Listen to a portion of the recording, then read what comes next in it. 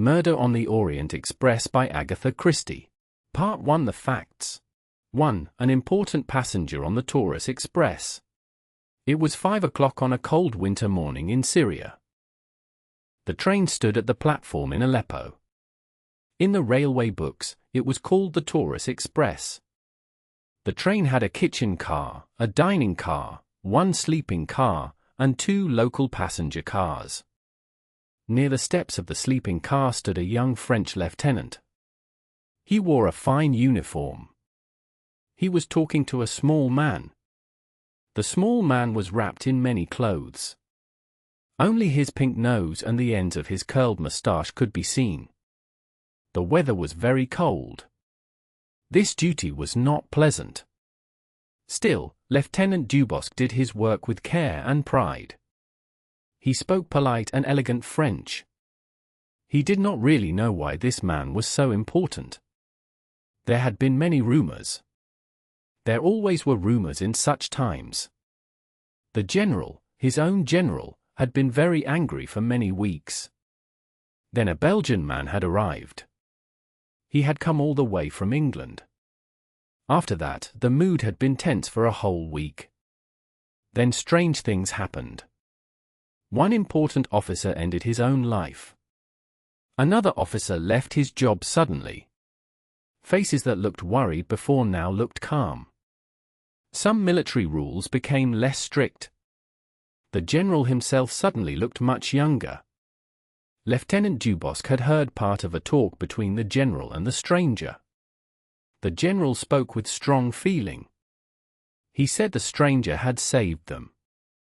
He said the honor of the French army was safe. He said much trouble and loss had been avoided. He thanked the man for coming such a long way.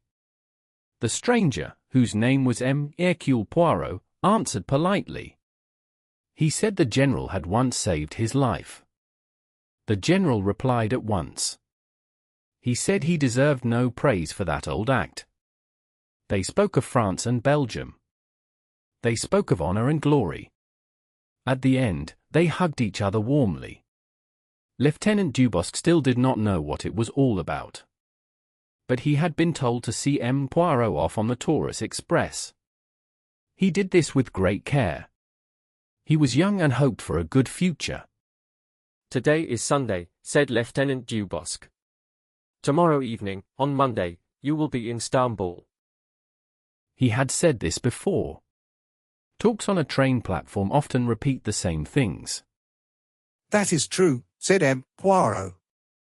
And you will stay there a few days, I think, asked the lieutenant. Yes, said Poirot. I have never seen Istanbul. It would be a shame to just pass through. I am not in a hurry. I will stay there as a tourist for some days. La Sainte-Sophie is very beautiful, said Lieutenant Dubosc. He had never seen it himself. A cold wind blew along the platform. Both men felt a chill. Lieutenant Dubosc secretly looked at his watch. Only 5 minutes more. He hoped the time would pass quickly. He spoke again at once. There are not many travelers at this time of year, he said. He looked up at the windows of the sleeping car. That is true, said Poirot. Let us hope the train will not stop because of snow in the Taurus Mountains. That can happen, asked Poirot. Yes, it has happened before. Not this year yet. Then let us hope, said Poirot. The weather news from Europe is bad. Very bad, said the lieutenant. There is much snow in the Balkans. In Germany too, I hear, said Poirot. Well then, said Lieutenant Dubosc quickly, as the talk slowed again. Tomorrow evening at 7:40 you will be in Constantinople. Yes, said Poirot. Then he added, trying to be polite. La Sainte-Sophie, I hear it is very beautiful. Magnificent, I believe, said the lieutenant. Above them, the blind of one sleeping car window moved. A young woman looked out. Her name was Mary Debenham. She had slept very little since leaving Baghdad on Thursday. She had not slept well on the train to Kirkuk. She had not slept well in Mosul. She had not slept well last night either. Now she was tired of lying awake in the hot air of her compartment. She stood up and looked outside. This must be Aleppo. There was nothing interesting to see. The platform was long and badly lit. Somewhere, people were arguing loudly in Arabic. Two men were talking in French below her window. One was a French officer. The other was a small man with very large moustaches. Mary smiled a little. She had never seen anyone so wrapped up in clothes. It must be very cold outside. That was why the train was so hot inside. She tried to push the window down more, but it would not move. At that moment, the wagon-lit conductor came up to the two men. The train was ready to leave. Someone said that Monsieur should get on the train now. The small man took off his hat. His head was round like an egg. Mary Debenham was worried, but she smiled when she saw him. He looked funny. He was the kind of man people did not take seriously. Lieutenant Dubosc gave his goodbye speech. He had planned it carefully and waited until the last moment. It was long and very polite. M. Poirot answered with another polite speech. En voiture, monsieur, said the sleeping car conductor. M. Poirot got on the train slowly, as if he did not want to go. The conductor followed him. M. Poirot waved his hand. Lieutenant Dubosc stood straight and saluted. The train started with a strong shake and then moved forward. At last, said Hercule Poirot softly. "Bien," said Lieutenant Dubosc, feeling how cold it was. Here you are, monsieur, said the conductor. He showed Poirot the sleeping cabin and the tidy luggage with great pride. I put your small bag here. He held out his hand in a clear way. Poirot put a folded note into it. Thank you, monsieur, said the conductor. He became quick and serious. I have your tickets. May I have your passport too? You will stop your journey in Istanbul, yes? Poirot agreed. There are not many passengers, I think. No, monsieur. Only two more. Both are English. One is a colonel from India. The other is a young English lady from Baghdad. Do you need anything? Poirot asked for a small bottle of Perrier. 5 in the morning is a hard time to get on a train. Dawn was still 2 hours away. Poirot felt tired because he had not slept enough. He also felt pleased because his task was finished. He sat in a corner, made himself comfortable, and fell asleep.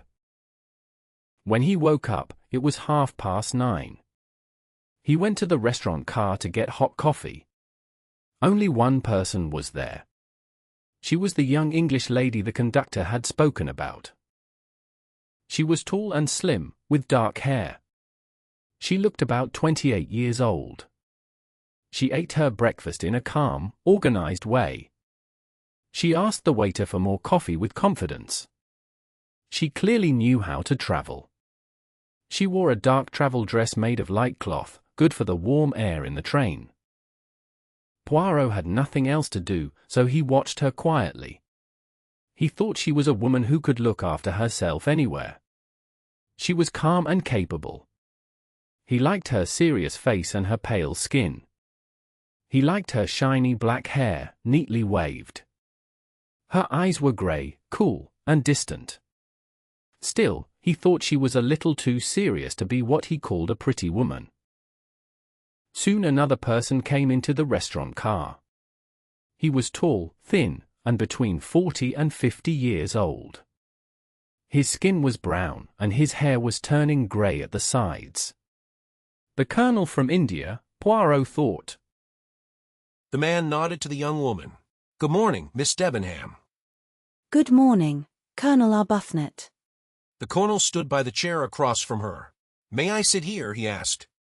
Of course. Sit down. Well, breakfast is not always a time for long talks. I hope not. But I don't bite.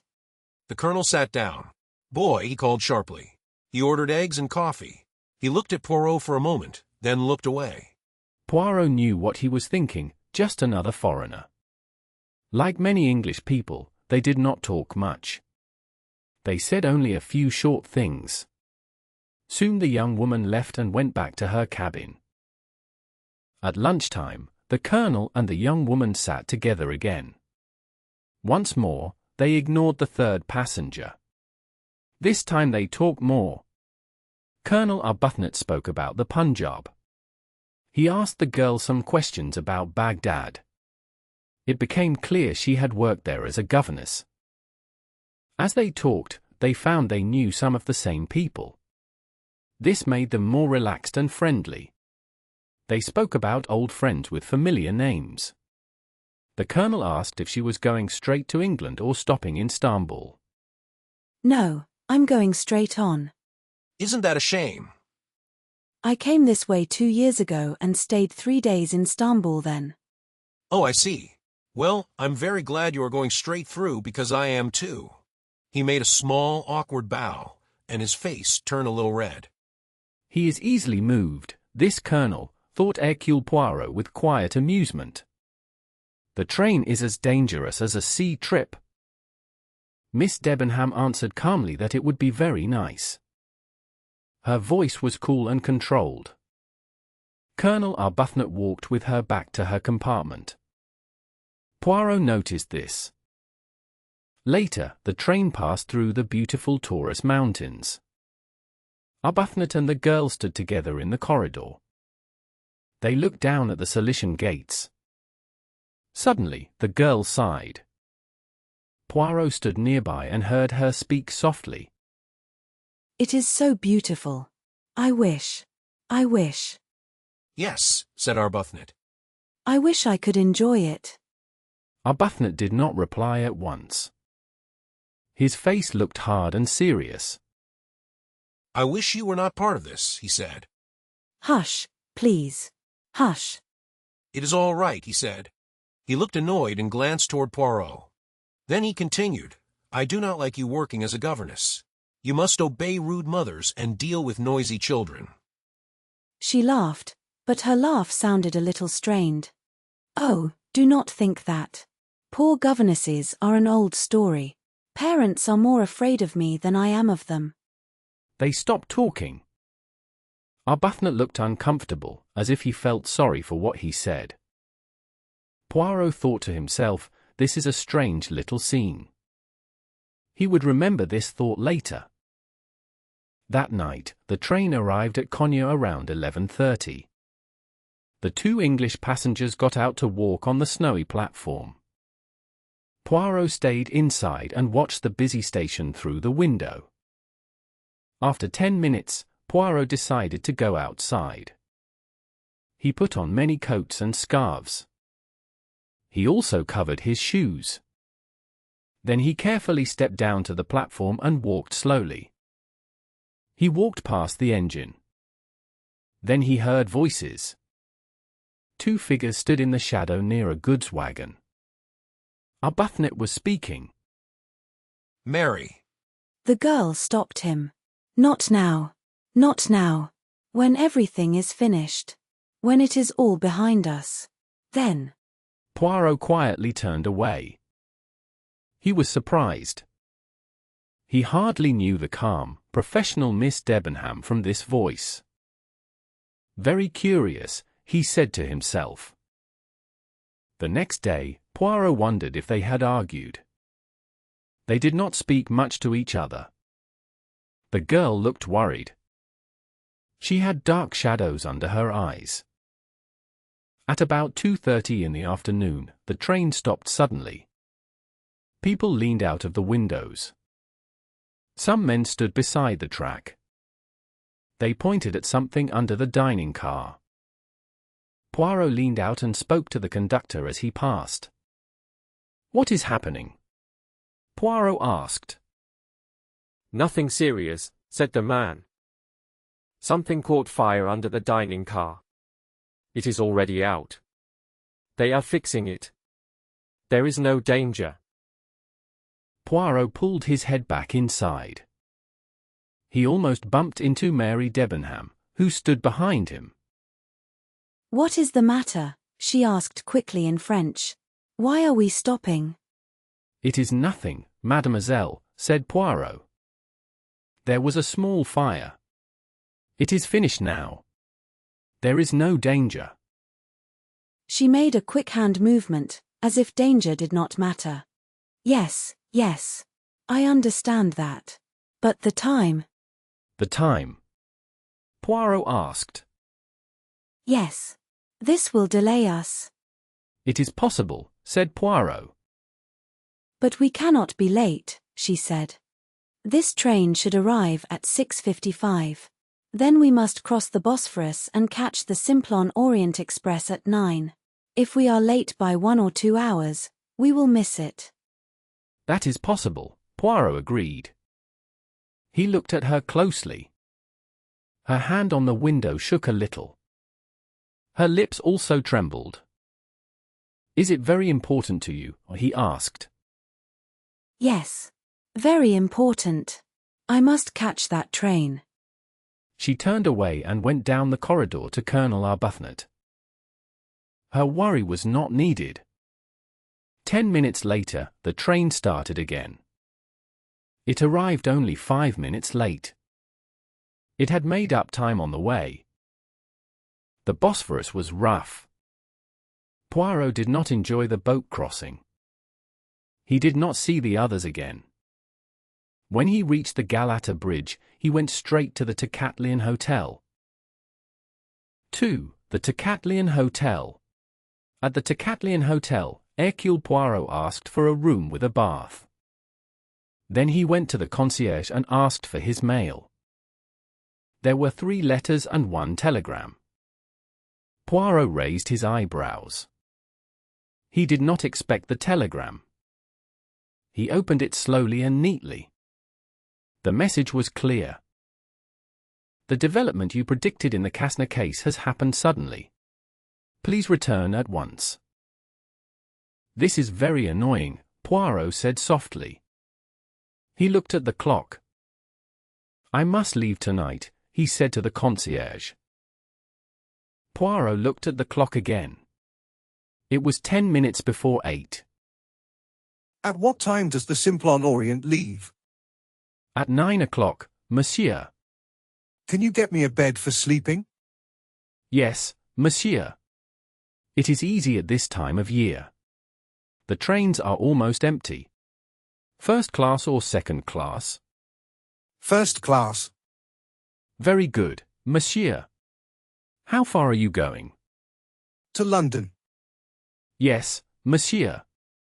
I will give you a ticket to London and book a sleeping bed in the Stambul-Calais coach. Do I have time to eat dinner? Yes, of course, monsieur. The small Belgian man nodded. He went to cancel his room booking. Then he walked across the hall to the restaurant. He was giving his order to the waiter when someone touched his shoulder. Ah, my old friend, what a nice surprise. The man was short, round, and old. His hair was cut very short. He was smiling with joy. Book. Poirot. Book was also Belgian. He was a director of the sleeping car company. He had known Poirot for many years, from Poirot's time in the police. You are far from home, my friend. Yes. I had a small case in Syria. Oh? And when do you go home? Tonight? Excellent. I also travel tonight. I go only as far as Lausanne, for business. You are on the Simplon Orient, yes? Yes. I just asked for a sleeping bed. I wanted to stay here a few days, but I got a telegram. It says I must return to England for important work. Ah. Always work. But you are very famous now, my friend. I have had some small success, maybe. Poirot tried to look modest, but he did not succeed. We will talk later. Poirot now tried to eat his soup without getting it on his moustache. This was not easy. When he finished, he looked around the restaurant. There were only about 6 people there. Only 2 of them interested him. They sat at a table nearby. The younger man looked friendly. He was about 30 years old and clearly American. But Poirot watched the older man more closely. The older man looked between 60 and 70. From far away, he seemed kind and gentle. He had a little bald head, a round forehead, and a smiling mouth. His teeth were very white and false. He looked like a good man. But his eyes were different. They were small, deep, and clever in a bad way. When he spoke to the young man, he looked across the room. His eye stopped on Poirot for 1 second. In that second, there was something cold and unkind in his look. Then he stood up. "Pay the bill, Hector," he said. His voice was soft and rough at the same time. It sounded calm, but not safe. Later, Poirot joined M. Bouc in the lounge. The 2 American men were leaving the hotel. Their bags were coming down the stairs. The younger man was watching everything. Soon he opened the glass door and said, "We are ready now, Mr. Ratchet." The older man made a short sound and walked outside. Well, what do you think of those 2 men? They are Americans. Yes, yes. But what do you think of them as people? The young man seemed pleasant. And the other one? To be honest, my friend, I did not like him. He gave me a bad feeling. And you? Poirot did not answer at once. When he passed me in the restaurant, he said slowly, "I felt something strange. It was like a wild animal walked past me. A dangerous animal." But he looked very respectable. Exactly. His body was like a cage that looks clean and safe. But inside, the wild animal was watching. You imagine too much, my friend. Maybe. But I could not stop feeling that something bad passed very close to me. That nice American gentleman? Yes. That nice American gentleman. Well, there is a lot of bad in the world. At that moment, the door opened. The hotel clerk came to them. He looked worried. "It is very strange, monsieur," he said to Poirot. "There is not one first-class sleeping bed left on the train." What? At this time of year? There must be a group of journalists or politicians. I don't know, sir, said the clerk politely. But it is true. Well, well. Do not worry, my friend. We will fix it. There is always one compartment, number 16, that is not used. The conductor takes care of that. He smiled and looked at the clock. "Come," he said. "It is time to go." At the station, the wagon-lit conductor in a brown uniform greeted M. Bouc with quick respect. "Good evening, monsieur. Your compartment is number 1. He called the porters. They pushed the luggage along the carriage. On the side, metal plates showed the route. Istanbul Trieste Calais. I hear the train is full tonight, said M. Bouc. "It is unbelievable, monsieur," said the conductor. "Everyone wants to travel tonight." You must still find space for this gentleman, said M. Bouc. He is my friend. He can take number 16. "That place is already taken, monsieur." What? Number 16? They looked at each other and understood. The conductor smiled. He was tall and pale, and not young. "Yes, monsieur. As I said, the train is full. Full everywhere." But why? Asked M. Bouc, angry. Is there a meeting? A party? "No, monsieur. It is only chance. Many people chose tonight." M. Book made a small sound of anger. At Belgrade, he said. We will get more coaches. But that is tomorrow evening. What about tonight? Is there no second-class bed free? There is one, said the conductor. Well then. But it is in a ladies' compartment. There is already a German woman there. She is a maid. That is difficult, said M. Book. Do not worry, said Poirot. I can travel in a normal seat. No, no, said M. Book. He turned to the conductor again. Has everyone arrived? There is one passenger who has not come yet, said the man slowly. Say it clearly. Number 7. Second class. The man is not here, and it is 4 minutes to 9. Who is he? An Englishman. His name is Mr. Harris. A lucky name, said Poirot. I read Dickens. Mr. Harris will not come. Put my friend's bags in number 7, said M. Book. If this Mr. Harris comes, we will say he is too late. I do not care about him. As you wish, monsieur, said the conductor. He told the porter where to go. Then he moved aside so Poirot could get on the train. Almost at the end, monsieur, he called. Poirot walked down the corridor. It was slow, because many people were standing outside their compartments. He said pardon again and again. At last, he reached the right place.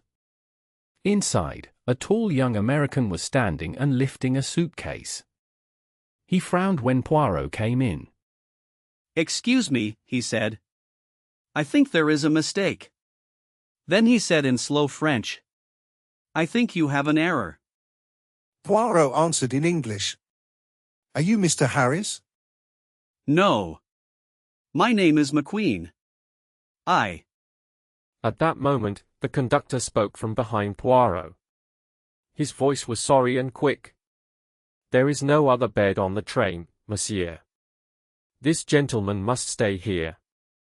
He opened the window in the corridor and lifted Poirot's bags inside. Poirot noticed the sorry tone and smiled a little. The man had likely promised something to keep the compartment for one person. But orders from a company director were stronger. The conductor finished putting the bags on the racks. There you are, monsieur, he said. Everything is ready. You have the upper bed, number 7. We leave in 1 minute. Then he hurried away. Poirot went back into the compartment. Something I do not often see, he said happily. A wagon-lit conductor lifting luggage himself. The other man smiled. He was no longer angry. The train is very full, he said. A whistle blew. The engine made a long sad sound. Both men stepped into the corridor. A voice outside shouted, "All aboard!" We are leaving, said McQueen. But the train did not move yet. The whistle blew again. I say, said the young man. If you want the lower bed, that is fine with me. No, no, said Poirot quickly. I would not take it from you. That's all right. You are very kind. They both protested politely. It is only for one night, said Poirot. At Belgrade. Oh, I see. You get off at Belgrade. Not exactly. You see? Suddenly, the train gave a sharp pull. 3. Poirot refuses a case. Both men turned to the window. They watched the long, bright platform move slowly away. The Orient Express had begun its 3-day trip across Europe. The next day, Hercule Poirot came a little late to the lunch car. He woke up early that morning. He ate breakfast almost alone. He spent the morning reading his notes. The case was calling him back to London. He did not see much of his travel friend. M. Book was already at a table. He smiled and greeted Poirot. He asked him to sit in the empty chair across from him. Poirot sat down. Soon, they were served first. They also received the best food. The meal was very good. They ate quietly at first. When they reached a soft cream cheese, M. Bouc began to talk. He was relaxed and happy. Ah, he said with a sigh. If I could write like Balzac, I would describe this moment. He moved his hand around the room. That is an idea. You think so? I do not think anyone has done it before. This place is perfect for a story. Look around us. We see people of all kinds. They are young and old. They come from many countries. For 3 days, they live together. They eat and sleep in the same place. They cannot leave each other. Then, after 3 days, they separate. They may never meet again. And yet, what if something bad happened? No, my friend, he said quickly. I agree it would be sad. But just imagine it for a moment. Then all these people could be connected by one serious event. You think too darkly. Maybe it is your stomach. That may be true. The food in Syria was not good for me. He drank his wine. Then he leaned back and looked around the dining car. There were 13 people. They were from many places and walks of life. Poirot began to watch them closely. At the table across from them sat 3 men. Poirot thought they were traveling alone. The staff had placed them there with care. One was a large, dark Italian man. He was cleaning his teeth with great energy. Across from him sat a thin Englishman. He looked neat and serious, like a trained servant. Next to him was a big American man in a bright suit. He spoke loudly. You have to make it big. Yes. I say that all the time. The Englishman looked out the window and gave a small cough. Poirot looked on.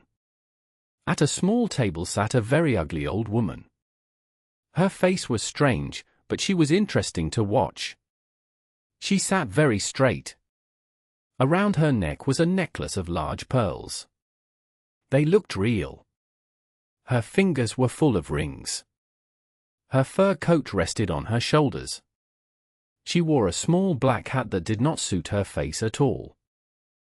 Please place a bottle of mineral water and a large glass of orange juice in my room. For dinner, I want chicken without sauce and some boiled fish. The waiter answered with respect and said it would be done. She gave a small nod and stood up.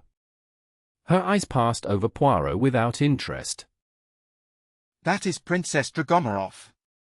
She is Russian. Her husband moved his money before the revolution and invested it abroad. She is very rich. She lives all over the world. Poirot nodded. He knew her name. She is a strong character. Very ugly, but you feel her presence. Do you agree? Poirot agreed. At another table sat Mary Debenham with 2 women. One woman was tall and middle-aged. She wore a plaid blouse and a tweed skirt. Her faded yellow hair was tied badly in a big bun. She wore glasses. Her long face looked kind and gentle. She was listening. The third woman was short and heavy. She looked friendly and older. She spoke in a slow, steady voice and did not stop. And my daughter said, "You cannot use American ways here. People in this country move slowly. But still, you would be surprised by our college. They have very good teachers. Education is very important, I believe. We must use our Western ideas and teach the East to see them, my daughter says. The train rushed into a tunnel. The calm voice stopped because of the noise. At a small table nearby sat Colonel Arbuthnot. He sat alone. He looked at the back of Mary Debenham's head. They did not sit together. They could have done so easily. Poirot wondered why. Maybe Mary did not want it. She worked as a governess. She had to be careful. How she looked to others was important. A young woman who must earn money has to act quietly and wisely. Poirot looked to the other side of the carriage. At the far end, near the wall, sat a middle-aged woman. She wore black clothes. Her face was wide and showed no feeling. Poirot thought she looked German or from the north of Europe. She was likely a lady's maid. Next to her sat a man and a woman. They leaned toward each other and talked with interest. The man wore loose English tweed clothes, but he was not English. Poirot could tell from his strong back and shoulders. He was a large, well-built man. When he turned his head, Poirot saw his face. He was handsome and about 30 years old. He had a big fair moustache. The woman with him was very young, maybe 20. She wore a small black coat and skirt. She had a white satin blouse and a small black hat, worn at a bold angle. Her face was beautiful and foreign. Her skin was very white. She had large brown eyes and black hair. She smoked a cigarette with a long holder. Her nails were painted dark red. She wore a large green stone ring. Her voice and eyes showed that she liked attention. She is pretty and stylish, Poirot said softly. Husband and wife. And Book nodded. From the Hungarian embassy, I believe, he said. A fine couple. Only 2 other people were eating. One was McQueen, who travelled with Poirot. The other was his employer, Mr. Ratchett. Ratchett sat facing Poirot. Poirot studied his face again. He saw a false kind look on the forehead and small, unkind eyes. And Book noticed Poirot's look. You are watching the wild animal, he asked. Poirot nodded. When Poirot's coffee came, M. Book stood up. He had finished earlier. I am going back to my compartment, he said. Come and talk with me later. With pleasure, said Poirot. Poirot drank his coffee and ordered a small drink.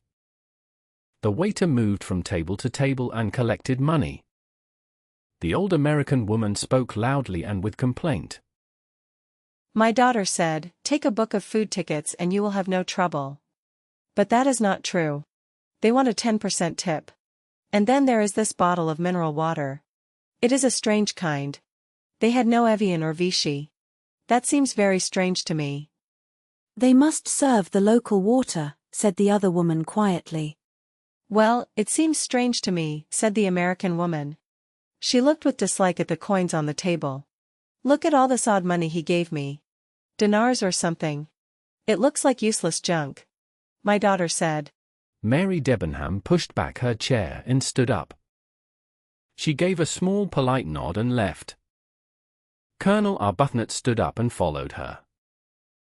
The American woman gathered her coins and left too. The other woman followed her closely. The Hungarian couple had already gone. Now only Poirot, Ratchett, and McQueen were left in the restaurant car. Ratchett spoke to McQueen, who then stood up and left. Ratchett also stood, but instead of leaving, he sat down opposite Poirot. May I have a light? He asked. His voice was soft and slightly nasal. My name is Ratchett. Poirot bowed a little. He took out a matchbox and gave it to him. Ratchett took it but did not light the match. I think I am speaking to Mr. Hercule Poirot, Ratchett said. Is that right? Poirot bowed again. Yes, monsieur. You are correct. Poirot felt Ratchett's sharp eyes studying him. In my country, Ratchett said, we speak directly. Mr. Poirot, I want to hire you. Poirot raised his eyebrows slightly. My time is limited these days, monsieur. I take very few cases. Of course, I understand, Ratchet said. But this job means a lot of money. Very big money. Poirot stayed silent for a short time. Then he spoke. What do you want me to do, Monsieur Ratchet? Mr. Poirot, I am a very rich man, Ratchet said. Rich men often have enemies. I have an enemy. Only one enemy? Poirot asked. Ratchet looked annoyed. What do you mean by that question? For a cry in the night. Monsieur, from my life experience, when a man has enemies, it is rarely only one person. Ratchet looked calmer after Poirot spoke. He answered fast. Yes, I see that. One enemy, or many, does not matter. What matters is that I stay alive. Alive? My life is in danger, Mr. Poirot. I am a man who can protect himself. He took a small gun from his coat pocket and showed it for a short time. Then he put it back. I do not sleep carelessly. But still, I want to be extra safe. I believe you are the right man for me, Mr. Poirot, and the payment will be very large. Poirot looked at him in silence for a long time. His face showed no feeling at all. No one could guess what he was thinking. At last he said, I am sorry, monsieur. I cannot help you. Ratchet studied him closely. Then name your price, he said. You do not understand. I have done very well in my work. I have enough money for my life and my wishes. Now I choose only cases that interest me. You've got courage, Ratchet said. Will $20,000 change your mind? No, said Poirot. If you want more, you won't get it, Ratchet replied. I know what my safety is worth. So do I, Monsieur Ratchet. Poirot said. What is wrong with my offer? Ratchet asked. Please forgive me for being direct. He said. I do not like your face, Monsieur Ratchet. Then he left the dining car. The Simplon Orient Express reached Belgrade at 8:45 that evening. The train was not leaving again until 9:15. Poirot stepped down onto the platform. He did not stay long. The air was very cold, and heavy snow was falling outside the covered area. Soon he went back to his compartment. The conductor stood on the platform. He was moving his feet and arms to stay warm. He spoke to Poirot. Your bags have been moved, monsieur. They are now in compartment number 1, Monsieur Bouc's compartment. But where is Monsieur Bouc now? He has moved into the coach from Athens. It was just added to the train. Poirot went to find his friend. Monsieur Bouc waved his hands and smiled. It is nothing at all, he said. This way is better. You are going to England, so you should stay in the coach that goes through to Calais. I am fine here. It is very quiet. This coach is empty, except for me and a small Greek doctor. My friend, what a night! They say there has not been so much snow for many years. I hope the train is not stopped. I do not like that idea. At exactly 9:15 the train left the station. Not long after, Poirot stood up, wished his friend good night, and walked along the corridor back to his own coach. It was in front, next to the dining car. On the second day of the journey, people were starting to mix more. Colonel Arbuthnot stood at his door, talking to McQueen. When McQueen saw Poirot, he stopped speaking at once. He looked very surprised. Why? He said. I thought you left the train. You said you were getting off at Belgrade. You misunderstood me, Poirot said with a smile. I remember now. The train left Istanbul just as we were speaking. But your luggage, McQueen said. It's gone. It has only been moved to another compartment, Poirot replied. Oh, I see, said McQueen. He turned back to Colonel Arbuthnot, and Poirot walked on down the corridor. 2 doors before his own compartment, the older American lady, Mrs. Hubbard, was standing in the corridor. She was talking to the quiet Swedish woman. Mrs. Hubbard was offering her a magazine.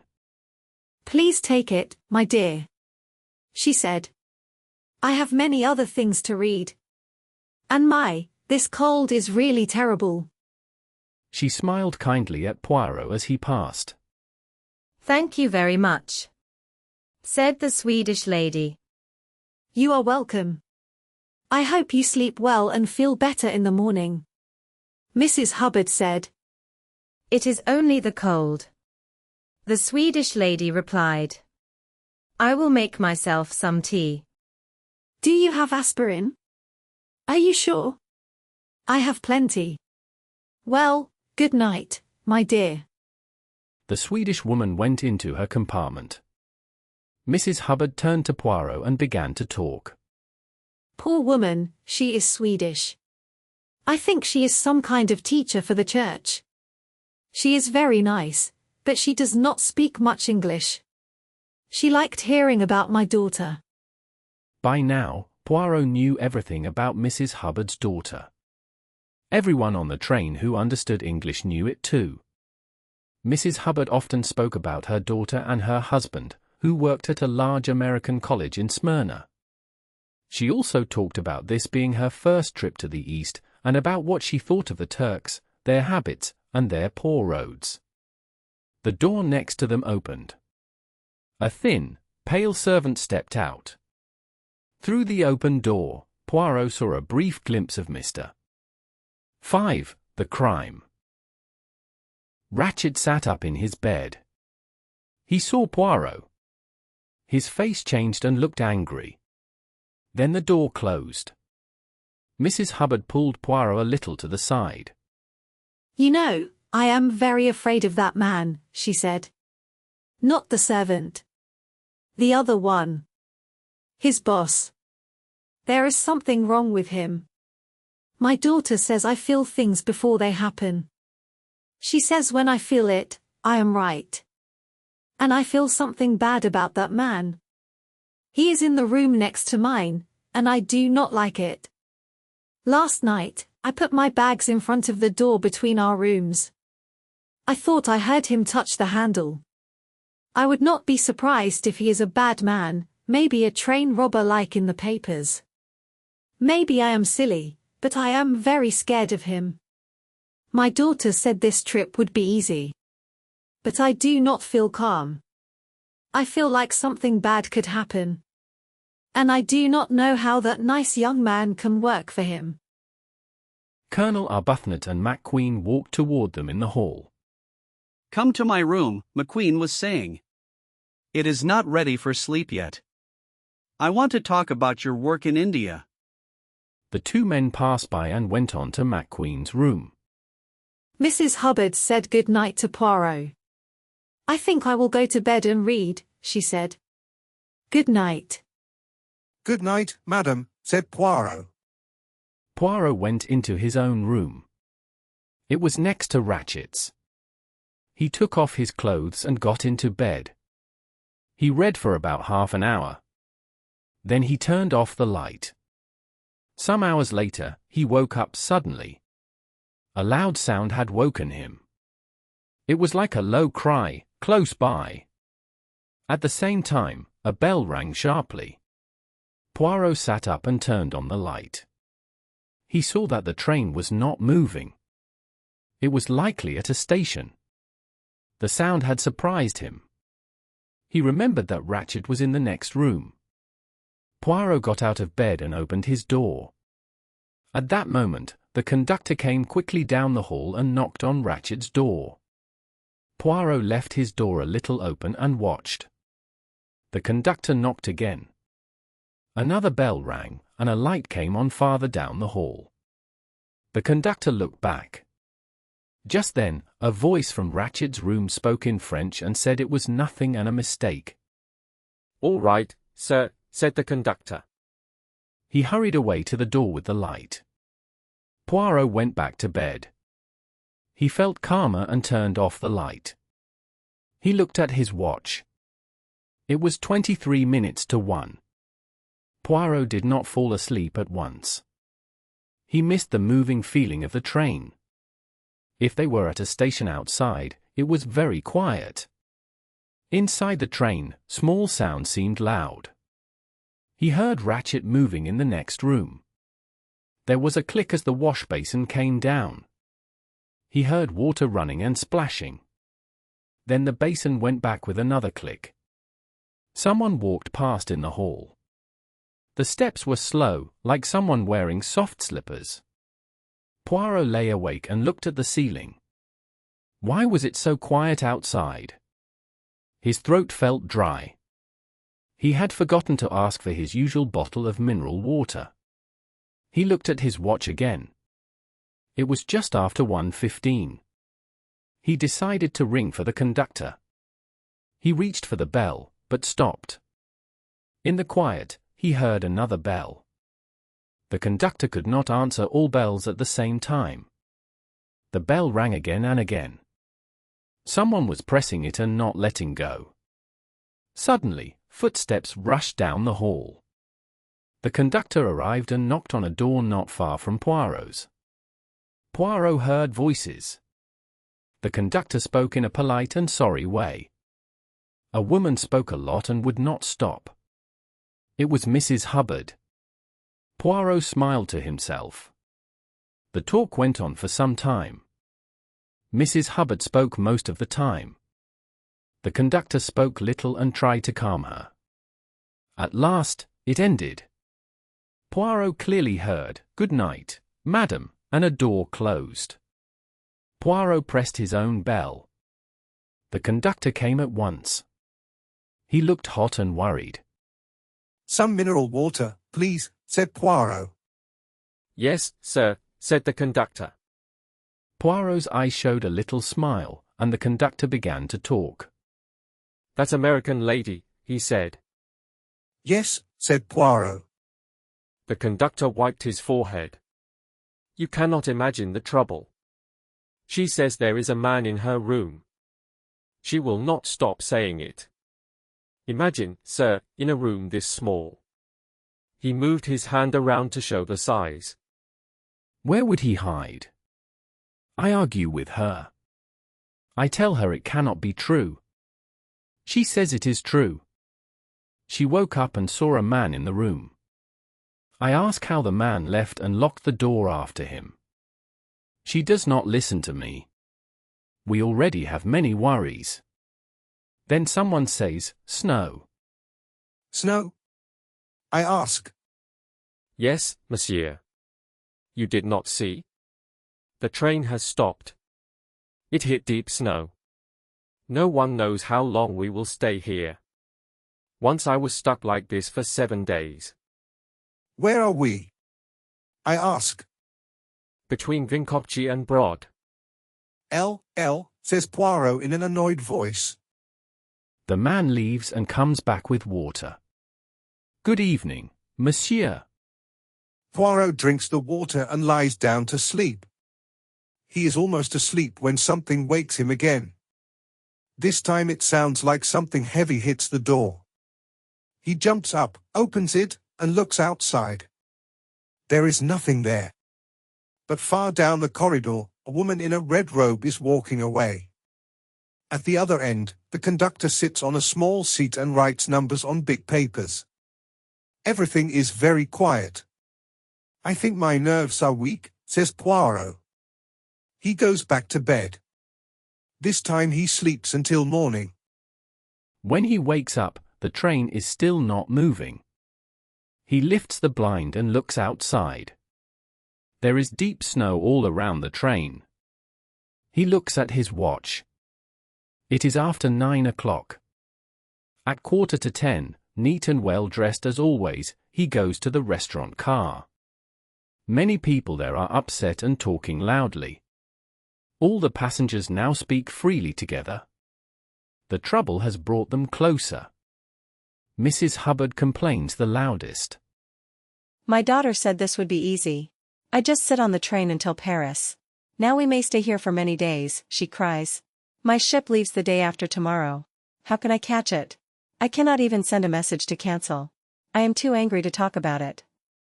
The Italian man says he has important work in Milan. The large American man says kindly, "That is too bad, ma'am," and hopes the train will move soon. My sister and her children wait for me, says the Swedish lady, and she cries. I cannot send them news. What will they think? They will think something bad happened to me. How long will we stay here? Asks Mary Debenham. Does nobody know?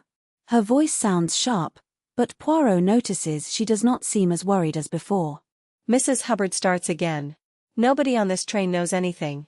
Nobody is doing anything. Just useless foreigners. If this was my country, someone would try to help. Arbuthnot turns to Poirot and speaks careful French. You are a director of a line, I think. You can tell us. Poirot smiles and answers in English. No, no. That is not me. You think of my friend, Monsieur Bouc. Oh, I'm sorry. No problem. It is easy to confuse us. I now stay in his old compartment. Monsieur Bouc is not in the restaurant car. Poirot looks around and sees who else is missing. Princess Dragomarov is not there. The Hungarian couple are also absent. Ratchet, his servant, and the German lady's maid are missing too. The Swedish lady wipes her eyes. I am silly, she says. It is wrong to cry. Everything is for the best, whatever happens. Others do not feel the same. That sounds nice, says McQueen, moving nervously. But we may stay here for days. What country is this? Asks Mrs. Hubbard through tears. When she hears it is Yugoslavia, she says, oh, one of those Balkan places. What do you expect? You are the only calm one, mademoiselle, Poirot says to Miss Debenham. She lifts her shoulders a little. What can one do? You think deeply, mademoiselle. That means staying apart, she says. I think I am just selfish. I learned not to waste feelings. She speaks more to herself than to him. She does not look at him. She looks out of the window at the deep snow. You are a strong person, mademoiselle, says Poirot softly. I think you are the strongest one here. Oh no. Not at all, she says. I know someone much stronger than me. And who is that? She suddenly stops and seems to remember she is speaking to a stranger. She laughs politely, but the laugh creates distance. That old lady, for example. You have seen her. She is very ugly, but interesting. She only needs to lift one finger and ask kindly, and everyone on the train obeys. They also obey my friend Monsieur Bouc, says Poirot. But that is because he is a director of the line, not because he has a strong character. Mary Debenham smiled. The morning passed slowly. Many people stayed in the dining car. Poirot was there too. Being together helped them pass the time. Poirot heard more stories from Mrs. Hubbard. She talked again about her daughter. She also spoke for a long time about her husband. She told how he woke up, ate cereal for breakfast, and went to bed at night. She said she had made his bed socks herself. Poirot was listening to the Swedish lady. She was speaking in a confused way about her work for religion. Then a wagon-lit conductor came into the dining car. He stood close to Poirot. Excuse me, sir. Yes? M. Bouc sends his compliments. He asks if you can come to see him for a few minutes. Poirot stood up. He said sorry to the Swedish lady and left the dining car with the man. This was not Poirot's usual conductor. The man was tall and fair. They walked down the corridor of Poirot's carriage and then into the next one.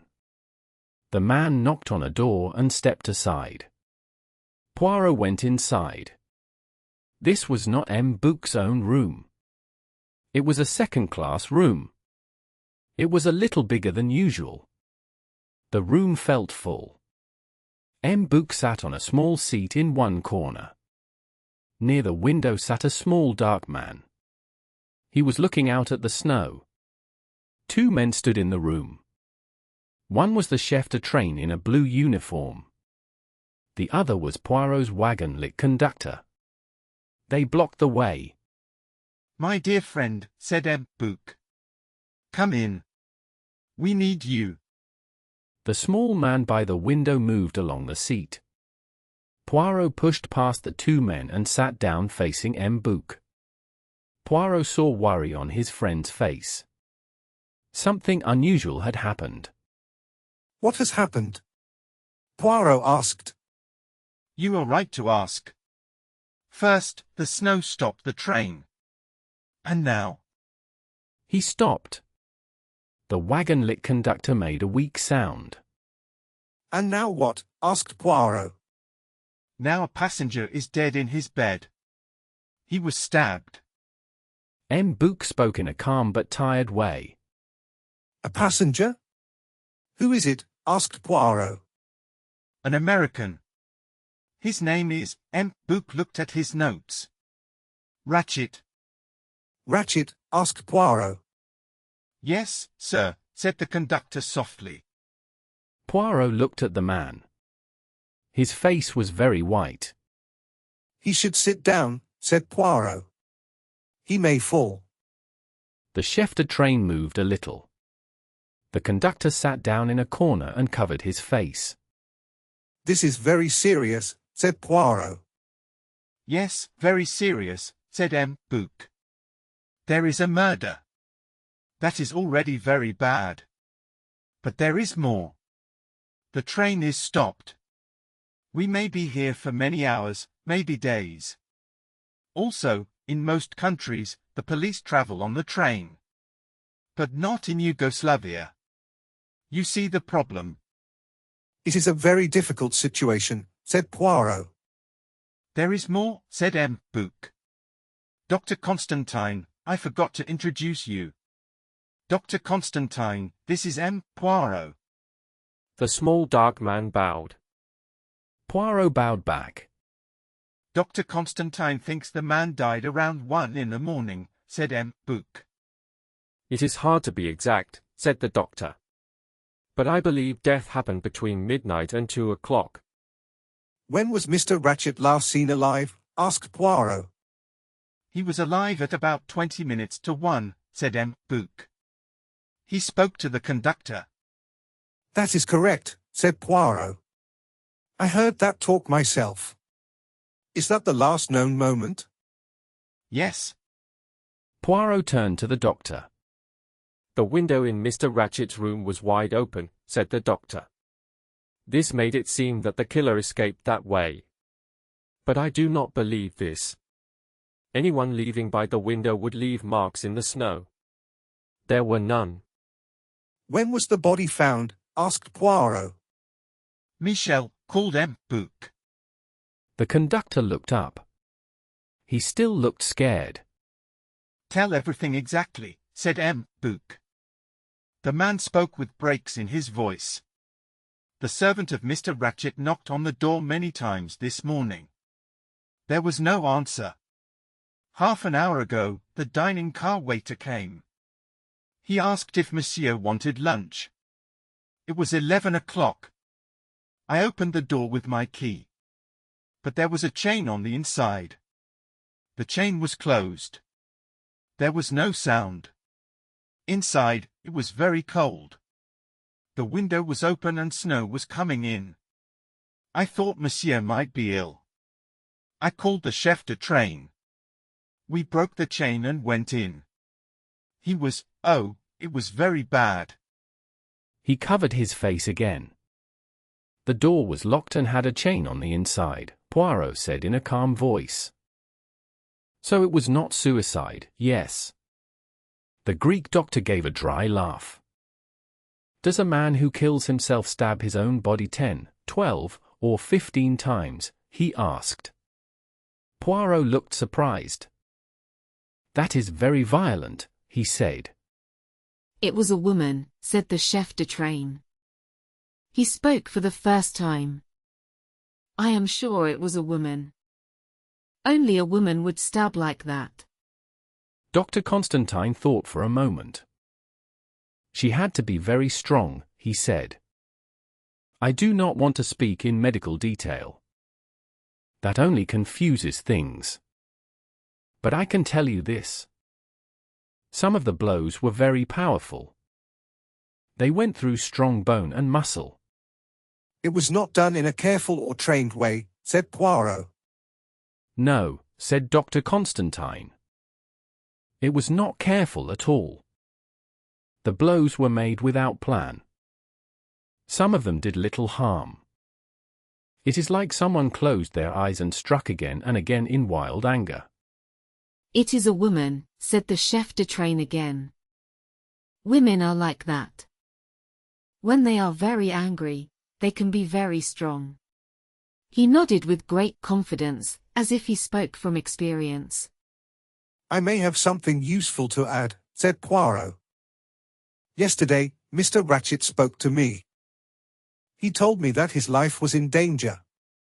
Bumped off, said M. Book. That is the American way to say it, yes? Then it is not a woman. It is a criminal or a hired killer. The chef de train looked unhappy. His idea was now weak. If that is so, said Poirot, the work was done very badly. His voice showed disapproval. There is a large American man on the train, said M. Book. He followed his own idea. He looks rough and wears terrible clothes. He chews gum, which is not polite. You know the man. The wagon-lit conductor nodded. Yes, monsieur. He is in number 16. But it cannot be him. I would have seen him go in or out of the room. Perhaps you would not, said M. Book. But we will talk about that later. The real question is this. What should we do? He looked at Poirot. Poirot looked back at him. Come, my friend, said M. Book. You know what I want to ask. I know your skill. Take control of this case. No, do not say no. This is very serious for us. I speak for the Wagon-Lit Company. When the Yugoslav police arrive, it would be perfect if we already have the answer. If not, there will be delays and many problems. Innocent people may suffer. So please, solve the mystery. We can say, a murder happened. This is the guilty person. And if I do not solve it, asked Poirot. Ah, my dear friend, said M. Book gently. I know your name. I know how you work. This is the perfect case for you. To check the past of all these people would take too long. But have you not often said that to solve a case, a man only needs to sit back and think? Do that now. Speak to the passengers. Look at the body. Study the clues. I trust you. I know you are not boasting. Sit back and think. Use your little grey cells, as you like to say, and you will know. He leaned closer and looked at Poirot with warm trust. Your trust moves me, my friend, said Poirot with feeling. As you say, this case should not be too hard. Last night I myself, but we will not talk about that now. This problem interests me. Only a short time ago, I thought many boring hours were ahead of us in the snow. And now, a problem is here. So you agree? Asked M. Book eagerly. It is agreed, said Poirot. You place the case in my hands. Good. We will all help you. First, said Poirot, I would like a plan of the Istanbul-Calais coach. I want to see who stayed in each room. I also wish to see their passports and tickets. Michel will bring those, said the wagon-lit conductor. He left the room. What other passengers are on the train? Poirot asked. In this coach, only Dr. Constantine and I, said M. Book. In the coach from Bucharest, there is an old man with a bad leg. The conductor knows him well. After that are the normal carriages, but they do not matter. They were locked after dinner last night. In front of the Istanbul-Calais coach is only the dining car. Then it seems, said Poirot slowly, that our killer must be in the Istanbul-Calais coach. He turned to the doctor. That is what you were suggesting, yes? The Greek doctor nodded. We hit the snow at midnight. No one has left the train since then. M. Bouc said solemnly, the murderer is with us on the train now. 6. A woman. First, said Poirot, I would like to speak with young Mr. McQueen. He may know useful things. Of course, said M. Bouc.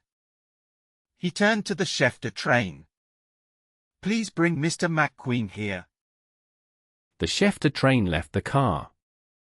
Soon, the conductor came back with a group of passports and tickets. M. Bouc took them. Thank you, Michel, he said. Now please return to your work. We will speak to you later in a formal way. Very good, monsieur, said Michel. He then left the carriage. After we speak with young McQueen, Poirot said, perhaps the doctor will come with me to the dead man's carriage. Certainly, said the doctor. After we finish there. At that moment, the chef de train returned with Hector McQueen. M. Bouc stood up. It is a little tight in here, he said kindly. Please take my seat, Mr. McQueen. M. Poirot will sit across from you. He then spoke to the chef de train. Please ask everyone to leave the restaurant car. Let it stay empty for M. Poirot. You will do the interviews there, my friend. Yes, that will be best, Poirot agreed. McQueen stood and looked at them. He did not fully understand the fast French. What is it? He asked slowly. Why? Poirot waved his hand and showed him the seat in the corner. McQueen sat down and asked again. Why? Then he stopped and spoke in English. What is happening on the train? Did something happen? He looked at their faces. Poirot nodded. Yes. Something has happened. You must be ready. Your employer, Mr. Ratchet, is dead. McQueen made a small sound with his lips. His eyes looked a little brighter, but he did not seem upset. So they got him in the end, he said. What do you mean by that? Poirot asked. McQueen paused. You think, Poirot said, that Mr. Ratchet was killed. Was he not? McQueen asked. He looked surprised. I thought so. Do you mean he just died while sleeping? He was very strong for his age. No, said Poirot. You were right. Mr. Ratchet was killed. He was attacked with a knife. But I want to know why you were so sure it was not a natural death. McQueen hesitated. First, I need to understand, he said. Who are you? And what is your role here? I speak for the Company International des Wagons Lite, said Poirot. He paused. I am also a detective. My name is Hercule Poirot. McQueen did not seem impressed. Oh, he said. I see. Do you know my name? Poirot asked. It sounds familiar, said McQueen. I thought it was the name of a woman who makes dresses. Poirot looked at him with dislike. This is unbelievable, he said. What is unbelievable? McQueen asked. Nothing, said Poirot. Let us continue. I want you to tell me everything you know about the dead man. You were not family. No, said McQueen. Was his secretary. For how long? A little more than 1 year. Please tell me all you can. Well, said McQueen. I met Mr. Ratchet about a year ago when I was in Persia. What were you doing there? Poirot asked. I came from New York to look into an oil business, McQueen said. It did not go well. Mr. Ratchet stayed in the same hotel. He had just argued with his secretary. He offered me the job, and I accepted. I needed work, and the pay was good. And after that, asked Poirot. We traveled a lot, said McQueen. Mr. Ratchet wanted to see many countries. He did not speak other languages, so I helped him. I was more like a travel helper than a secretary. Life was comfortable. Now tell me about your employer, Poirot said. McQueen shrugged. He looked confused. That is hard, he said. What was his full name? Poirot asked. Samuel Edward Ratchet. He was American. Yes. From which part of America? I do not know.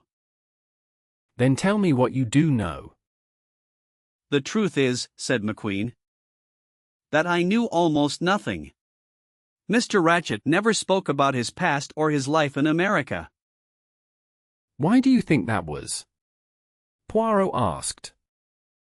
I thought he might feel shame about his early life, McQueen said. Some men do. Does that answer satisfy you? Asked Poirot. Honestly, no, said McQueen. Did he have any family? He never spoke of any. Poirot continued to question him closely. You must have a theory, Mr. McQueen. Yes, I do, McQueen said. First, I do not think Ratchet was his real name. I believe he left America to run away from someone or from trouble. I think he was safe for a long time. But that changed a few weeks ago. What happened then? He started to get letters. They were warning letters. Did you see these letters? Yes, I took care of his mail. The first letter came 2 weeks ago. Were the letters destroyed? No, I think I still have 2 of them. One letter, I know, Ratchet tore it up when he was angry.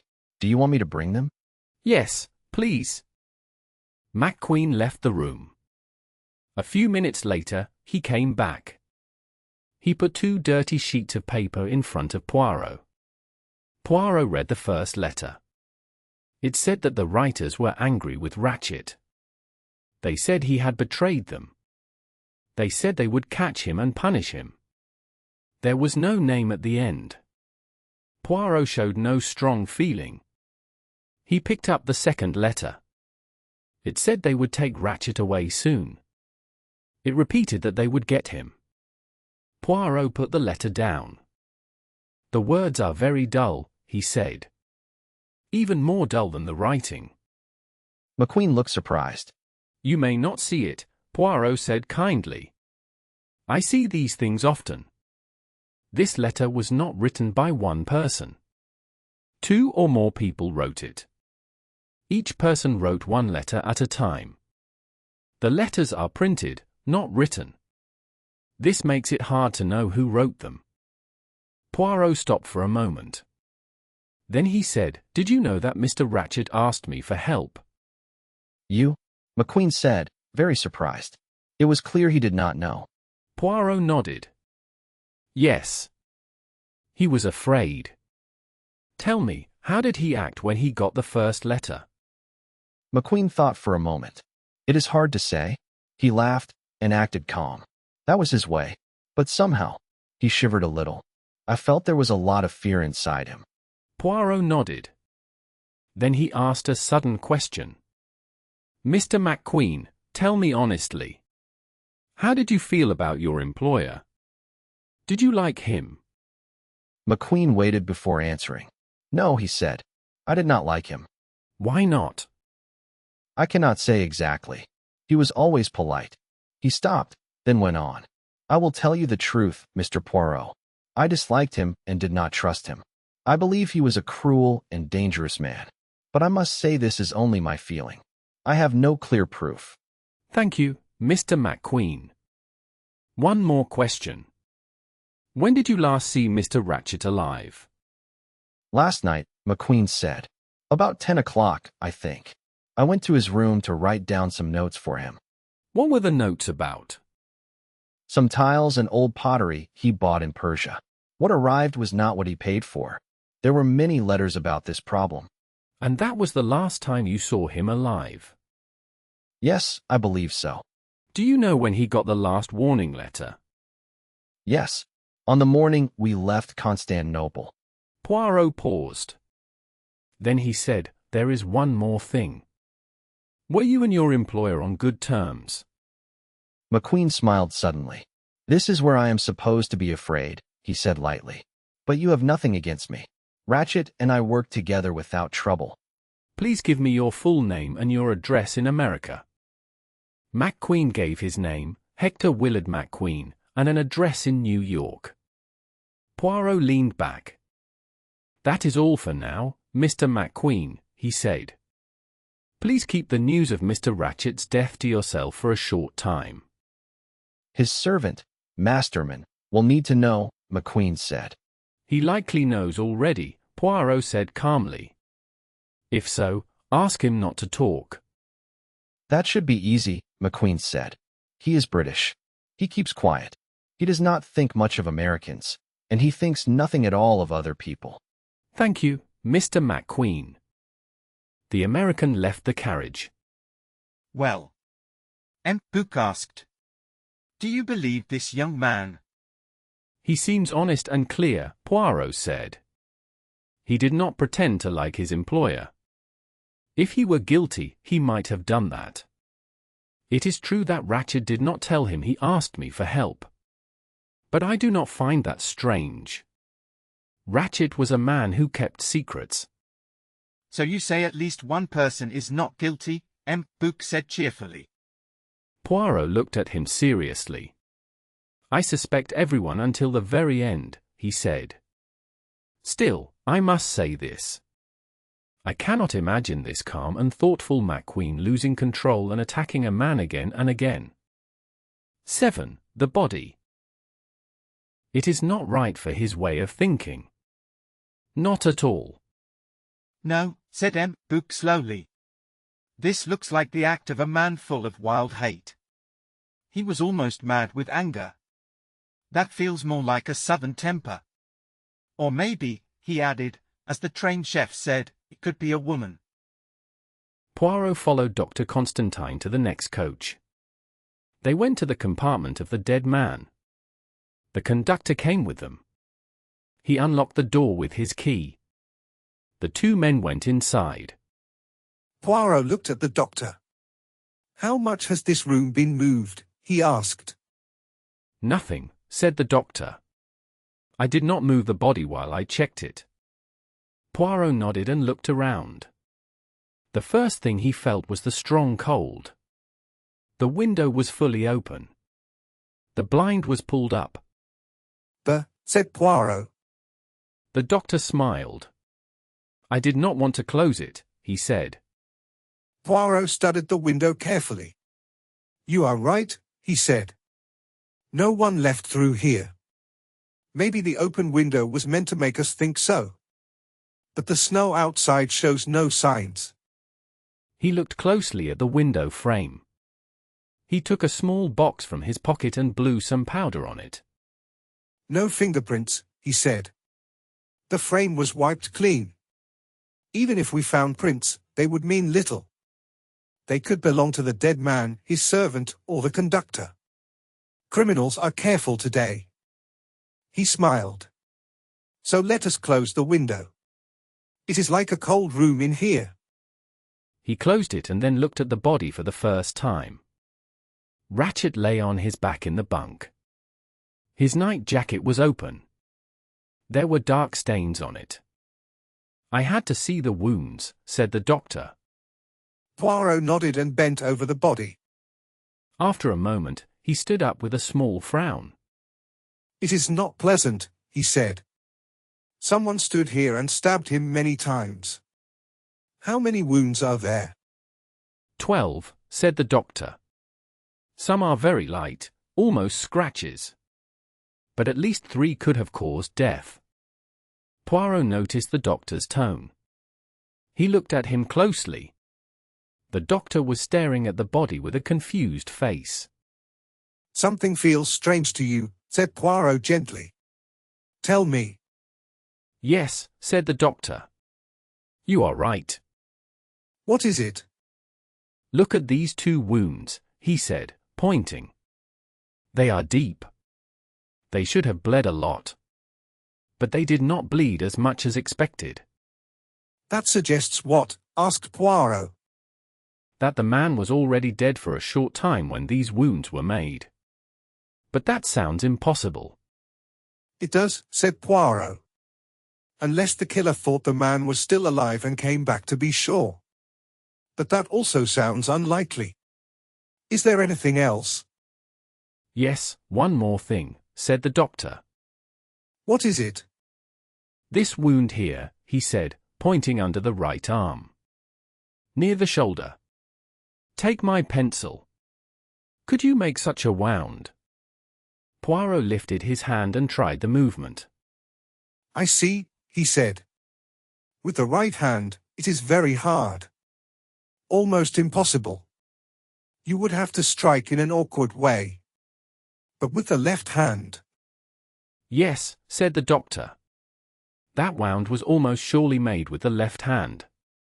So the killer is left-handed, said Poirot. No. It is not so simple, is it? No, said the doctor. Some other wounds are clearly right-hand. 2 people, Poirot murmured. Again, 2 people. He suddenly asked, was the light on? It is hard to say, said the doctor. The conductor turns it off every morning around 10.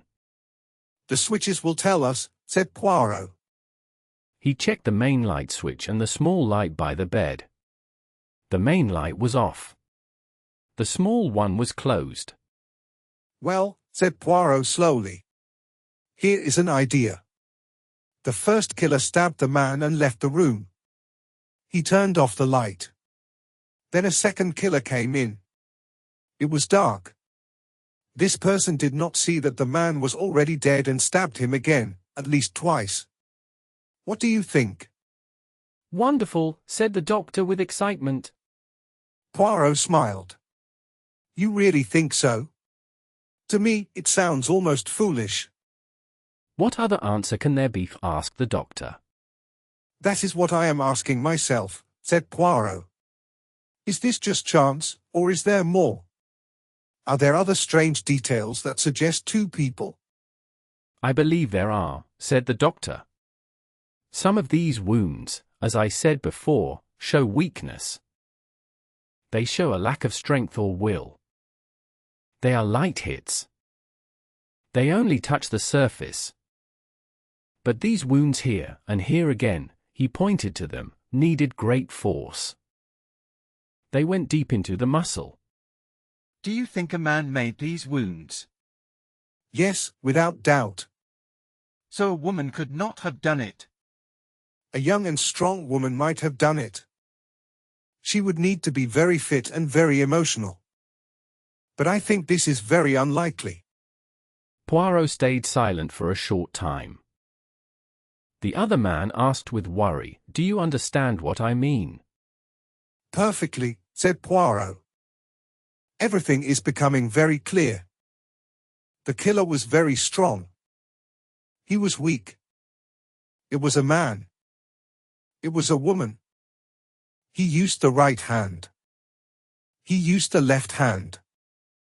Ah, it is almost funny. He spoke with sudden anger. And what about the victim? What did he do?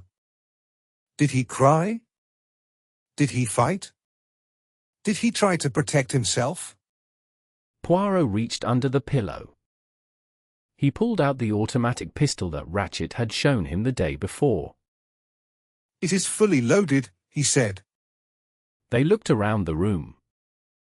Ratchet's clothes for the day were hanging on hooks on the wall. On the small table, which was the wash basin lid, there were many things. There were false teeth in a glass of water. There was another glass, empty. There was a bottle of mineral water. There was a large flask.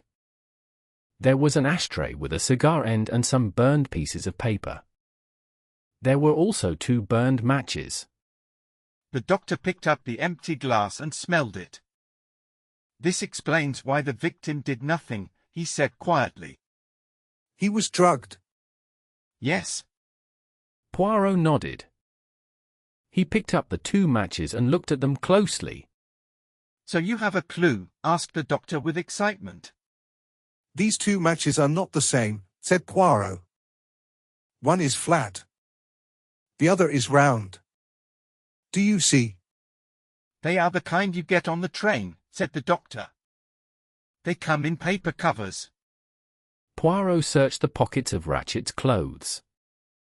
After a moment, he pulled out a box of matches. He compared them with the burned ones. The round match was used by Mr. Ratchet, he said. Let us see if he also had the flat kind. He searched again, but found no other matches. Poirot's eyes moved around the room. They were quick and sharp. It felt like nothing could escape them. Suddenly he bent down and picked something up from the floor. It was a small, neat piece of cloth. It was very fine. In one corner there was a letter stitched in thread. It was an H.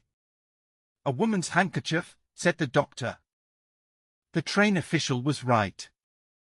A woman is involved. And how kind of her to leave it behind, said Poirot. Just like in books and films. And to make it even easier, it has a letter on it. What good luck for us, cried the doctor. Is it, said Poirot. Something in his voice surprised the doctor. But before he could ask, Poirot bent down again. This time he held up a pipe cleaner in his hand. Maybe it belongs to Mr. Ratchet, said the doctor. There was no pipe in his pockets, said Poirot. No tobacco either. Then it is a clue. Oh yes. Very much so. And again, it was dropped in a very helpful way. This time it is a man's clue. We cannot say we have too few clues in this case. There are many of them. By the way, what did you do with the weapon? There was no weapon, said the doctor. The killer must have taken it away. I wonder why, said Poirot quietly. The doctor was carefully checking the pockets of the dead man's night clothes. I missed this, he said.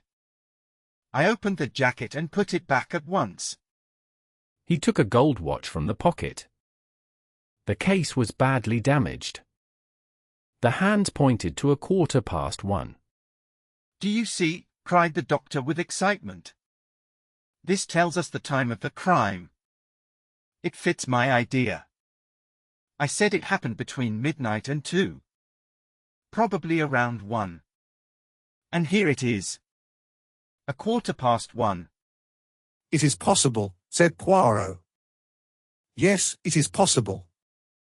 The doctor looked at him with interest.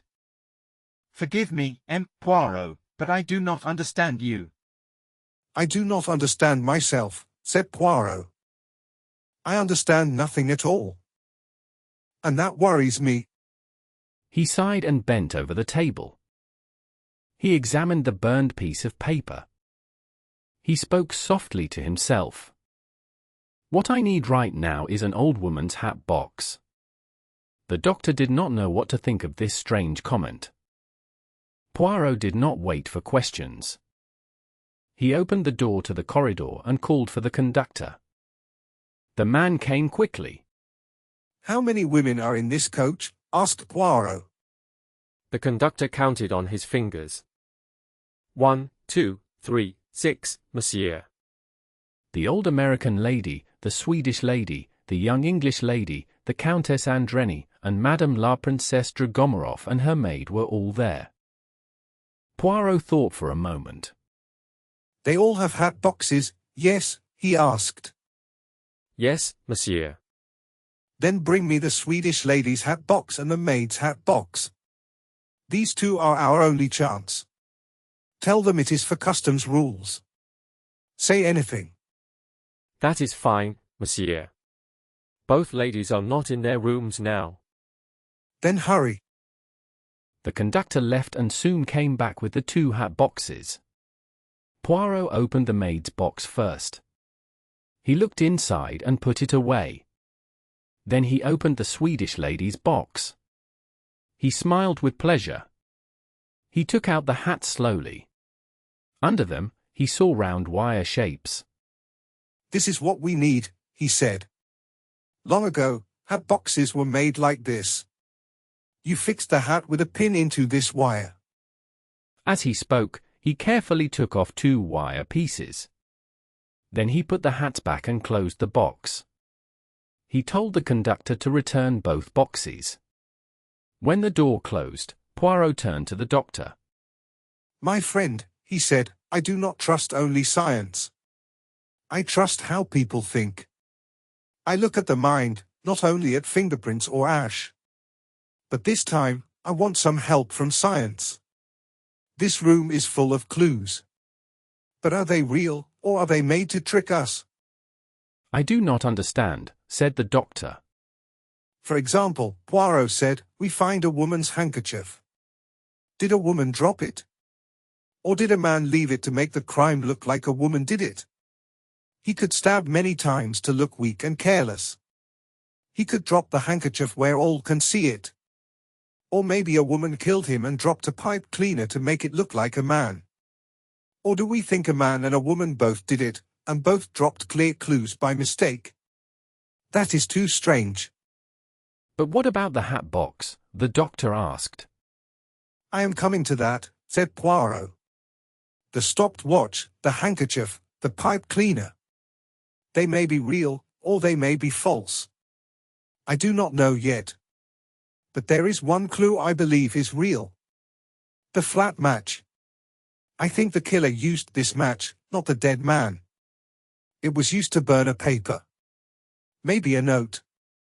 That note had something wrong in it. Something that could show who wrote it.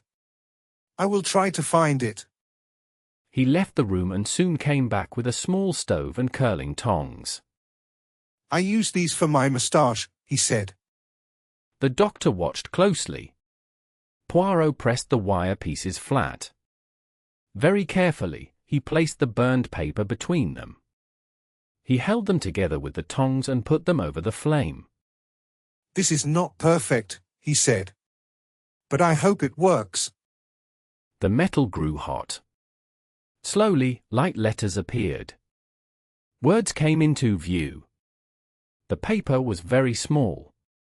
Only 3 words and part of another could be seen. Remember little Daisy Armstrong? Ah! Poirot cried. It tells you something, the doctor asked. Poirot's eyes were bright. He put the tongs down. Yes, he said. I know the dead man's real name. I know why he left America. What was his name? Cassetti. Cassetti, said Constantine. He frowned. I remember something. Long ago. A case in America. Yes, said Poirot. A case in America. Poirot did not say more. He looked around the room. We will talk about that later, he said. First, we must be sure we have seen everything here. He checked the dead man's pockets again, but found nothing new. He tried the door to the next room. It was locked from the other side. There is something I do not understand, said Dr. Constantine. If the killer did not go out the window, and this door is locked, and the corridor door was locked and chained, how did the killer leave this room? 8. The Armstrong kidnapping case. That is what the audience says when a person is tied hand and foot, put into a cabinet, and then vanishes. You mean? I mean, Poirot said that if the killer wanted us to think he escaped through the window, he would make the other exits seem impossible. It is like the trick with the cabinet. It looks impossible, but it is not. Our job is to learn how the trick was done. He locked the door between the rooms from their side. He did this in case Mrs. Hubbard wanted to look closely and later write to her daughter. Poirot looked around again. There is nothing more to do here, he said. Let us go back to M. Book. They found M. Book finishing an omelette. I thought it was best to eat lunch at once in the restaurant car, he said. After that the car will be empty. Then M. Poirot can question the passengers there. I also asked them to bring food for the three of us here. That is a very good idea, said Poirot. None of the three men felt hungry. They ate quickly. When they were drinking coffee, M. Book spoke about the matter that filled their thoughts. Well, he asked. Well, I have learned who the victim was, said Poirot. I also know why he had to leave America. Who was he? Do you remember the Armstrong baby case? This man was the one who killed little Daisy Armstrong. His name was Cassetti. I remember it now, said M. Book. It was terrible, but I forget the details. Colonel Armstrong was English, Poirot said. He was a brave soldier. His mother was American and very rich. He married the daughter of Linda Arden, a famous American actress. They lived in America and had one child, a little girl. They loved her very much. When the child was 3 years old, she was taken away. The criminals asked for a huge amount of money. I will not tell every detail. I will speak of the worst moment. After the parents paid $200,000, the child was found dead. She had been dead for 2 weeks. People were very angry, Poirot went on.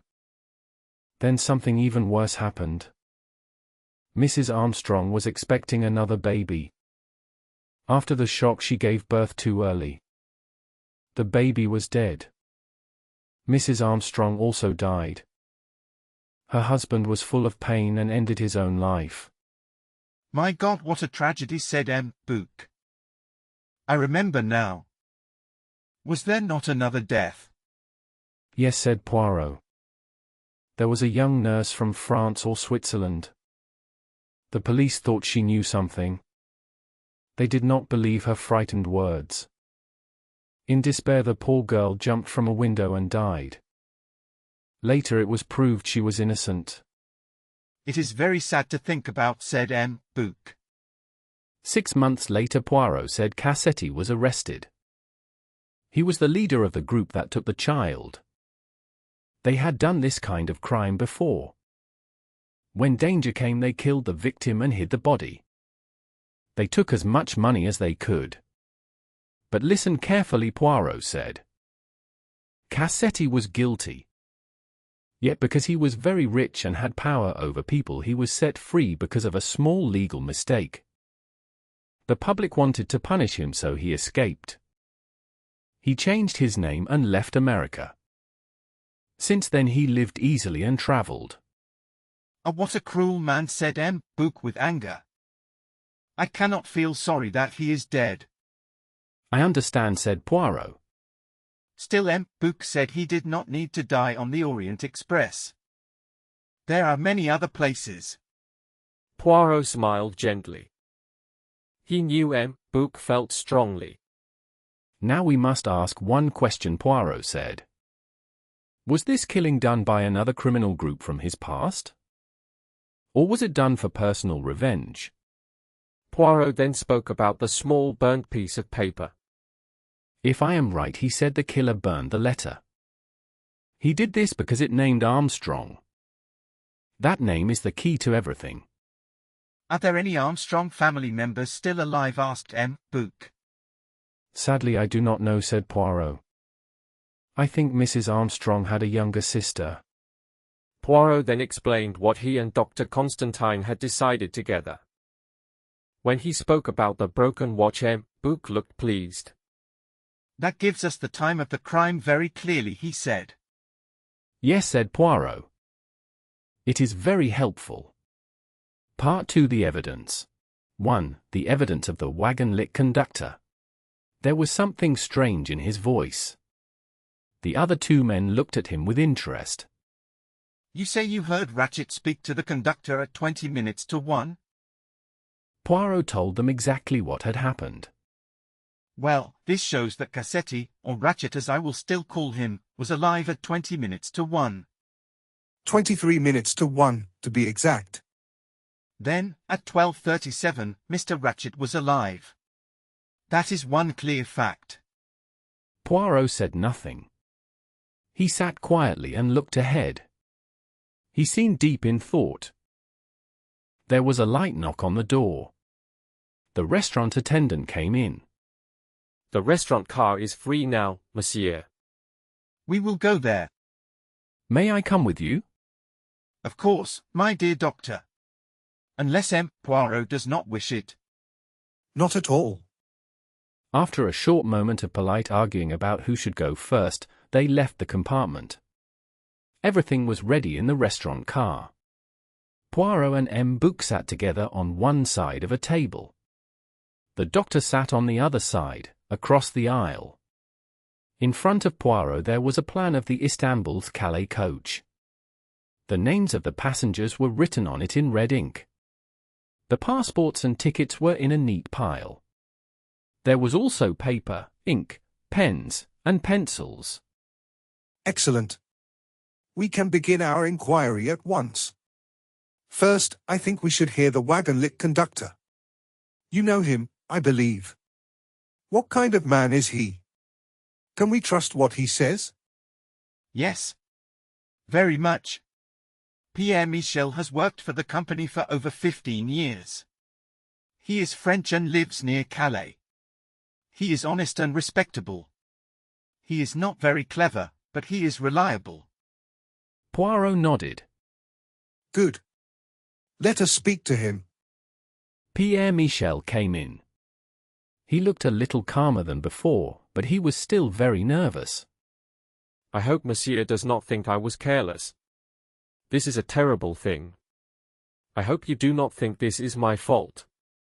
Poirot spoke kindly and helped the man feel easier.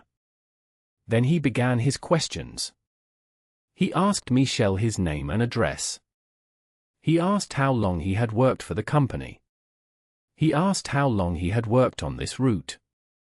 Poirot already knew these things, but the questions helped Michel relax. And now, let us speak about last night. When did Mr. Ratchet go to bed? Almost at once after dinner, monsieur. It was even before we left Belgrade. He did the same the night before. He told me to prepare the bed while he was at dinner, and I did so. Did anyone go into his compartment after that? Yes, monsieur. His valet did. And also the young American gentleman, his secretary. Anyone else? No, monsieur. Not that I know of. Good. Was that the last time you saw or heard him? No, monsieur. You forget he rang his bell at about 20 minutes to 1, soon after we stopped. What happened then? I knocked on the door. He called out and said he had made a mistake. Did he speak in English or French? In French. What exactly did he say? He said, "Cen est rien. Je me suis trompé." Yes. That is what I heard. Then you went away? Yes, monsieur. Did you go back to your seat? No, monsieur. I went first to answer another bell that had just rung. Now, Michel, this is an important question.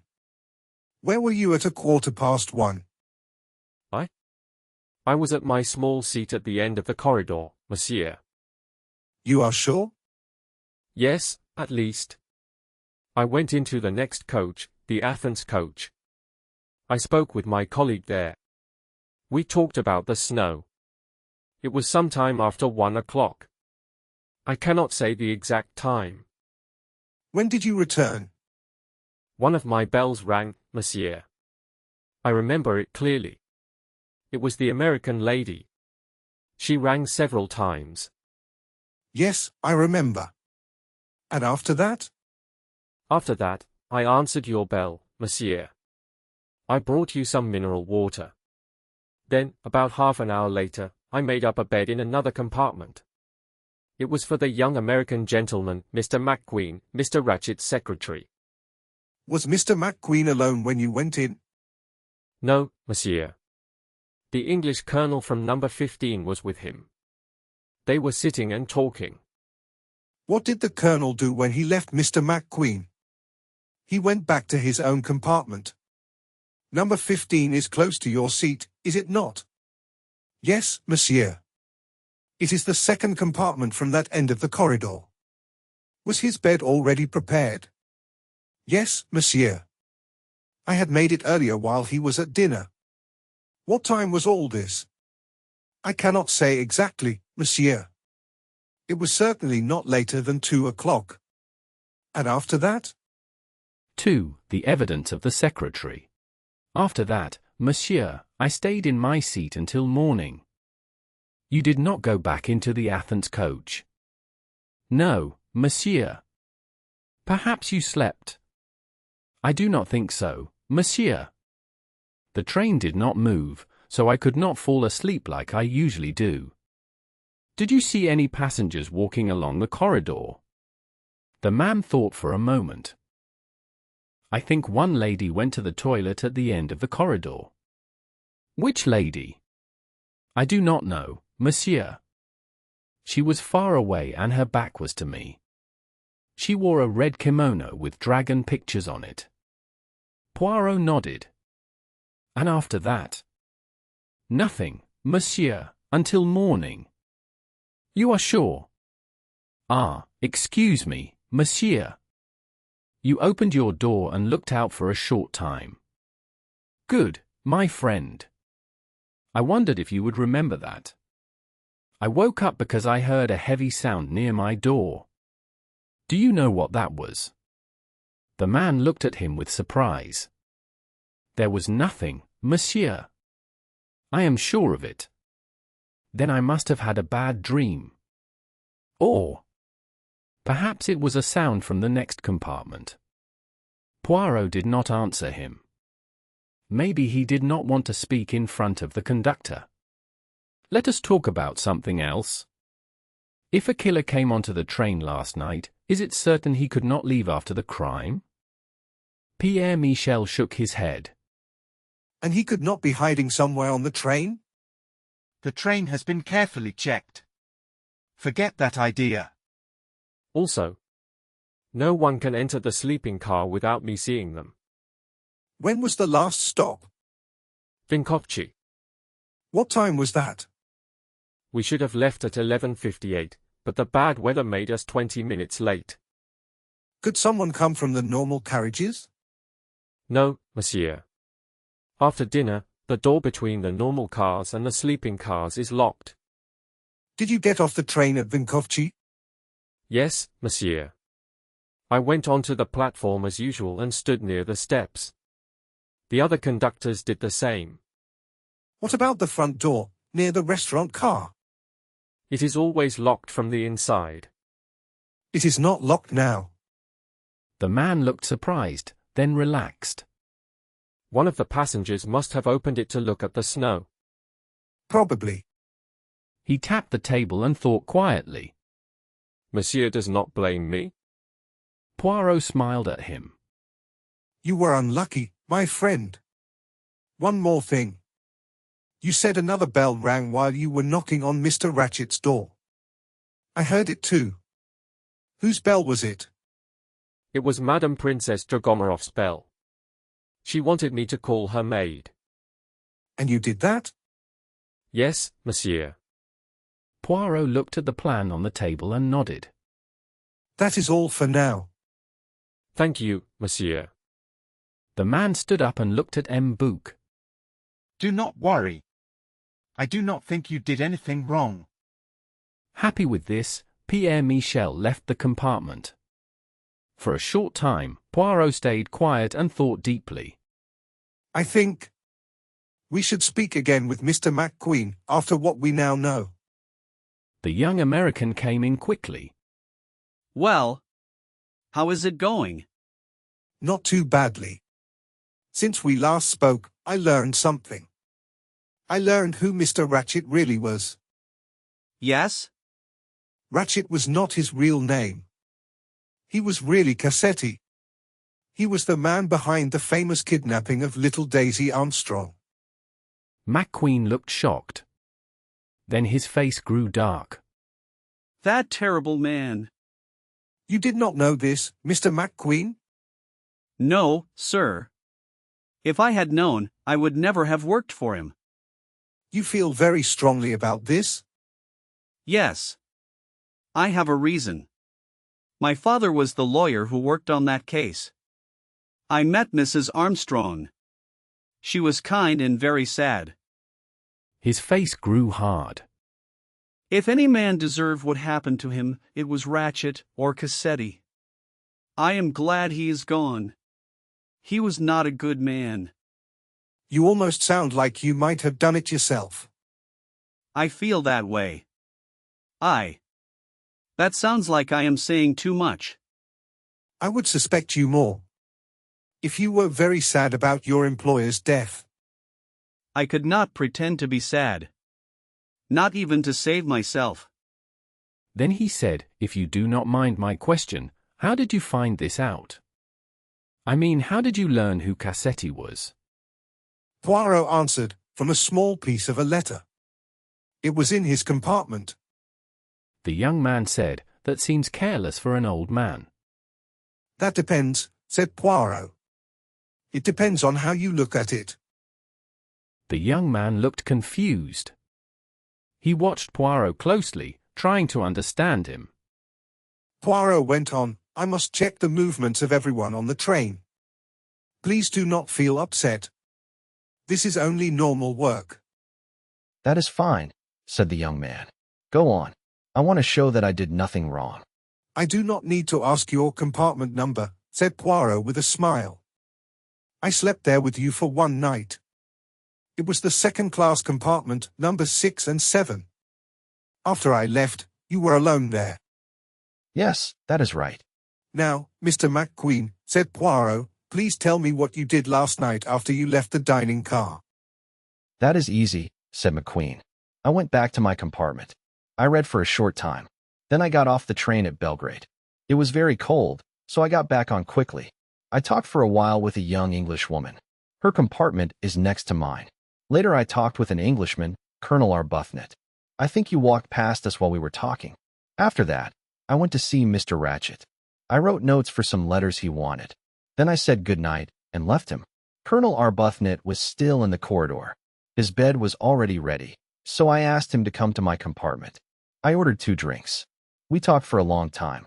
We talked about politics, India, prohibition, and money problems. I do not usually like English people. They are often too cold. But I liked him. Poirot asked, do you know what time he left you? It was very late, said McQueen. Almost 2 o'clock, I think. Did you notice that the train had stopped? Yes, said McQueen. We wondered why. We looked out and saw deep snow. But we did not think it was a big problem. What did you do when Colonel Arbuthnot said good night? He went to his compartment. I called the conductor to prepare my bed. Where were you while he was doing that? I stood in the corridor near my door. I smoked a cigarette. And after that? I went to bed and slept until morning. Did you leave the train at any other time that evening? Yes, said McQueen. Colonel Arbuthnot and I got off at a place called Vinkovci. We wanted to walk a little, but it was extremely cold, with strong snow. We got back on very quickly. Which door did you use to leave the train? The door near our compartment. The one close to the dining car? Yes. Do you remember if the door was locked? McQueen thought for a moment. Yes, I think it was. There was a bar across the handle. When you came back into the train, did you put the bar back? I do not think so, said McQueen. I was the last one to get in. No, I do not remember doing that. Then he asked, Is that important? It may be, said Poirot. Now, when you and Colonel Arbuthnot were talking, was the door of your compartment open? McQueen nodded. I want you to think carefully, said Poirot. Did anyone walk along the corridor after the train left Vinkovci and before you went to bed? McQueen frowned. I think the conductor passed once, he said. He came from the dining car, and a woman walked the other way, towards the dining car. Which woman? Asked Poirot. I do not know, said McQueen. I did not really notice her. I was busy talking. I only remember seeing something red, like a red silk dress, passing the door. I did not see her face. My compartment faces the dining car, so when she walked that way, her back was to me. Poirot nodded. You think she was going to the toilet? I suppose so. Did you see her come back? No, said McQueen slowly. Now that you ask, I did not notice her coming back. But I guess she must have. One last question, said Poirot. Do you smoke a pipe, Mr. McQueen? No, I do not, said McQueen. Poirot paused. That is all for now. I would like to speak to Mr. Ratchett's servant next. One more thing.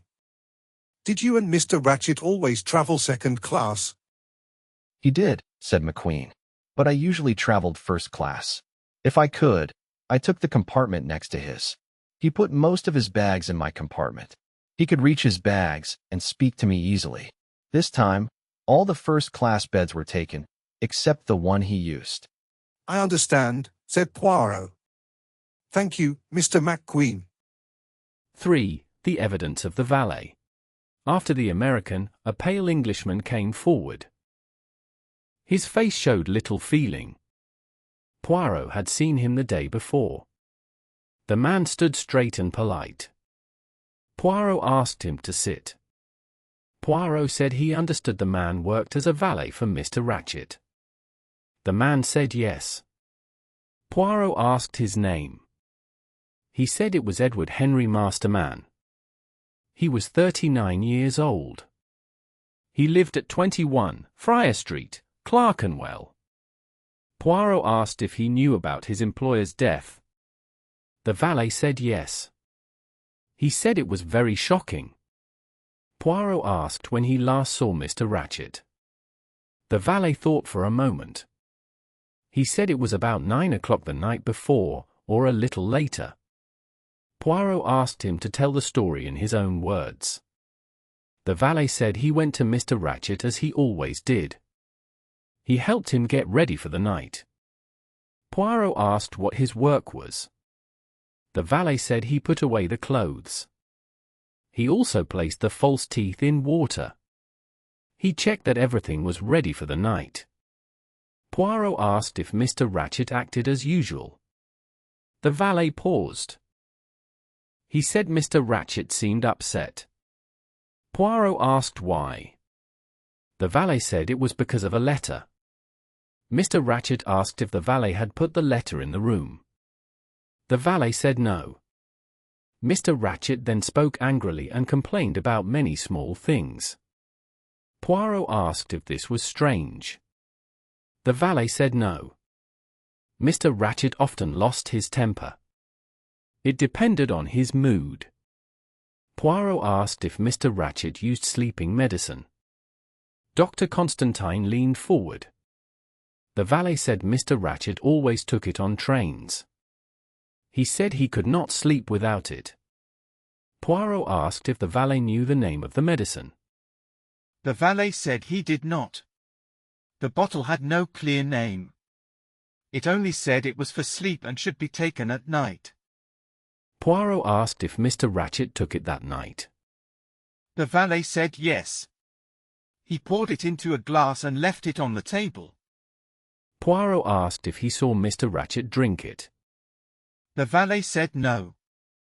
Poirot asked what happened next. The valet said he asked if anything else was needed. He also asked what time to wake him. Mr. Ratchett said he did not want to be woken. He would ring when ready. Poirot asked if this was normal. The valet said yes. Mr. Ratchett often rang for the conductor and then sent for him. Poirot asked if Mr. Ratchet got up early. The valet said it depended. Some days he woke early. Other days he stayed in bed until near lunch. Poirot asked if the valet worried when no call came in the morning. The valet said no. Poirot asked if Mr. Ratchet had enemies. The valet said yes, in a calm voice. Poirot asked how he knew. The valet said he heard Mr. Ratchet talk about letters with Mr. McQueen. Poirot asked if the valet liked his employer. The man's face showed even less feeling. He said Mr. Ratchet paid well. Poirot asked if he liked him as a person. The valet said he did not care much for Americans. Poirot asked if he had been to America. The valet said no. Poirot asked if he remembered the Armstrong case from the newspaper. The valet's face showed some color. He said yes. It was about a baby girl. He said it was very sad. Poirot asked if he knew Mr. Ratchet was involved in that case. The valet said no. He spoke with feeling for the first time. He said he could hardly believe it. Poirot said it was true. Then he asked about the valet's own actions that night. He said it was just routine. He asked what the valet did after leaving Mr. Ratchet. The valet said he told Mr. McQueen that Mr. Ratchet wanted him. Then he went to his own room and read. Poirot asked where his room was. The valet said it was the second-class room at the end, next to the dining car. Poirot looked at his plan and asked which bed he used. The valet said the lower one, number 4. Poirot asked if anyone shared the room. The valet said yes, a large Italian man. Poirot asked if the man spoke English. The valet said he spoke some English. He said the man had lived in America, in Chicago. Poirot asked if they talked much. The valet said no. He preferred to read. Poirot smiled and asked what he was reading. The valet said he was reading Love's Captive by Mrs. Arabella Richardson. Poirot asked if it was good. The valet said he enjoyed it very much. Poirot asked how long he read. The valet said until about 10:30. Then the Italian wanted to sleep. The conductor came and prepared the beds. Poirot asked if he then slept. The valet said he went to bed, but he could not sleep. Poirot asked why. The valet said he had a toothache. Poirot said that was very painful. The valet agreed. Poirot asked if he did anything to help it. The valet said he used a little clove oil. It helped a bit, but he still could not fall asleep. I turned on the small light above my seat and kept reading so I could stop thinking. Poirot asked, "Did you sleep at all?" I said, "Yes, sir. I fell asleep around 4 in the morning." He asked, "And the man with you?" I said, "The Italian man?" He only snored. Poirot asked if the man left the compartment. I said no. He asked if I left. I said no. He asked if I heard anything. I said I did not hear anything strange.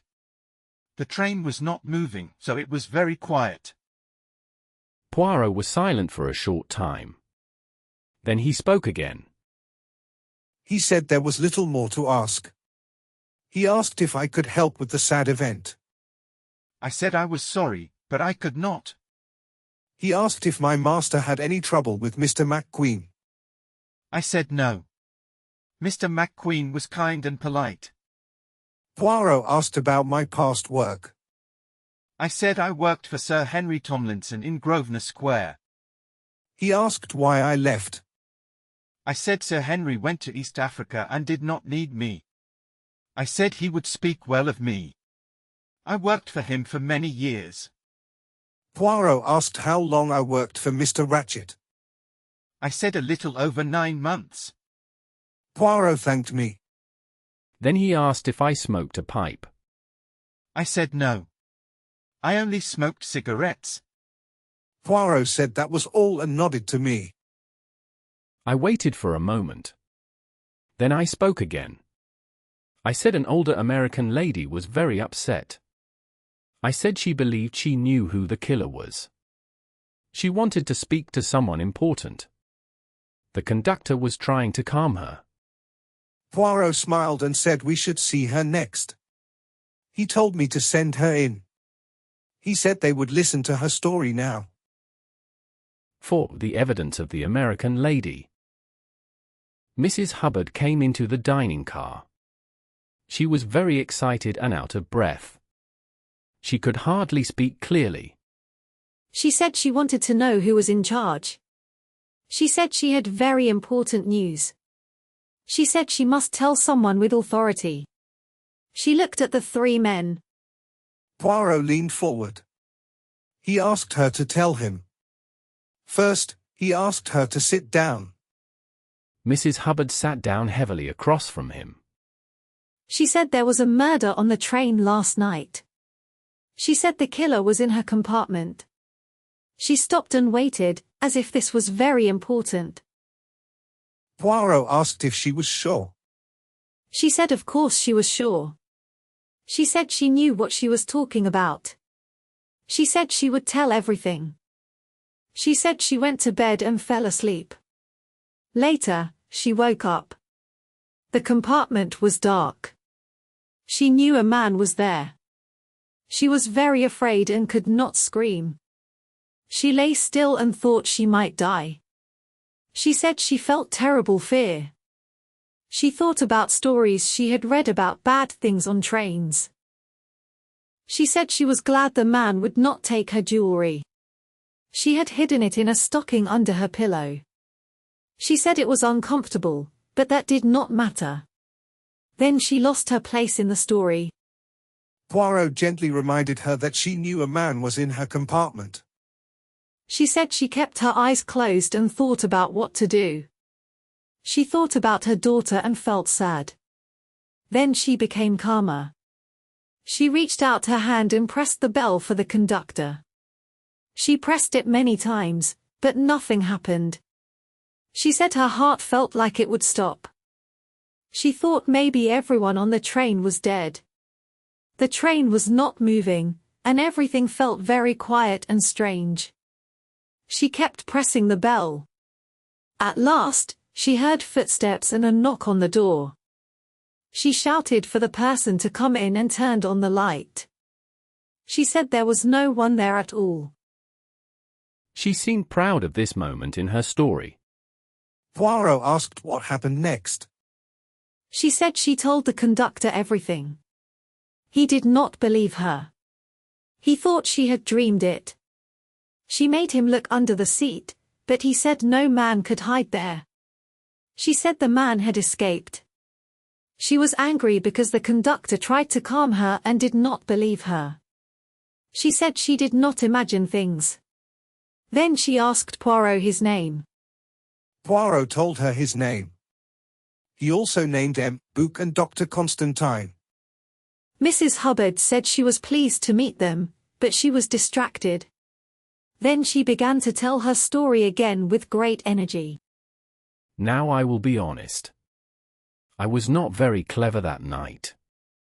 I began to think the man from next door was in danger. The poor man was later killed. I told the conductor to check the door between the two compartments. We saw that it was not locked. I asked him to lock it at once. After he left, I stood up.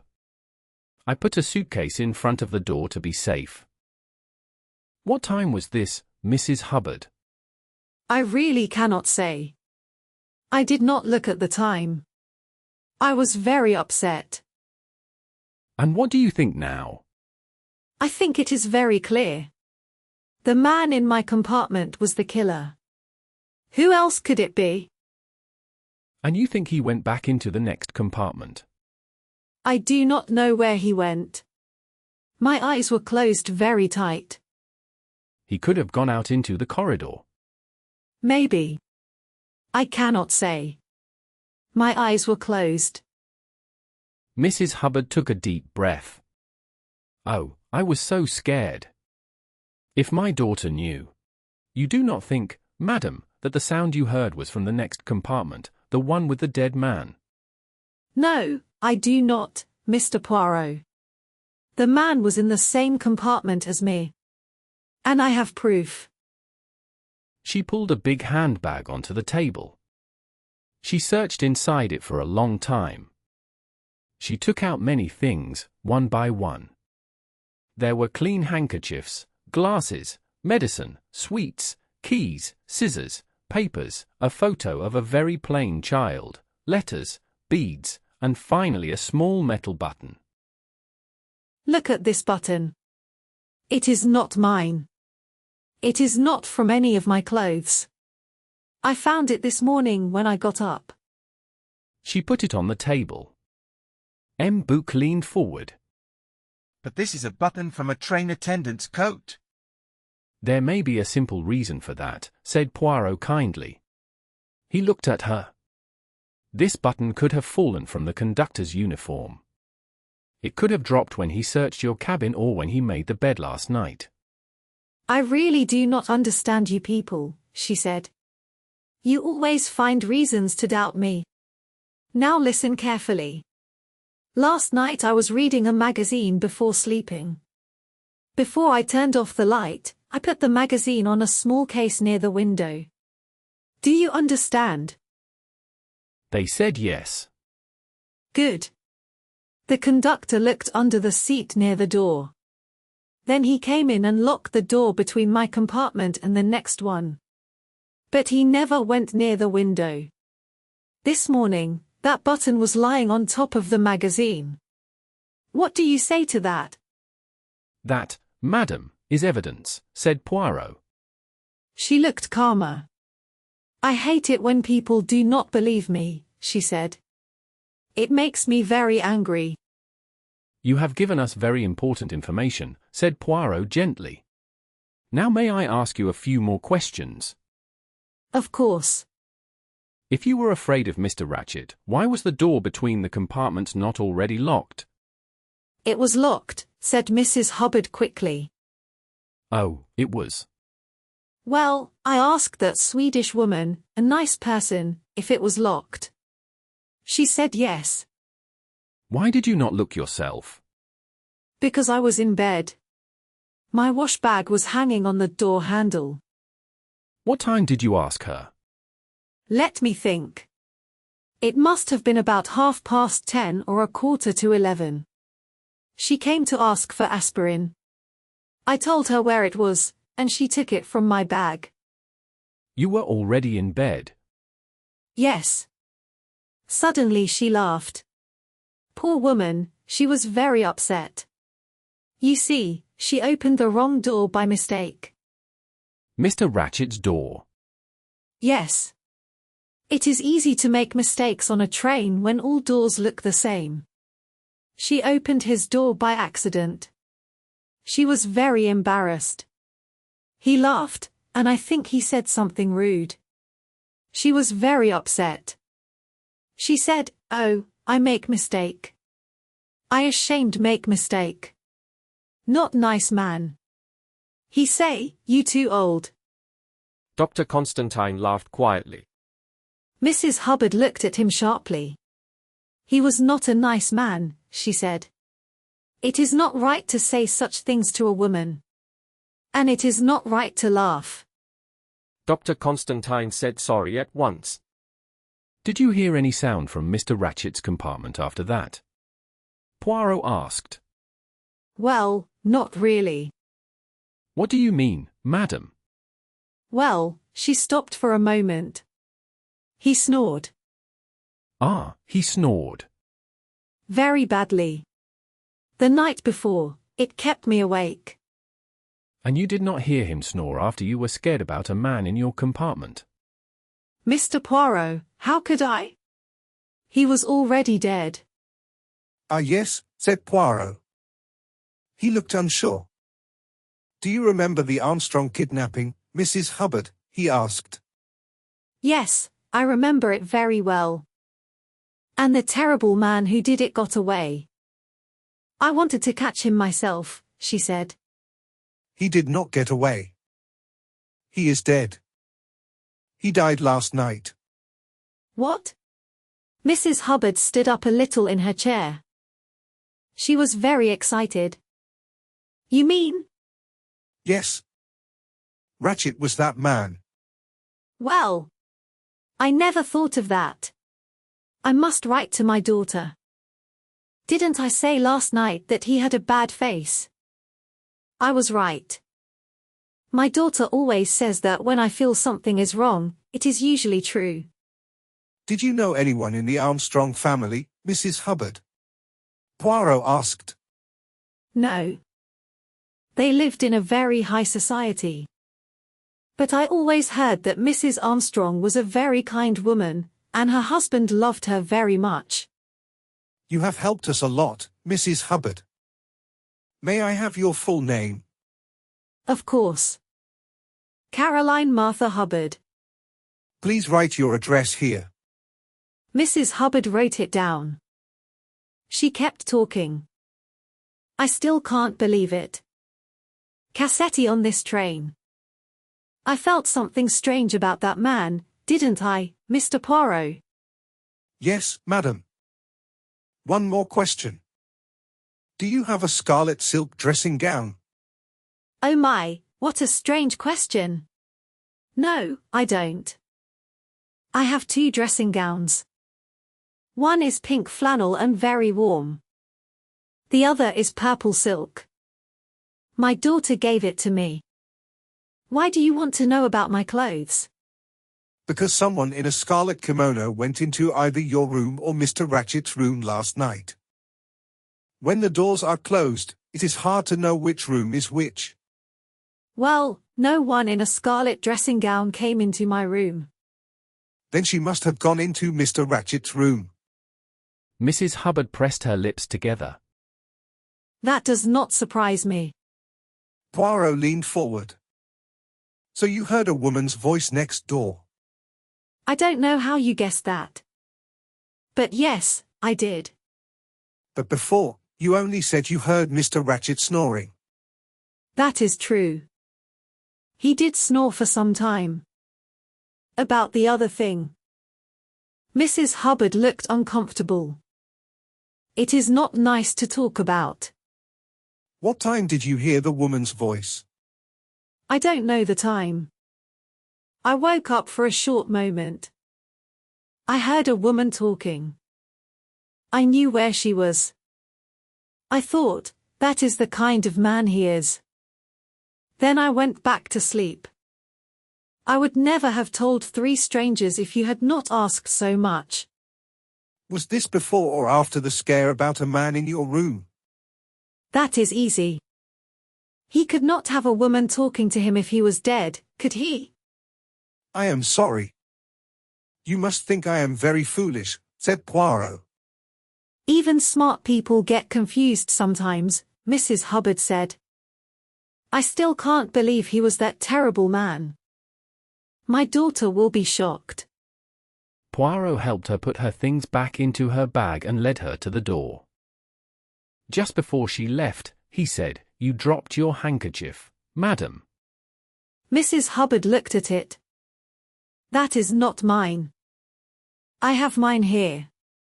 Sorry. I saw the letter H on it. That is strange, but it is not mine. Mine have C-M-H on them. They are simple, not fancy. What use is a handkerchief like that to anyone? The 3 men did not answer. Mrs. Hubbard left the room with pride. 5. The evidence of the Swedish lady. Book was holding the button that Mrs. Hubbard had left. This button is strange. I do not understand it. Does it mean Pierre Michel is part of this? He asked. Poirot did not answer at once. What do you think? Book asked again. The button gives us many possible ideas, Poirot said slowly. But first, let us speak to the Swedish lady. He looked through the passports on the table. Here she is. Greta Schlessorn, 49 years old. M. Book gave instructions to the dining car worker. Soon, a woman came in. She had yellow-grey hair in a bun. Her face was long and kind, like a gentle sheep. She looked at Poirot through her glasses. She could not see well, but she stayed calm. It became clear that she could speak French, so they spoke in French. Poirot first asked easy questions. He already knew the answers. He asked her name, her age, and where she lived. Then he asked about her work. She said she was the head woman at a mission school near Istanbul. She was also a trained nurse. Poirot said, "You know what happened last night, mademoiselle?" "Yes," she said. "It is very terrible. The American lady told me that the man who did the crime was in her compartment." Poirot asked, "I hear that you were the last person to see the dead man alive. Is that true?" "I do not know," she said. "It may be true. I opened his door by mistake. I was very embarrassed. It was a very bad mistake." "You really saw him?" Poirot asked. "Yes. He was reading a book. I said sorry at once and went away." "Did he say anything to you?" The woman's face became a little red. "He laughed and said something. I did not hear the words clearly." Poirot changed the subject in a gentle way. "What did you do after that?" "I went to the American lady, Mrs. Hubbard. I asked her for some aspirin. She gave it to me." "Did she ask you if the door between her compartment and the man's was locked?" "Yes." "And was it locked?" "Yes." "And after that?" "I went back to my compartment. I took the aspirin and lay down." "What time was this?" "When I got into bed, it was 5 minutes before 11. I know because I looked at my watch before I wound it." "Did you fall asleep quickly?" "No. Not very quickly. My head felt better, but I stayed awake for some time." "Did the train stop before you fell asleep?" "I do not think so. I think we stopped at a station, just when I was starting to feel sleepy." "That would be Vinkovci," said Poirot. "Your compartment is this one, yes?" He showed it on the plan. "Yes, that is right." "Did you have the top bed or the bottom bed?" "The bottom bed, number 10. "And did you share the compartment with someone?" "Yes. A young English lady. She was very nice and friendly. She came from Baghdad." "After the train left Vinkovci, did she leave the compartment?" "No. I am sure she did not." "How can you be sure if you were asleep?" "I sleep very lightly," she said. "I wake up easily when I hear a sound. If she had come down from the top bed, I would have woken up." "Did you leave the compartment yourself?" "No. Not until this morning." "Do you own a bright red silk robe?" "No, not at all. I have a warm and simple dressing gown." "And the young lady with you, Miss Debenham? What color is her robe?" "She has a light purple one. It is like the robes you buy in the East." Poirot nodded. Then he spoke in a friendly way. "Why are you on this journey? Is it for rest?" "Yes. I am going home for a holiday. But first I will stay with my sister in Lausanne for about a week." "Would you please write down your sister's name and address?" "With pleasure." She took the paper and pencil and wrote the information. "Have you ever been to America?" Poirot asked. "No. I almost went once. I was going with a sick lady, but the plan stopped at the last moment. I was very sorry. The Americans are very good people." They give money to build schools and hospitals. They are very practical. Do you remember hearing about the Armstrong child case? Poirot asked. No. What was that? Poirot explained the story. Greta Schlossorn became very upset. Her yellow hair moved as she spoke. That such bad men exist in the world, she said. It makes one lose hope. The poor mother. My heart hurts for her. The kind Swedish woman left the room. Her face was red, and her eyes were full of tears. Poirot was writing quickly on a sheet of paper. What are you writing, my friend? Asked M. Book. My dear friend, said Poirot. I like order. I am making a simple list of events by time. He finished and gave the paper to M. Book. 9:15 the train leaves Belgrade. About 9:40 the servant leaves Ratchet after giving him a sleeping drink. About 10 o'clock McQueen leaves Ratchet. About 10:40 Greta Schlossorn sees Ratchet. This is the last time he is seen alive. He is awake and reading. 12:10 the train leaves Vinkovci late. 12:30 the train stops in deep snow. 12:37 Ratchet's bell rings. The conductor answers. Ratchet says he made a mistake. About 1:17 Mrs. Hubbard thinks a man is in her compartment and rings for the conductor. M. Book nodded. This is very clear, he said. Is there anything here that seems strange to you? No, said Poirot. Everything looked simple and honest. It seems clear that the bad act happened around 1:15. The watch tells us this, and Mrs. Hubbard's story fits with it. 6. The evidence of the Russian princess. For my own mind, I will guess who the killer is. My friend, I think it is the big Italian man. He comes from America, from Chicago. People say Italians use knives. They do not strike once, but many times. That is true. So this must be the answer to the mystery. He and Ratchet worked together in the kidnapping. Cassetti is an Italian name. Ratchet betrayed him in some way. People call this a double cross. The Italian follows him, sends warning letters, and then takes revenge in a hard way. It is very simple. Poirot slowly shook his head. I fear it is not so simple, he said quietly. I am sure this is the truth, said M. Book. He liked his idea more and more. But what about the valet with the toothache? He asked. He says the Italian never left his compartment.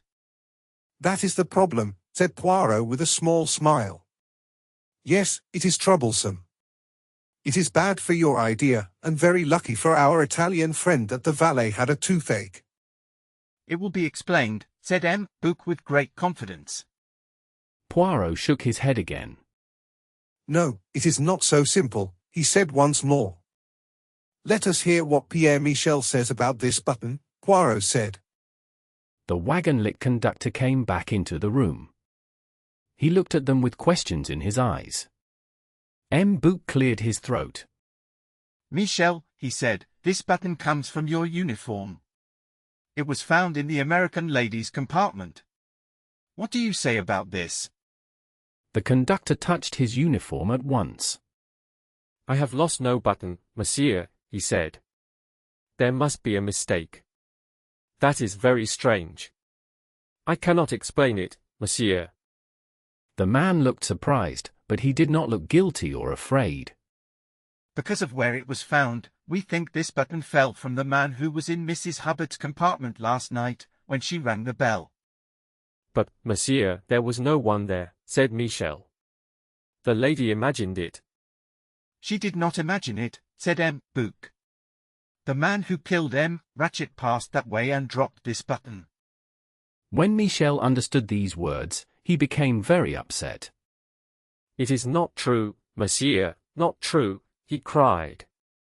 You are saying I did it. I am innocent.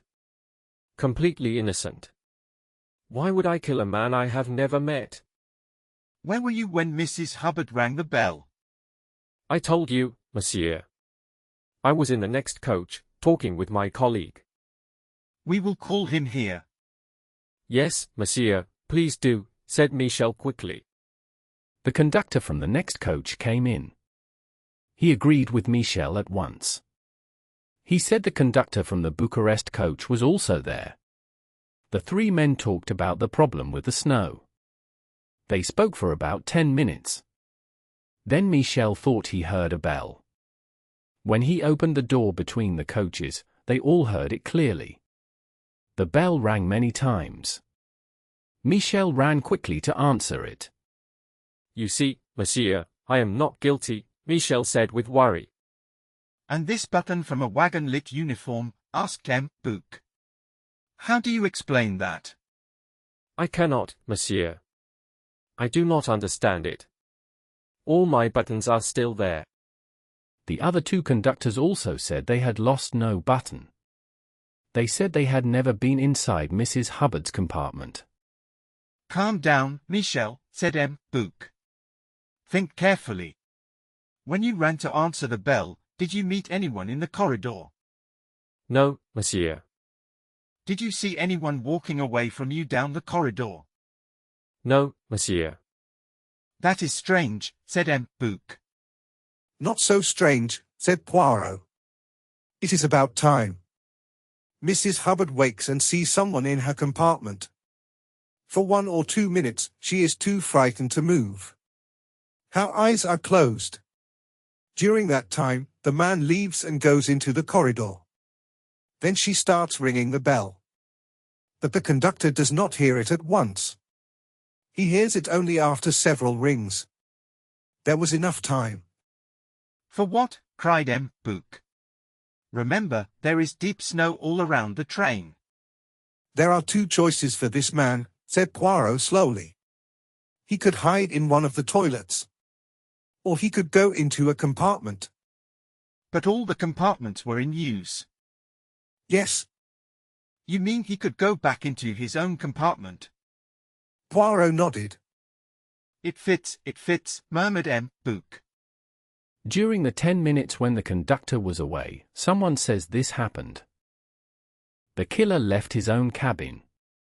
He went into Ratchet's cabin. He killed him. Then he locked and chained the door from the inside. After that, he went out through Mrs. Hubbard's cabin. He returned to his own cabin before the conductor came back. Poirot spoke in a low voice. He said it was not so easy. He said the doctor would agree with him. M. Book made a sign with his hand. The 3 conductors left the car. Poirot said they still needed to see 8 passengers. 5 were first class. They were Princess Dragomarov, Count and Countess Andreni, Colonel Arbuthnot, and Mr. Hardman. 3 were second class. They were Miss Debenham, Antonio Foscarelli, and the lady's maid, Fraulein Schmidt. Someone asked if they would see the Italian man first. Poirot said no. He said they would start with the most important person. He asked for Princess Dragomarov. He told Michel to give her the message. The conductor agreed and started to leave. M. Book said they could go to her cabin if she did not want to come. But Princess Dragomarov chose to come herself. She entered the dining car. She moved her head a little and sat across from Poirot. Her small face looked very yellow. She was not beautiful. Still, her dark eyes were strong and bright. They showed power and a sharp mind. Her voice was deep and clear, but not soft. She stopped M. Book when he tried to say sorry.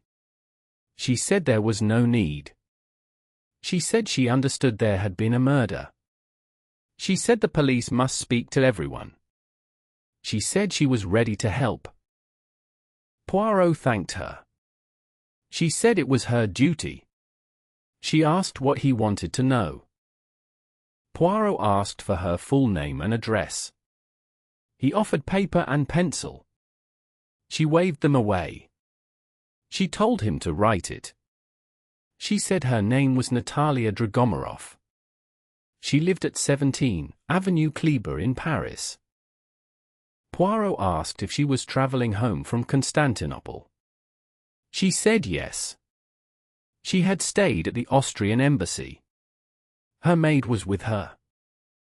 Poirot asked her to tell him about her evening after dinner. She agreed. She said she told the conductor to prepare her bed while she ate dinner. After dinner, she went straight to bed. She read until 11 o'clock. Then she turned off the light. She said she could not sleep because of pain in her body. Around 1:45, she rang for her maid. The maid helped her feel better and then read to her. She said she did not know exactly when the maid left. It might have been half an hour later or more. Poirot asked if the train had stopped by then. She said yes, it had stopped. He asked if she heard anything strange. She said she heard nothing unusual. Poirot asked the maid's name. She said it was Hildegard Schmidt. He asked how long the maid had worked for her. She said 15 years. He asked if she trusted her. She said she trusted her completely. The maid's family had worked for her husband before. Poirot then asked if she had been to America. This sudden question surprised her. She said she had been there many times. Poirot asked if she knew the Armstrong family, where a terrible event had happened. The old woman spoke with feeling. She said they were friends of hers. Poirot asked if she knew Colonel Armstrong well. She said she knew him a little. But his wife, Sonia Armstrong, was her goddaughter. She was also friends with Sonia's mother, the actress Linda Arden. She said Linda Arden was a great actress. She said she was one of the best tragic actresses ever. She spoke with pride about her work. She said she admired her art and was her personal friend. Poirot asked if Linda Arden was dead. She said no. She said Linda Arden was alive but lived very quietly. Her health was weak. She had to rest on a sofa most of the time. Poirot asked if there was a second daughter. She said yes, much younger. He asked if she was alive. She said yes. He asked where she was. The old woman looked at him sharply. She asked why he wanted to know this. She asked what it had to do with the murder on the train. Poirot said there was a connection. He said the murdered man was the one responsible for the kidnapping and death of Mrs. Armstrong's child. The princess reacted at once. Her eyebrows moved together. She sat up straighter in her chair. 7. The evidence of Count and Countess Andreni. In my opinion, this killing is something I almost approve of. You must forgive me. I know my view is not fair. That is understandable, madam. Now I return to the question you did not answer. Where is the younger daughter of Linda Arden, the sister of Mrs. Armstrong? I truly do not know, monsieur. I have no close contact with young people now. I think she married an English man some years ago. She went to England.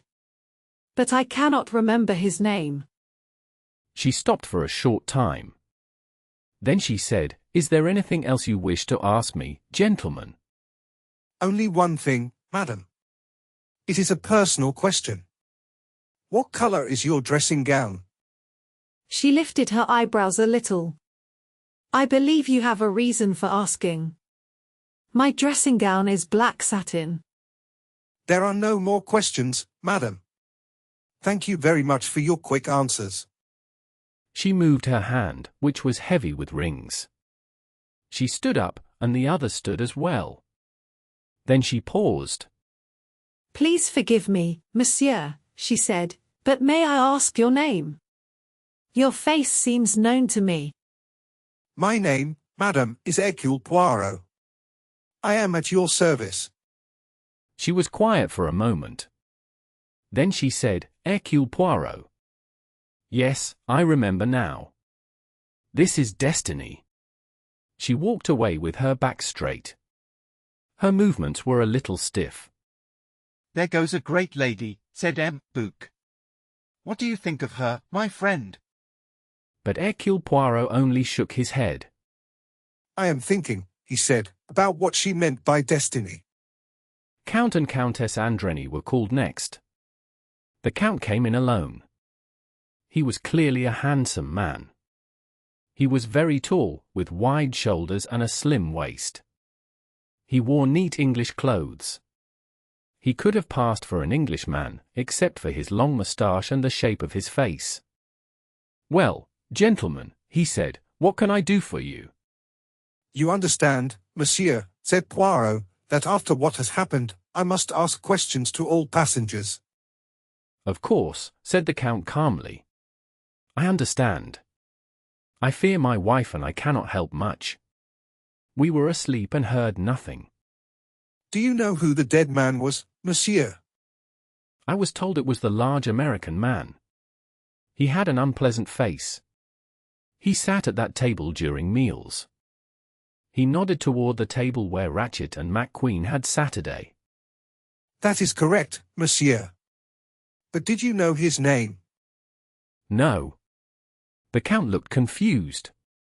If you want his name, surely it is written in his passport. The name in the passport is Ratchet, said Poirot. But that was not his real name. He was Cassetti. He was responsible for a famous child kidnapping in America. Poirot watched the Count closely. But the Count did not react much. He only opened his eyes a little. Ah, he said. That explains things. America is a strange country. You have been there, Monsieur le Comte? I lived in Washington for 1 year. Did you know the Armstrong family? Armstrong. Armstrong, it is hard to remember. One met so many people. He smiled and lifted his shoulders. But let us return to your questions, he said. How else can I help? When did you go to bed, Monsieur le Comte? Poirot looked at his plan. The Count and Countess used compartments 12 and 13 next to each other. We had one compartment prepared for sleeping while we were in the dining car. When we returned, we sat in the other for some time. Which number was that? Number 13. We played cards together. Around 11 o'clock my wife went to bed. The conductor prepared my compartment, and I also went to bed. I slept well until morning. Did you notice the train stopping? No. I only learned about it this morning. And your wife? The Count smiled. My wife always takes a sleeping medicine when she travels by train. She took her usual dose. He paused. I am sorry I cannot help you more. Poirot gave him a paper and a pen. Thank you, Monsieur le Comte. This is only a form. Please write your name and address. The Count wrote slowly and carefully. It is better that I write it myself, he said kindly. The spelling of my country home is not easy. He gave the paper to Poirot and stood up. It will not be necessary for my wife to come here, he said. She can tell you nothing more than I have. Poirot's eye showed a small light. No doubt, he said. 8. The evidence of Colonel Arbuthnot. But still, I think I should speak for a short time with Madame la Comtesse. It is not needed, said the Count in a firm voice. Poirot looked at him calmly. It is only a small step. But I must do it for my report. if you wish, said the Count. He did not like it, but he agreed. He bowed shortly and left the dining car. Poirot picked up a passport.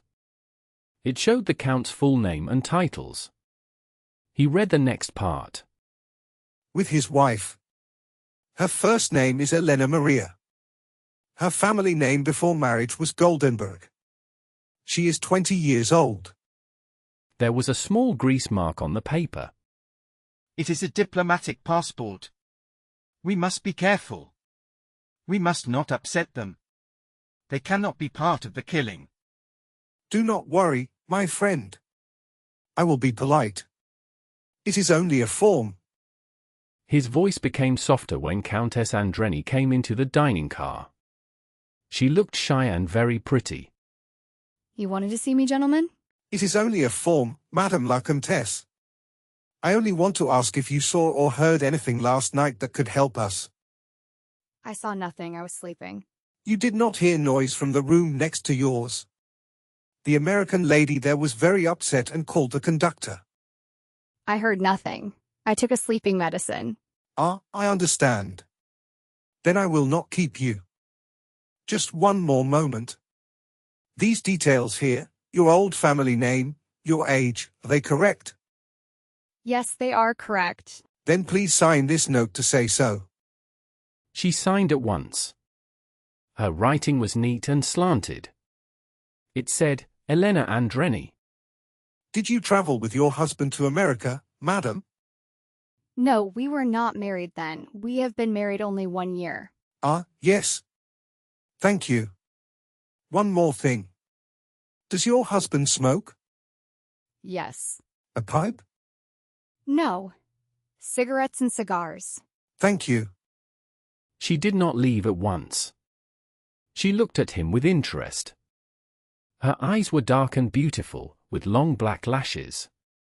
Her lips were bright red. She looked unusual and lovely.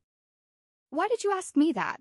Madam, detectives must ask many strange questions. For example, can you tell me the color of your dressing gown? It is yellow chiffon. Is that important? Very important. So you are really a detective? Yes, madam. I thought there were no detectives on the train before Italy. I am not from this country. I work everywhere.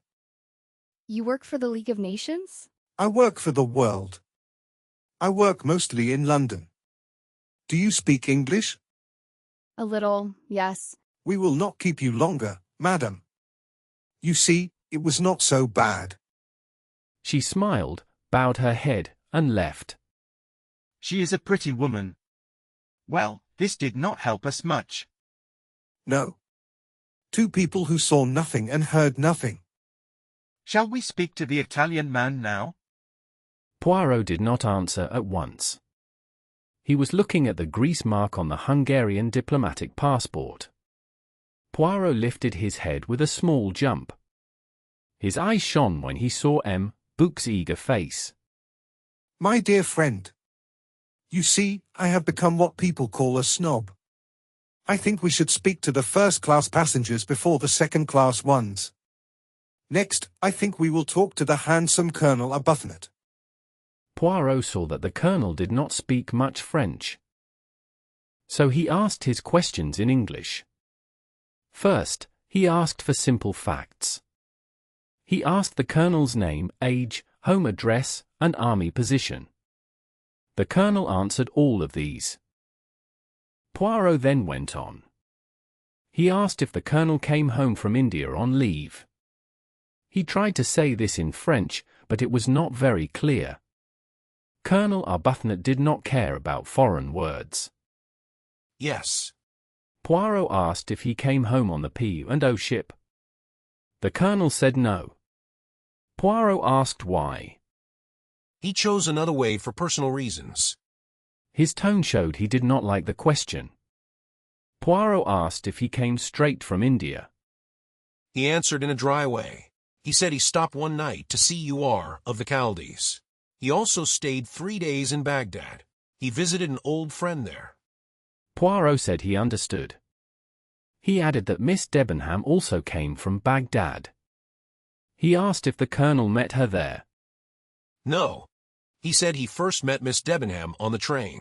They shared a railway car from Kirkuk to Nisibin. Poirot leaned forward. His voice became soft and friendly. He said he wanted to ask a special question. He explained that only 2 English people were on the train. They were the Colonel and Miss Debenham. He said he needed to ask each of them about the other. The Colonel said this was not proper. Poirot said it was proper. He explained his reason. He said the crime was most likely done by a woman. The man was stabbed many times. Even the train conductor thought it was a woman. Poirot said his first job was to look closely at all the women on the train. But English women were hard to judge. They did not show their feelings. So he asked the Colonel to help, for the sake of justice. He asked what kind of person Miss Debenham was. The Colonel answered with feeling. He said Miss Debenham was a lady. Poirot looked very pleased. He asked if the Colonel thought she could be part of the crime.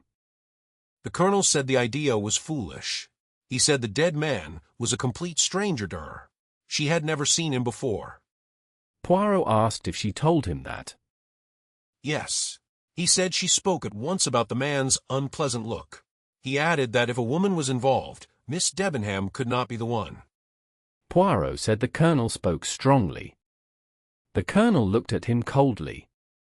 He said he did not know what Poirot meant. Poirot looked down and played with the papers on the table. Poirot then said they should return to facts. He said the crime likely happened at 1:15 last night. He said it was normal to ask everyone what they were doing at that time. The Colonel agreed. He said that at 1:15, as far as he remembered, he was talking to the young American man. This man was the secretary of the dead man. Poirot asked where they were talking. He asked if the Colonel was in the young man's room or the other way around. The Colonel said he was in the young man's room. Poirot asked if this was the man named McQueen. Yes. Poirot asked if they were friends. No, he had never seen him before this trip. He said they started talking by chance the day before. They found the talk interesting. He added that he did not usually like Americans. Poirot smiled when he heard this. He remembered that McQueen also did not like British people. He said he liked the young man. The young man had some silly ideas about India. He thought Americans were too emotional and too hopeful. Still, the young man listened with interest. The speaker had almost 30 years of experience in India. He also liked to hear about prohibition in America. After that, they talked about world politics. He was surprised when he looked at his watch. It was almost 2 o'clock. Poirot asked if that was when the talk ended. He said yes. Poirot asked what he did next. He said he walked to his own compartment and went to bed. Poirot asked if the bed was ready. He said yes. Poirot checked the compartment number. It was number 15, near the end, away from the dining car.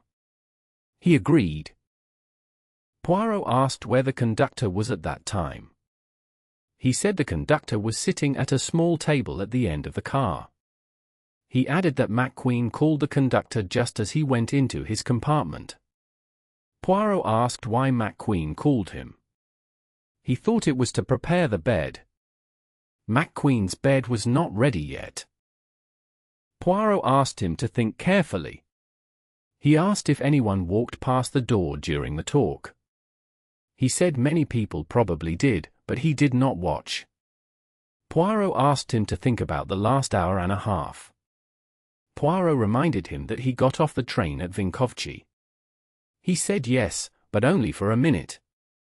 There was a heavy snowstorm. The cold was very bad. He was happy to return to the warm train. He complained that trains were often too hot. Book sighed and said it was hard to make everyone happy. Some people opened windows, and others closed them. Poirot and the Colonel did not listen to him. Poirot asked the Colonel to remember again. It was cold outside. He came back to the train. He sat down and smoked. Poirot asked if it was a cigarette or a pipe. The Colonel said he smoked a pipe. McQueen smoked cigarettes. The train started again. They talked about Europe and the world. It was late.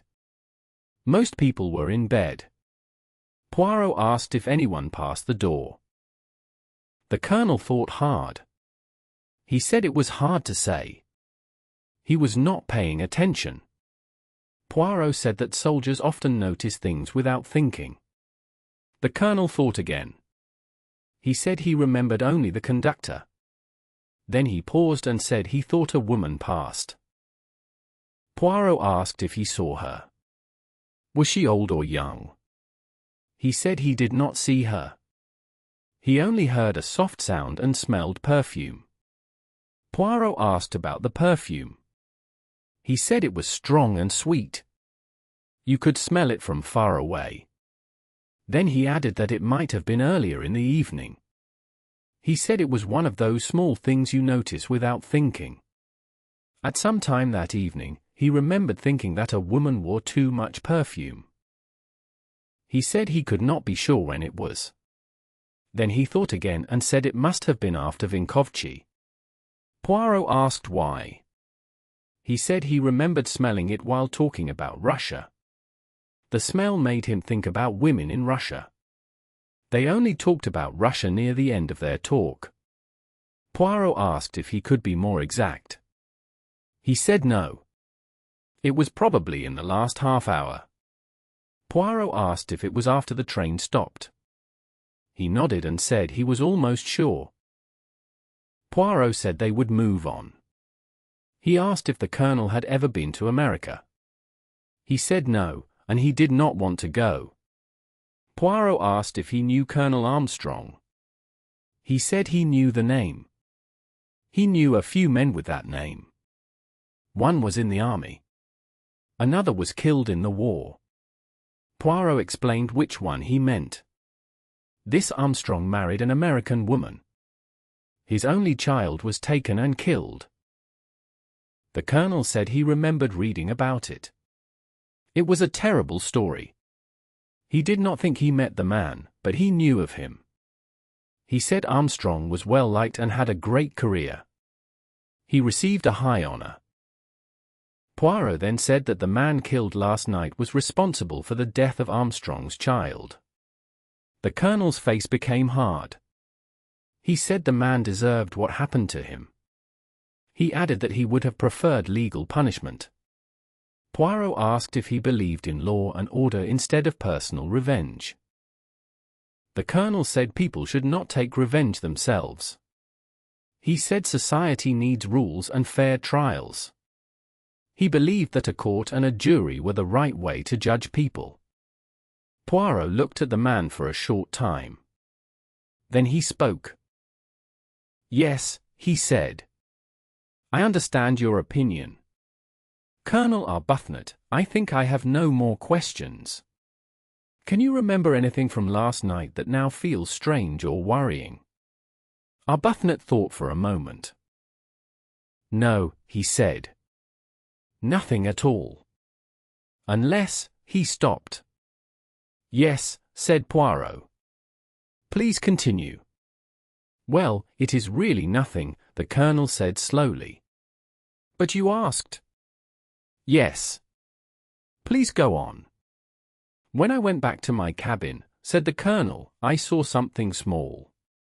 The door of the cabin next to mine, the last one, was not fully closed." "Yes, cabin number 16, said Poirot. "Yes. I saw the door was a little open. The man inside looked out in a quiet and careful way. Then he closed the door very fast. I know it means nothing. But it felt a little strange." Poirot nodded slowly. "I know it sounds silly," said Arbuthnot. "It was very early. Everything was quiet. It just felt odd at the time, like a story in a book. Is probably nothing." He stood up. "Well, if you do not need me any more." "Thank you, Colonel Arbuthnot," said Poirot. "That is all." The Colonel paused. He felt less unhappy now about being asked questions. About Miss Debenham, he said not easily. You can trust her. She is a good and honest woman. He felt a little red in the face and left the room. Dr. Constantine looked curious. What does that mean? He asked. It means, said Poirot, that Miss Debenham comes from a family like Colonel Arbuthnot's. They had the same kind of school and life. Oh, said the doctor, sounding disappointed. So it has nothing to do with the crime. Exactly, said Poirot. He became quiet and tapped the table softly. Then he looked up. Colonel Arbuthnot smokes a pipe, he said. In Mr. Ratchett's cabin, I found a pipe cleaner. Mr. Ratchett only smoked cigars. You think? Asked the doctor. He is the only man so far who says he smokes a pipe, said Poirot. He also knew Colonel Armstrong. Maybe he knew him well, but he does not want to say. So you think it is possible? Asked Book. Poirot shook his head strongly. No, he said. It is impossible. An honest English soldier could not stab a man many times with a knife. It does not fit his character. Do you not feel how impossible it is? That is psychology, said Book. And psychology matters. This crime has a clear style. It is not the style of Colonel Arbuthnot. Now we must speak to the next person. He did not speak about the Italian man, but he thought about him. 9. The evidence of Mr. Hardman. The last first-class passenger was Mr. Hardman. He was a large American man. He had eaten at the same table as the Italian and the servant. He wore a bright suit with squares, a pink shirt, and a shiny tie pin. He was chewing gum as he came in. His face was big and rough, but he looked friendly. Good morning, gentlemen, he said. What do you want from me? You know about the murder, Mr. Hardman? Asked Poirot. Yes, sure, said the American. We must speak to all passengers, said Poirot. That's fine, said Hardman. That's the right way to do it. Poirot looked at the paper in front of him. Your name is Cyrus Bethman Hardman, he said. You are 41. You are from the United States. You sell typewriter ribbons. That's right, said Hardman. You are traveling from Istanbul to Paris. Yes. Why? For work. Do you always travel first class? Yes. My company pays. He smiled and winked.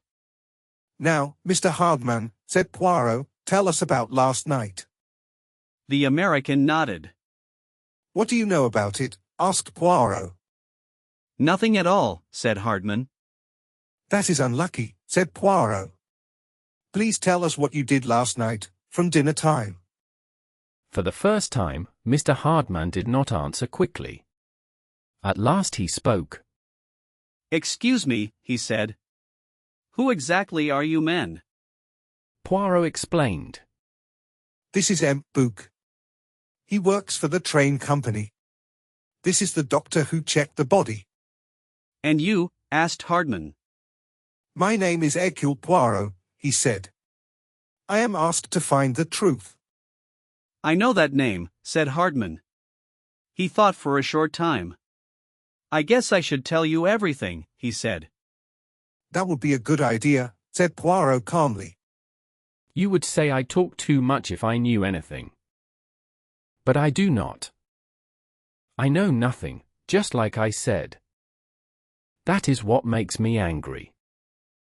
I should know something. Please explain, Mr. Hardman. Mr. Hardman sighed. He took the chewing gum from his mouth and put his hand in his pocket. At once, he seemed different. He stopped acting like a showman. He felt more real. His voice became calmer and more normal. That passport is a trick, he said. This card shows who I really am. Poirot looked carefully at the card Mr. Hardman pushed to him. Book looked too, over Poirot's shoulder.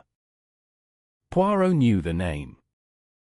It was a famous and trusted private detective agency in New York. Now, Mr. Hardman, Poirot said, please tell us what this means. Sure. This is how it happened. I came to Europe to follow two criminals. That job had nothing to do with this case. The chase ended in Istanbul. I sent a message to my boss and asked what to do next. He told me to come back. I was ready to return to New York. Then I got this letter. He pushed a letter across the table. The Tocatlan Hotel. Dear Sir, you have been pointed out to me as an operative of the Manil Detective Agency. Kindly report at my suite at 4 o'clock this afternoon. S.E. Ratchet. Well, said Poirot. I went at 4 o'clock. Mr. Ratchet explained the problem to me. He showed me 2 letters he had received. He was afraid? Poirot asked. He acted calm, but he was scared. That was clear. He offered me a job. I was to travel on the same train as him to Paris. My task was to protect him. Well, gentlemen, I did travel on the same train. But even so, someone killed him. I feel bad about that. It makes me look careless. Did he tell you what you should do? Poirot asked. Yes. He had a clear plan. He wanted me to stay in the compartment next to his. That plan failed at once. The only place I could get was berth number 16. It was hard to get even that. I think the conductor likes to keep that place free. But that is not important. When I studied the train, I saw that number 16 was actually a good spot. In front of the Istanbul sleeping car was only the dining car. The front door to the platform was locked at night. So a bad man could only come from the back. He would have to pass my compartment. You did not know who might attack him, I suppose? Poirot asked. I knew his looks. Mr. Ratchet described him. What? All 3 men leaned forward. Hardman continued. A small man. Dark. With a soft, woman-like voice. That is what the old man said. He also said it would probably not happen on the first night. More likely on the second or third. He knew something, said M. Book. He knew more than he told his secretary, Poirot said quietly. Did he tell you more about this enemy? Did he say why his life was in danger? No. He did not like to talk about that. He only said the man wanted him dead. A small man. Dark. With a woman-like voice, Poirot repeated. Then he looked sharply at Hardman. You knew who Ratchet really was, of course. Who do you mean, sir? Hardman asked. Ratchet. You recognized him? I don't understand. Ratchet was Cassetti. The man who killed the Armstrong child. Mr. Hardman let out a long whistle. That is a real shock, he said. No, sir. I did not know that. I was in the West when that case happened. I may have seen his picture in the papers, but photos lie. I would not even know my own mother from a newspaper picture. Still, I can believe many people hated Cassetti. Do you know anyone from the Armstrong case who fits that description? Poirot asked. Small, dark, with a woman-like voice. Hardman thought for a short time. It is hard to say. Almost everyone connected to that case is dead. There was the girl who jumped from the window, said Poirot. Yes, that is true, Hardman said. She was a foreign woman. Maybe she had family from abroad. But remember, there were other cases too. The Armstrong case was not the only one. Cassetti had kidnapped before. You cannot think only about that case. But we believe this crime is linked to the Armstrong case, Poirot said. Mr. Hardman looked curious. Poirot said nothing more. The American shook his head. I cannot remember anyone like that from the Armstrong case, he said slowly. 10. The evidence of the Italian. But of course I was not part of it, and I did not know much. Please go on, Mr. Hardman, said Poirot. There is not much to say. I slept in the daytime. I stayed awake at night to watch. The first night was quiet. Nothing strange happened. Last night was the same for me. I left my door a little open and watched. No stranger walked past. You are sure, Mr. Hardman? I am fully sure. No one got on the train from outside. No one came along the train from the back cars. I would swear to that. Could you see the conductor from where you were? Yes. He sits on a small seat right near my door. Did he leave that seat after the train stopped at Vinkovci? That was the last stop, yes.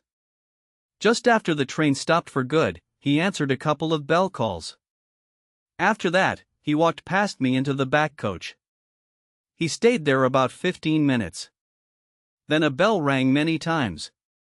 He came back quickly. I stepped into the corridor to see what was wrong. I felt a little nervous, you know. But it was only the American lady. She was very angry about something. I smiled. Then the conductor went to another room. He came back with a bottle of mineral water for someone.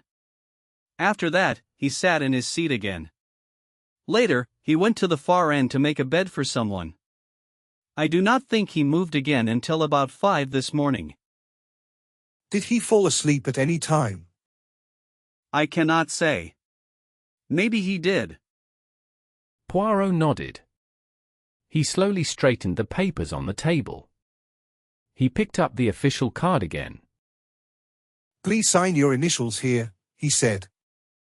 The man did so.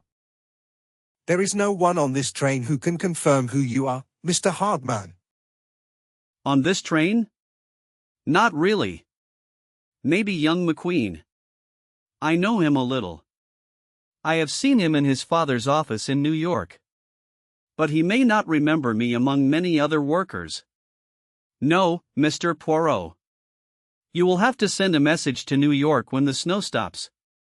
That is fine with me. I am not lying. Well, goodbye, gentlemen. I am pleased to meet you, Mr. Poirot. Poirot held out his cigarette case. Or do you prefer a pipe? No. He took a cigarette and walked away quickly. The three men looked at each other. Do you think he is honest? Asked Dr. Constantine. Yes, said Poirot. I know that kind of man. Also, his story would be easy to check. He gave us something very interesting, said M. Book. Yes, said Poirot. A small man, dark, with a high voice, said M. Book slowly. A description that fits no one on the train, said Poirot. And now, said Poirot with a light smile, we will make M. Book happy and see the Italian. Antonio Foscarelli entered the dining car with quick, light steps. His face was bright and friendly. He looked like a typical Italian man, warm and dark-skinned. He spoke French easily, with only a small accent. Your name is Antonio Foscarelli. Yes, monsieur. You are an American citizen now? The man smiled. Yes, monsieur. It is better for my business. You sell Ford motor cars? Yes, you see. He began to talk at once. He spoke a lot and very fast. He explained his work, his travels, his money, and his thoughts about America and many European countries. There was almost nothing left to ask. He did not need questions. The words poured out of him. His kind, simple face looked proud. At last, he stopped, wiped his forehead with a handkerchief, and smiled. You see, he said, I do big business. I am modern. I understand how to sell. You have lived in the United States on and off for the last 10 years. Yes, monsieur. I remember the day I first took the ship to America, so far away. My mother, my little sister. Poirot stopped him gently. While you were in the United States, did you ever meet the dead man? Never. But I know his type. Oh yes. He snapped his fingers. He looks proper and well dressed, but inside he is bad. From my experience, I would say he was a big criminal. That is my opinion. Your opinion is correct, said Poirot calmly. Ratchet was Cassetti, the man who kidnapped the child. What did I say? Cried the Italian. I have learned to read faces. You must learn that. In America they teach you how to sell properly. You remember the Armstrong case? I remember a little. The name, yes. It was a small girl, a baby, was it not? Yes. It was very sad. The Italian did not seem to agree. Ah well, such things happen, he said calmly. In a great country like America. Poirot stopped him at once. Did you ever meet anyone from the Armstrong family? No, I do not think so. It is hard to be sure. I can tell you some numbers. Last year I sold. Monsieur, please stay on the subject. The Italian spread his hands to say sorry. Forgive me. Please tell me exactly what you did last night, from dinner on. With pleasure. I stay in the dining car for a long time. I enjoy it. I talk with the American man at my table. He sells ribbons for typewriters. Then I go back to my cabin. It is empty. The unhappy Englishman who shares it is away helping his master. Later he comes back. He looks sad, as always. He does not talk. He only says yes or no. English people are cold and not friendly. He sits very straight in the corner and reads a book. Then the conductor comes and prepares our beds. Cabins 4 and 5, said Poirot softly. Yes, the last one. My bed is the top one. I climb up. I smoke and read. The little Englishman has a bad tooth, I think. He takes out a small bottle with a very strong smell. He lies in bed and makes unhappy sounds. After some time, I fall asleep. When I wake up, I still hear him making these sounds. Do you know if he left the cabin during the night? I do not think so. I would hear that. When the corridor light comes on, you wake up at once. You think it is the border control. Did he ever talk about his master? Did he show anger toward him? I tell you, he did not talk. He was cold. Like a fish. You smoke. What do you smoke? Only cigarettes. Poirot offered him one, and he took it. Have you been to Chicago? Asked M. Book. Oh yes, a fine city. But I know New York, Cleveland, and Detroit better. Have you been to America? No? You should go. Poirot pushed a paper toward him. Please sign this and write your home address. The Italian wrote quickly and stood up. He still smiled. That is all? You do not need me again? Good day, gentlemen. I hope we leave the snow soon. I have a meeting in Milan. He shook his head. I will lose this business. He left. Poirot looked at his friend. He has lived a long time in America, said Book. He is Italian. Italians use knives. And they lie easily. I do not like Italians. It shows, said Poirot with a smile. Maybe you are right. But there is no proof against him at all. And what about the mind?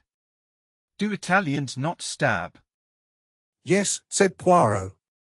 Often in anger. But this crime is different. I think it was planned with great care. It was calm and careful.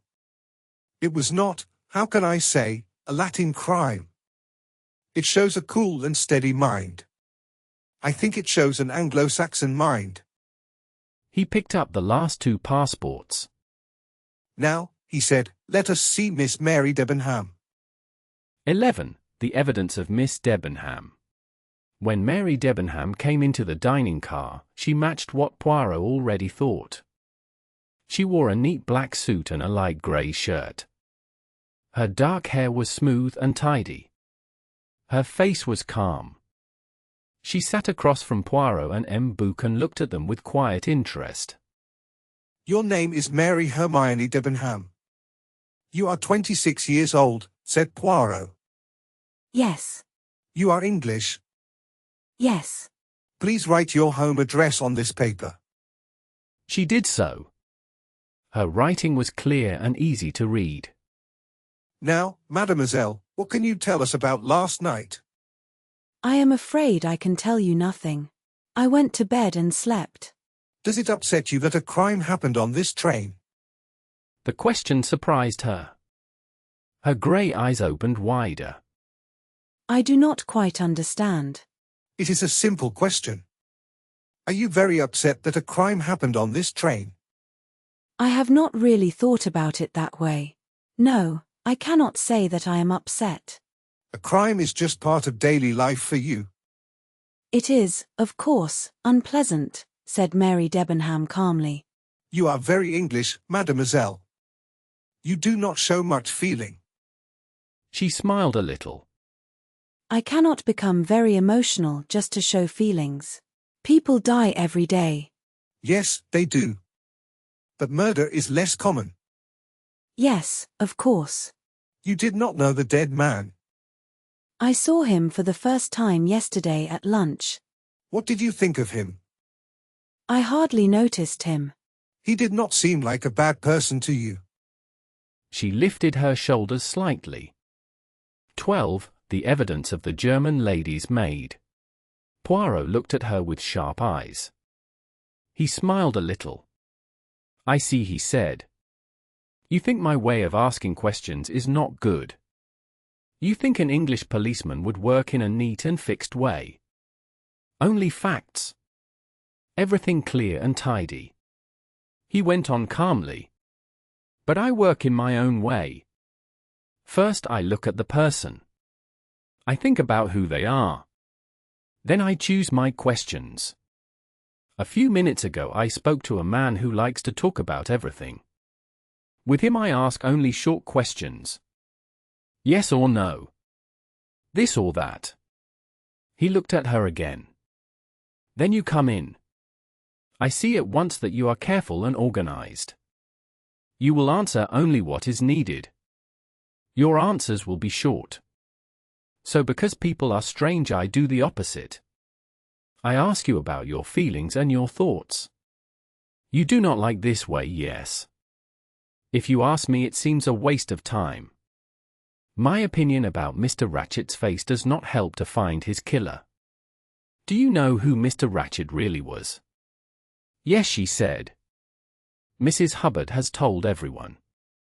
And what do you think about the Armstrong case? It was terrible, the girl said firmly. Poirot studied her face. You are coming from Baghdad, Miss Debenham. Yes. And you are going to London. Yes. What work were you doing in Baghdad? I was a governess for 2 children. Will you go back to that job after your holiday? I am not sure. Why not? Baghdad is very quiet. I think I would like a job in London if I can find one. I see. I thought perhaps you were going to get married. Miss Debenham did not answer. She looked straight at him. Her look clearly said that his question was rude. What do you think of the lady who shares your compartment, Miss Chausson? She seems kind and simple. What color is her dressing gown? Brown, I think. Natural wool. Yes. I noticed your dressing gown earlier on the journey. Light purple, yes. Yes. Do you have another one? A red one, for example? No. That one is not mine. Then whose is it? I don't know. What are you asking? You did not say there is no such thing. You said it is not mine. That means it belongs to someone else. She nodded. Someone else on this train? Yes. Who? I don't know. This morning about 5 o'clock I woke up. The train had stopped for a long time. I opened my door and looked into the corridor. I thought we were at a station. I saw a person wearing a red kimono farther down the corridor. And you did not see who it was? Was she light-haired or dark-haired? Old or young? I can't say. She wore a small cap and I saw only the back of her head. Was she tall or short? I think she was quite tall and slim, but I am not sure. The kimono had dragon pictures on it. Yes, yes. Dragons. He was quiet for a moment. I do not understand, he said to himself. None of this fits. I will not keep you any longer, miss. Oh. She seemed surprised, but she stood up at once. The Swedish lady Miss Chausson is very worried. You told her she was the last person to see the man alive. She thinks you suspect her. Can I tell her she is wrong? She is the kind of person who would never hurt anyone. She smiled a little. What time did she go to get the aspirin from Mrs. Hubbard? Just after 10:30. How long was she away? About 5 minutes. Did she leave the compartment again during the night? No. Then you can reassure your friend. Thank you, she said. She smiled warmly. She is like a sheep. She worries easily. Then she went out. I do not fully understand you, my old friend. Poirot sighed. You were trying to do what? I was looking for a weakness, my friend. A weakness? Yes. I wanted to test how calm the young lady really was. I tried to upset her calm manner. I do not know if I did it. But I know this.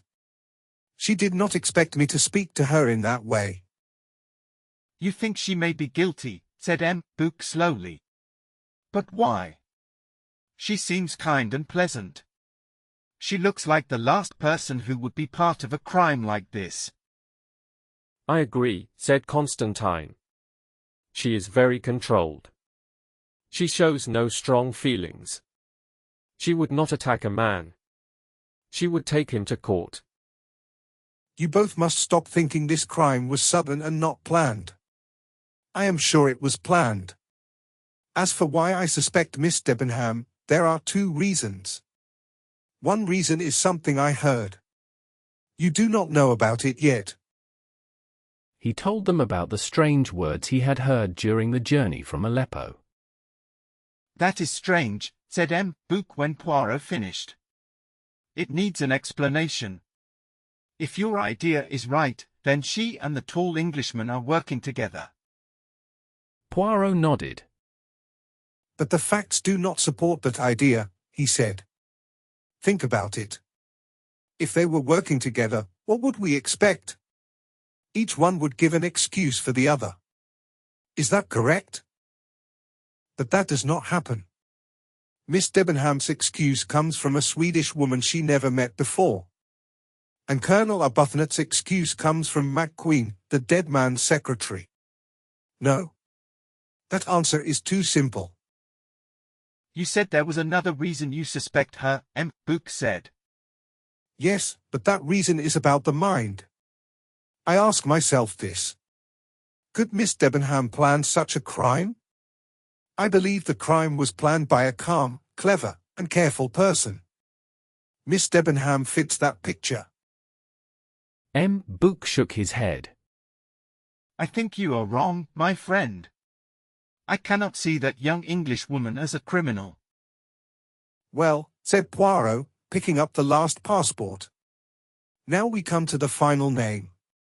Hildegard Schmidt, lady's maid. The attendant called her. Hildegard Schmidt came into the dining car and waited politely. Poirot asked her to sit down. She sat and folded her hands. She waited quietly for his questions. She looked calm and respectable, but not very clever. Poirot spoke to her in a very different way than he had spoken to Mary Debenham.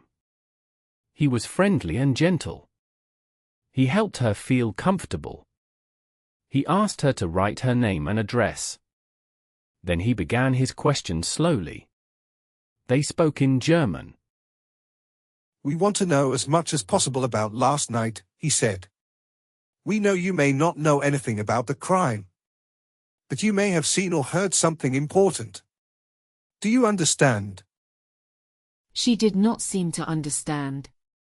Her kind face stayed blank as she answered. I know nothing, monsieur. Well, you know your mistress called for you last night. Yes, monsieur. Do you remember the time? No, monsieur. I was asleep when the attendant came to tell me. Was it usual for her to call you at night? Yes, monsieur. It was not unusual. The gracious lady often needed help at night. She did not sleep well. So you were called and you got up. Did you put on a dressing gown? No, monsieur. I put on some clothes.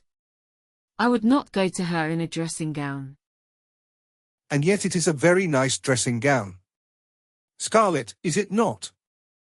She stared at him. It is dark blue flannel, monsieur. Ah, just a little joke. Please go on. You went to the princess. What did you do there? I gave her a massage, monsieur. Then I read aloud. I do not read very well.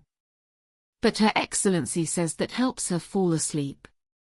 When she became sleepy, she told me to go. I closed the book and went back to my own compartment. Do you know what time that was? No, monsieur. How long were you with her? About half an hour, monsieur.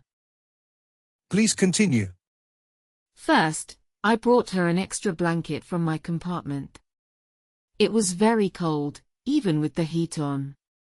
I placed the blanket over her. She wished me good night. I poured her some mineral water. Then I turned off the light and left. And then? There is nothing more, monsieur. I returned to my carriage and went to sleep. You did not meet anyone in the corridor? No, monsieur. You did not see a lady in a red robe with dragons on it? Her eyes opened wide. No, monsieur. There was no one. Only the attendant. Everyone was asleep. But you did see the conductor. Yes, monsieur. What was he doing? He came out of one of the compartments, monsieur. What? Book leaned forward. Which one? Hildegard Schmidt looked afraid again. Poirot looked at his friend in a warning way. Of course, Poirot said calmly. A conductor often answers bells at night. Do you remember which compartment it was? It was near the middle of the coach, monsieur.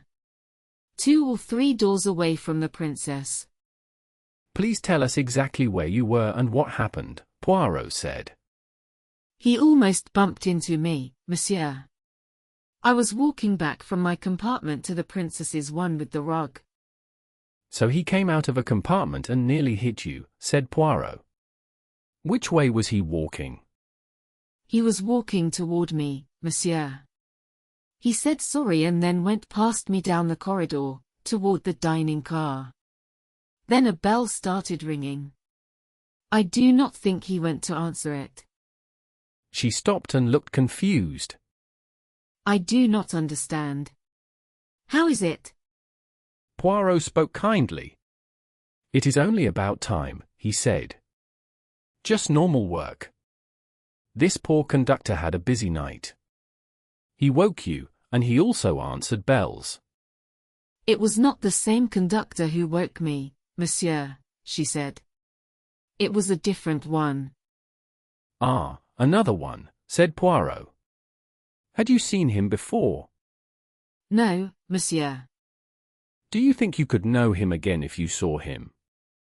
I think so, monsieur. Poirot whispered something to M. Bouc. M. Bouc stood up and went to the door to give an order. Poirot kept asking questions in a friendly way. Have you ever been to America, Fräulein Schmidt? Never, monsieur. I think it must be a nice country. You have heard who the dead man really was, said Poirot. That he caused the death of a small child. Yes, monsieur. I heard.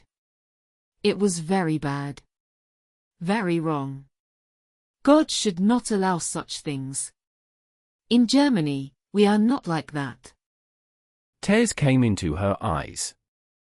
She felt deep sadness, like a mother would. It was a terrible crime, Poirot said seriously. He took a small cloth from his pocket and gave it to her. Is this your handkerchief, Fräulein Schmidt? She looked at it in silence. After a moment, she raised her head. Her face was a little red. No, monsieur. It is not mine. It has the letter H, said Poirot. That is why I asked. Ah, monsieur, this is a lady's handkerchief. A very costly one. Made by hand. I think it comes from Paris. So it is not yours, and you do not know whose it is? No, monsieur. I do not. Only Poirot noticed a small pause in her answer. M. Bouc whispered to him. Poirot nodded and spoke to the woman. The 3 sleeping car conductors will come in now. Please tell me which one you met last night when you carried the rug to the princess. The 3 men came in. There was Pierre Michel, the tall blonde conductor from the Athens-Paris coach, and the large, strong conductor from the Bucharest coach. Hildegard Schmidt looked at them and shook her head at once. No, monsieur, she said. None of these men is the one I saw last night. But these are the only conductors on the train, said M. Bouc. You must be wrong. I am sure, monsieur, she said. These men are all tall and big. The man I saw was small and dark. He had a little moustache. His voice was soft, like a woman's, when he said pardon. I remember him very clearly, monsieur. 13. Summary of the passenger's evidence. A small dark man with a soft voice, said M. Bouc. The 3 conductors and Hildegard Schmidt had left the room. M. Bouc lifted his hands in despair. I understand nothing, he said. Nothing at all. The enemy that Ratchet spoke of was on the train after all. But where is he now? How could he disappear like that? My head spins. Please, my friend, say something. Show me how something that seems impossible can be real. That is a good way to say it, Poirot replied. If something seems impossible, then what we believe must change. Then tell me quickly, said M. Bouc. What really happened on the train last night? I am not a magician, my friend, Poirot said. Like you, I am also confused. This case is moving in a very strange way. It is not moving at all, said M. Bouc. It stays in the same place. Poirot shook his head. No, that is not true. We have learned more. We have heard what the passengers say. We have heard what the passengers say. And what does that give us? Asked M. Book. Nothing. I do not agree, said Poirot gently. Maybe I speak too strongly, said M. Book. The American hard man and the German maid have added something. But they only make the whole matter harder to understand. No, no, no, Poirot said in a calm voice. M. Book turned toward him. Speak, then. Let us hear the wisdom of Hercule Poirot. Did I not say that I am confused, just like you? But we can still face the problem. We can put the facts in order. We can think in a calm way. Please go on, monsieur, said Dr. Constantine. Poirot cleared his throat. He made the paper on the table neat. Let us look at the case as it is now. First, we have some clear facts. The man called Ratchet, or Cassetti, was stabbed 12 times. He died last night. That is our first fact. I agree, said M. Book with a smile that showed doubt. Poirot did not look upset. He spoke in a quiet way. For the moment, I will not talk about some strange things that Dr. Constantine and I have already discussed. I will speak about them later. The next important fact, for me, is the time of the crime. That is one of the few things we do know, said M. Book. The crime happened at 1:15 this morning. All signs point to that time. Not all signs, Poirot said. You say too much. There is good evidence, yes. But not everything agrees. I am glad you say that, said M. Book. Poirot went on, calm and steady.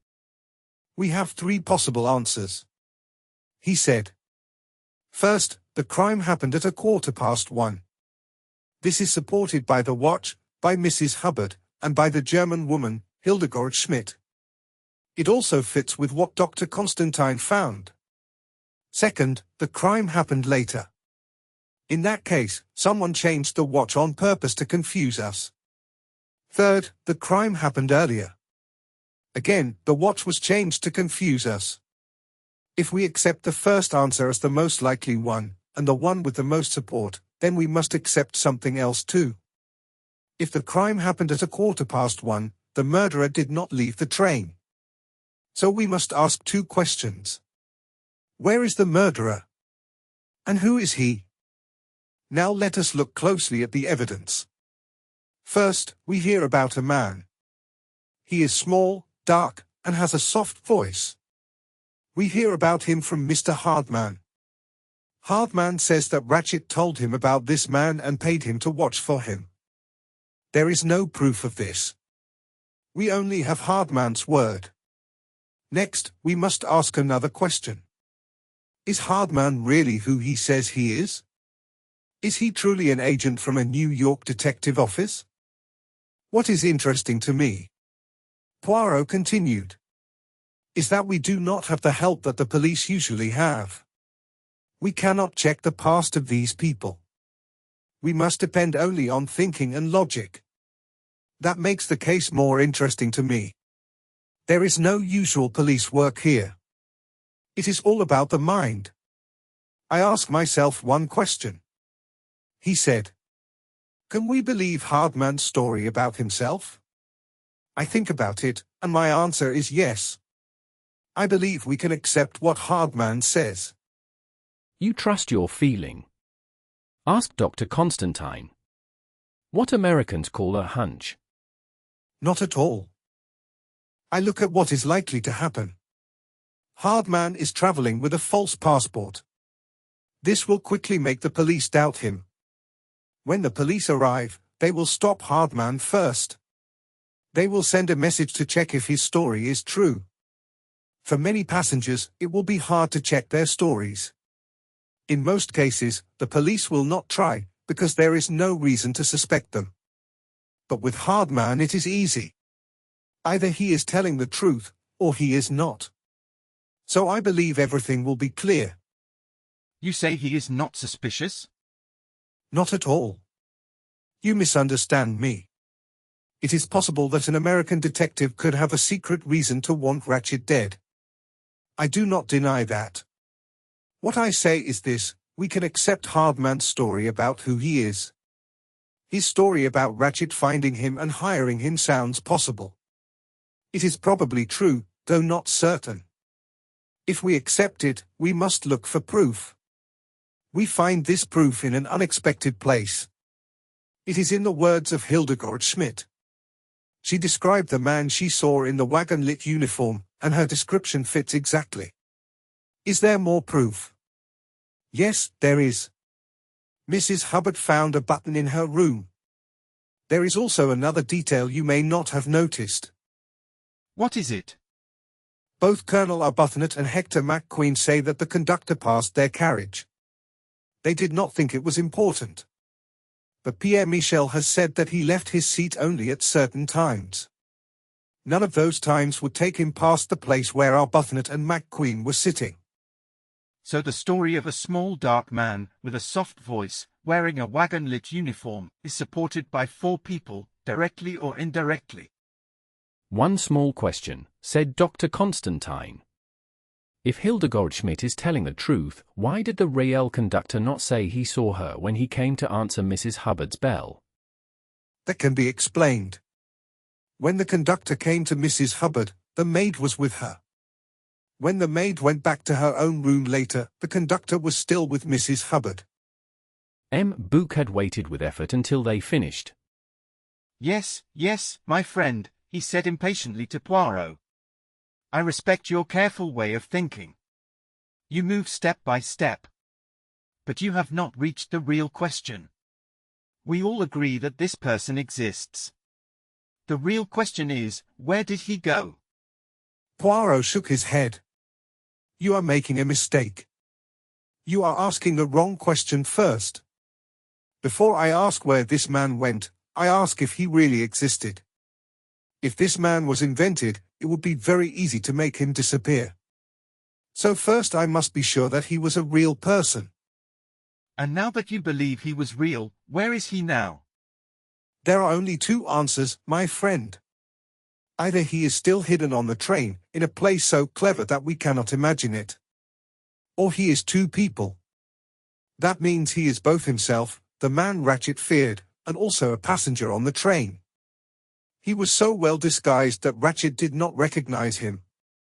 That is an interesting idea, said M. Book, looking pleased. Then his face became serious again. But there is one problem. Poirot finished for him. The height of the man. Yes, that is what you mean. All the passengers are tall men, except Ratchet's servant.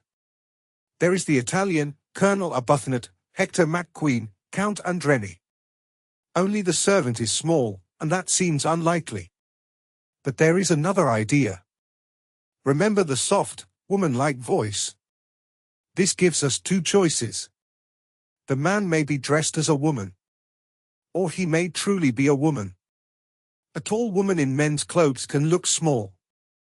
But surely Ratchet would have known. Perhaps he did know. Perhaps this woman had already tried to kill him before, dressed as a man to do it better.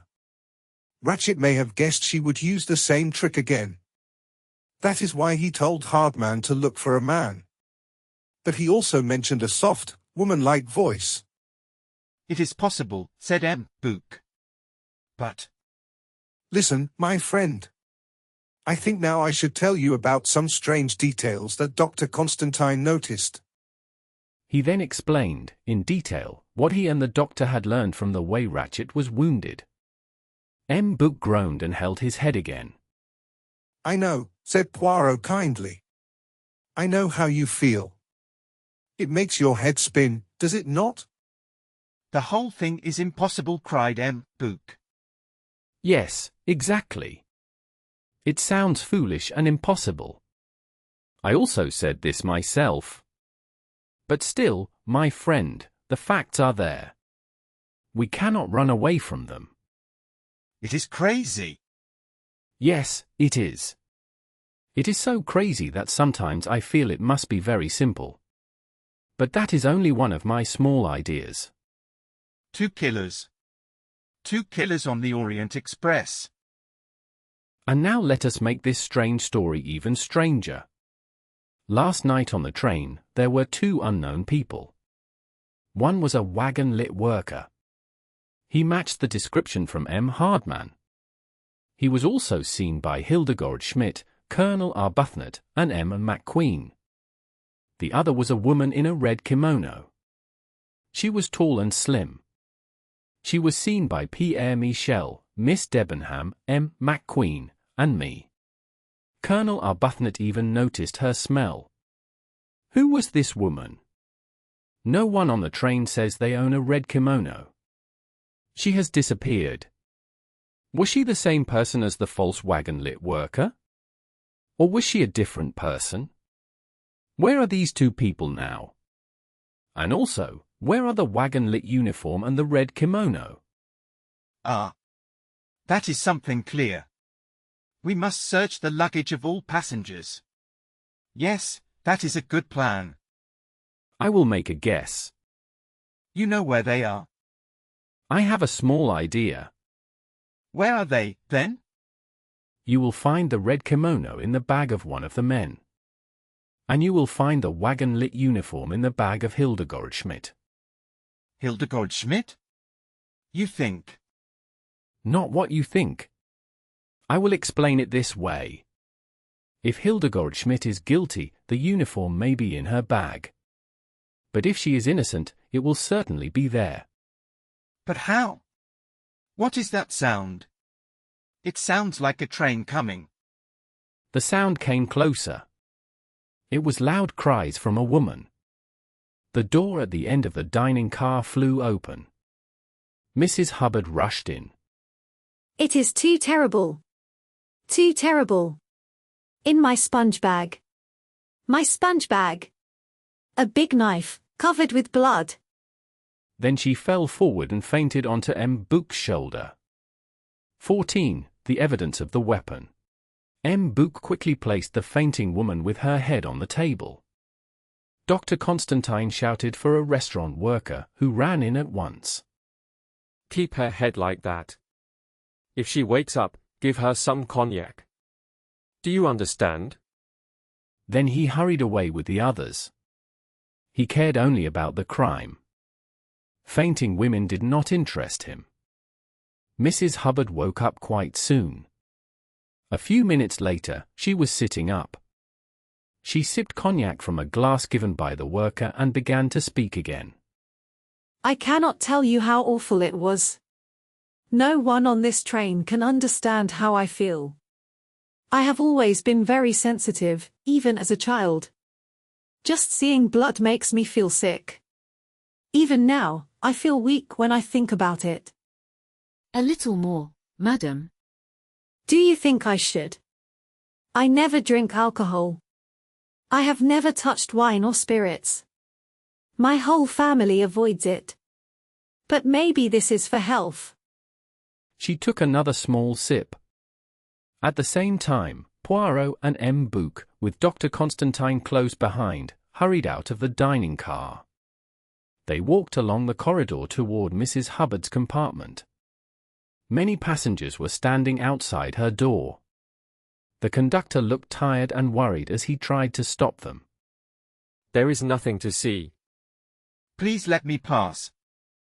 He pushed his way through the crowd and entered the compartment. Poirot followed him. I am glad you are here, monsieur. Everyone tried to come in. The American lady screamed so loudly. I thought she had been killed too. I ran here, and she was screaming wildly. She told me to get you, and then she ran off, shouting to everyone what had happened. It is there, monsieur. I did not touch it. Hanging from the door handle was a large checked rubber sponge bag. On the floor below it lay a long knife. It looked cheap and had a straight blade. The handle had a fake Eastern design. The blade had dark stains that looked like rust. Poirot picked it up carefully. Yes. There is no doubt. Here is the missing weapon. Is that right, Doctor? The doctor examined it. You do not need to be so careful, said Poirot. Only Mrs. Hubbard's fingerprints will be on it. Constantine looked at the knife. He finished quickly. Yes, this is the weapon, he said. It could explain all the injuries. My friend, please do not say that, Poirot said. The doctor looked surprised. Why? We already have too many strange chances, said Poirot.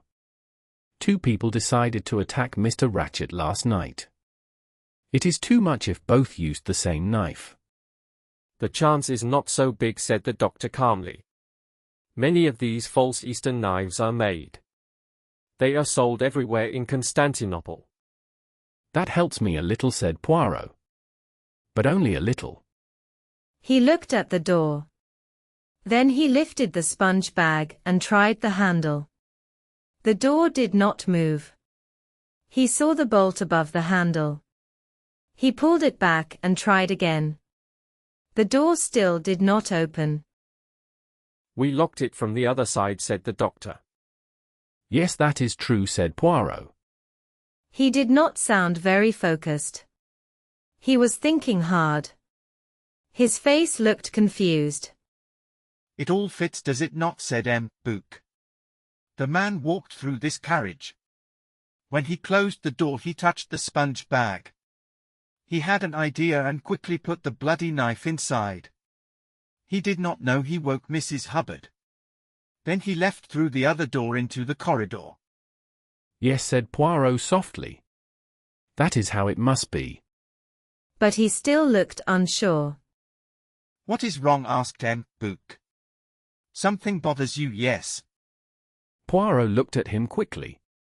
You do not feel it. No, I see you do not. It is a small thing. The conductor looked inside the carriage. The American lady is coming back.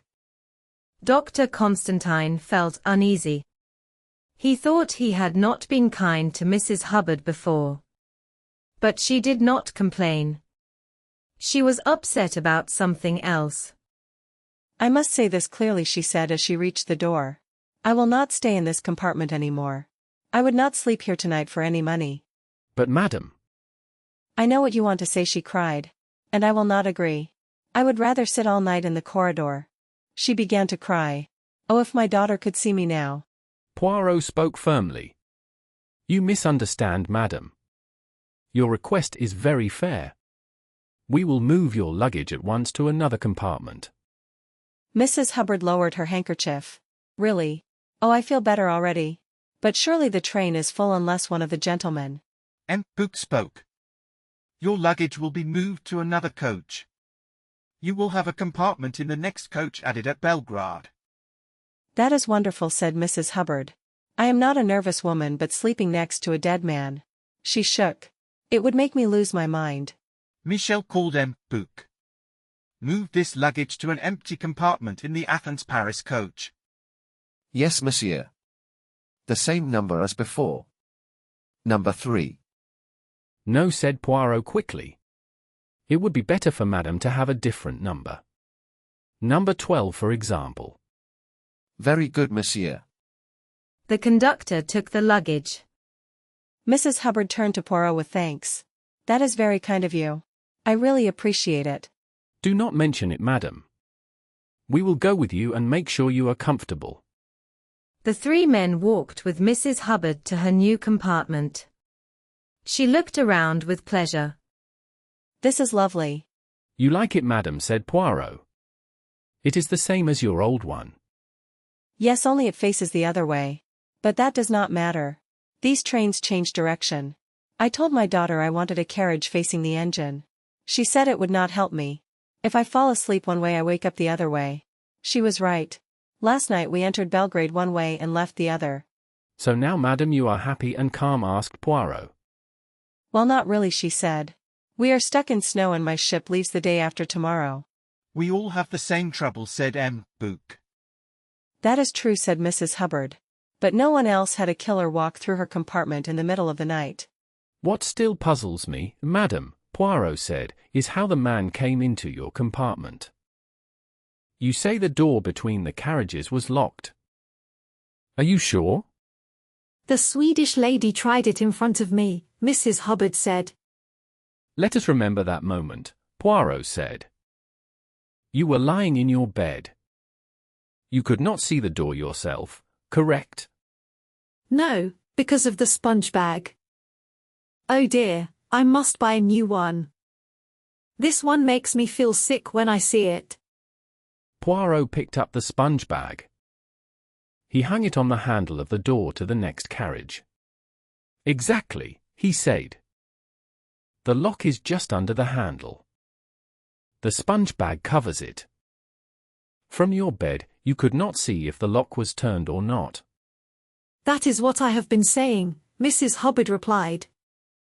And Miss Chaulson, the Swedish lady, stood between you and the door. She tried the door and told you it was locked. Yes, that is right. Still, madam, she may have been mistaken, Poirot said gently. The lock is only a small piece of metal.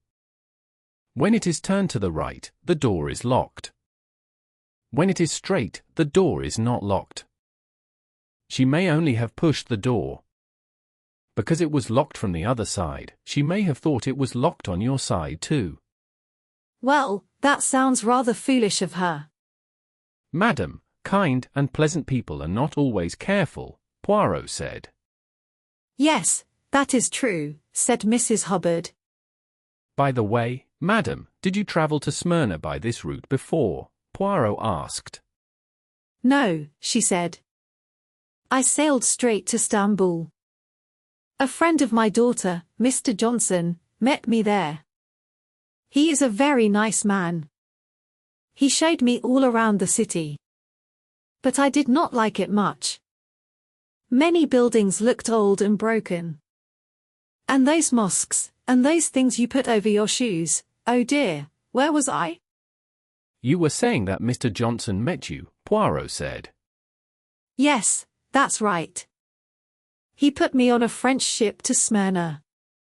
My daughter's husband was waiting for me at the dock. What will he say when he hears about all this? My daughter said this was the safest and easiest way. She said, you just sit in your train car, and you arrive right in Paris. The American Express will meet you there. And now what will I do about my ship ticket? I must cancel it. I cannot use it now. This is all so terrible. Mrs. Hubbard began to cry again. Poirot moved a little and spoke quickly. You have had a shock, madam. I will ask the waiter to bring you some tea and biscuits. I am not sure I want tea, Mrs. Hubbard said through tears. That feels very English. Then coffee, madam, Poirot said. You need something to help you feel better. That drink earlier made my head feel strange, she said. I think coffee would be good. Very good, Poirot said. You must get your strength back. What a funny way to say it, she replied. But first, madam, there is one small matter, Poirot said. May I search your luggage? What for? She asked. We are going to check the luggage of all the passengers. I do not wish to upset you, but think of the sponge bag. Oh dear. Yes, you should. I could not stand another surprise like that. The search did not take long. Mrs. Hubbard had very little luggage.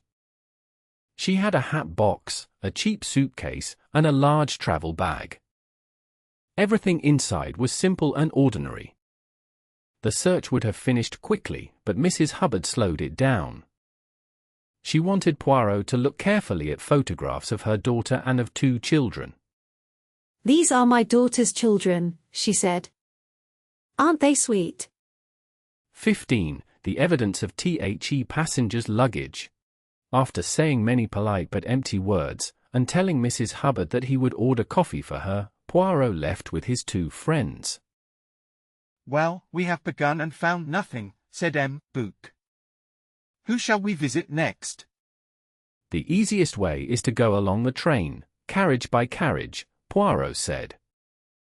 So we begin with number 16. That is Mr. Hardman. Mr. Hardman was smoking a cigar when they arrived. He smiled at them. "Come in, gentlemen, if you can," he said. "It is a bit tight in here." Book explained why they were there. Mr. Hardman nodded. "That's fine," he said. "I was surprised you did not come sooner. Here are my keys. You can search everything. You can even check my pockets if you want. Shall I pull the bags down for you?" The conductor will do that, Poirot said.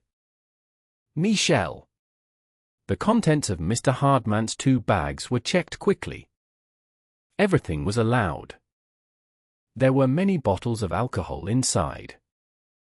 Mr. Hardman gave a small smile. They do not often search your bags at the borders.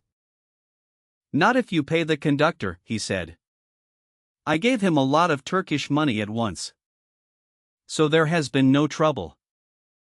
"And in Paris?" asked Mr. Hardman. He winked again.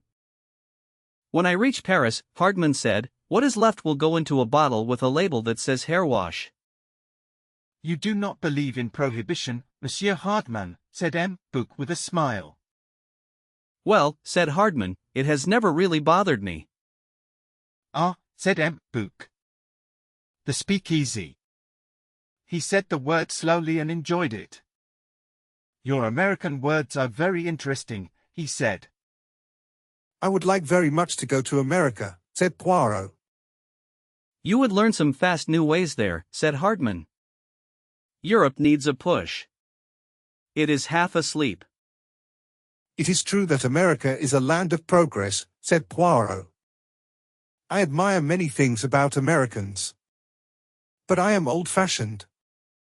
I find American women less charming than women from my own countries. French and Belgian girls are lively and sweet. For me, no one is better. Hardman turned to look at the snow. "Maybe you are right, Poirot," he said. "But every country likes its own girls best." He blinked. "The snow is very bright, isn't it?" Then he said, "This whole thing is making me nervous. The killing, the snow, everything. And nothing is happening. We are just waiting. I want to be busy, chasing someone or something." The true Western love of action, said Poirot with a smile. The conductor put the bags back. They went to the next compartment. Colonel Arbuthnot sat in the corner. He smoked a pipe and read a magazine. Poirot told him why they were there. The colonel did not object. He had 2 heavy leather suitcases. "The rest of my things went by ship," he said. Like many army men, he packed very neatly. The search did not take long. Poirot saw a packet of pipe cleaners. Do you always use this kind? He asked. "Usually," said the colonel. "If I can get them." "Ah," said Poirot. He nodded. These pipe cleaners were the same as the one found in the dead man's room. Later, in the corridor, Dr. Constantine spoke about this. "All the same," said Poirot softly, "I can hardly believe it. It is not his way. And that says everything." The next door was closed. It was the compartment of Princess Dragomirov. They knocked. Her deep voice said, "Come in." Book spoke for them. He was very polite and respectful. He explained their reason. The princess listened in silence. Her small face showed no feeling. "If it is needed, gentlemen," she said at last, "then so be it. My maid has the keys. She will help you." Does your maid always carry your keys, madam? Asked Poirot. Of course, she said. And if, during the night at a border, the officers asked to open a bag? She lifted her shoulders. It is not likely. But if so, the conductor would bring her.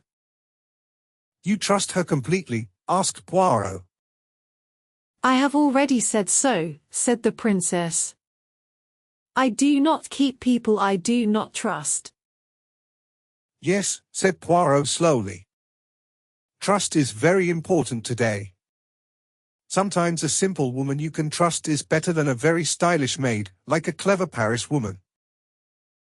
The princess turned her dark eyes and looked straight at him. What do you mean, Poirot? Nothing, madam. Nothing at all.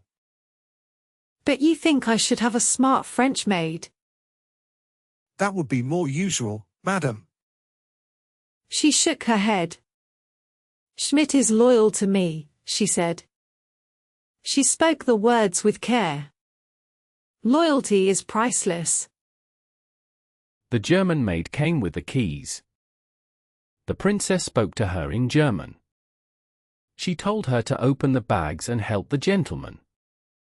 The princess stayed in the corridor and looked at the snow. Poirot stayed with her. Bouc searched the luggage.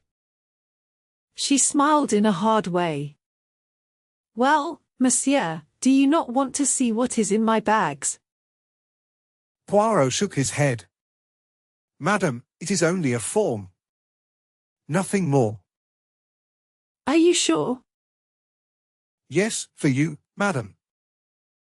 And yet I knew and loved Sonia Armstrong. What do you think? That I would dirty my hands by killing a bad man like Cassetti? Maybe you are right. She was quiet for a moment.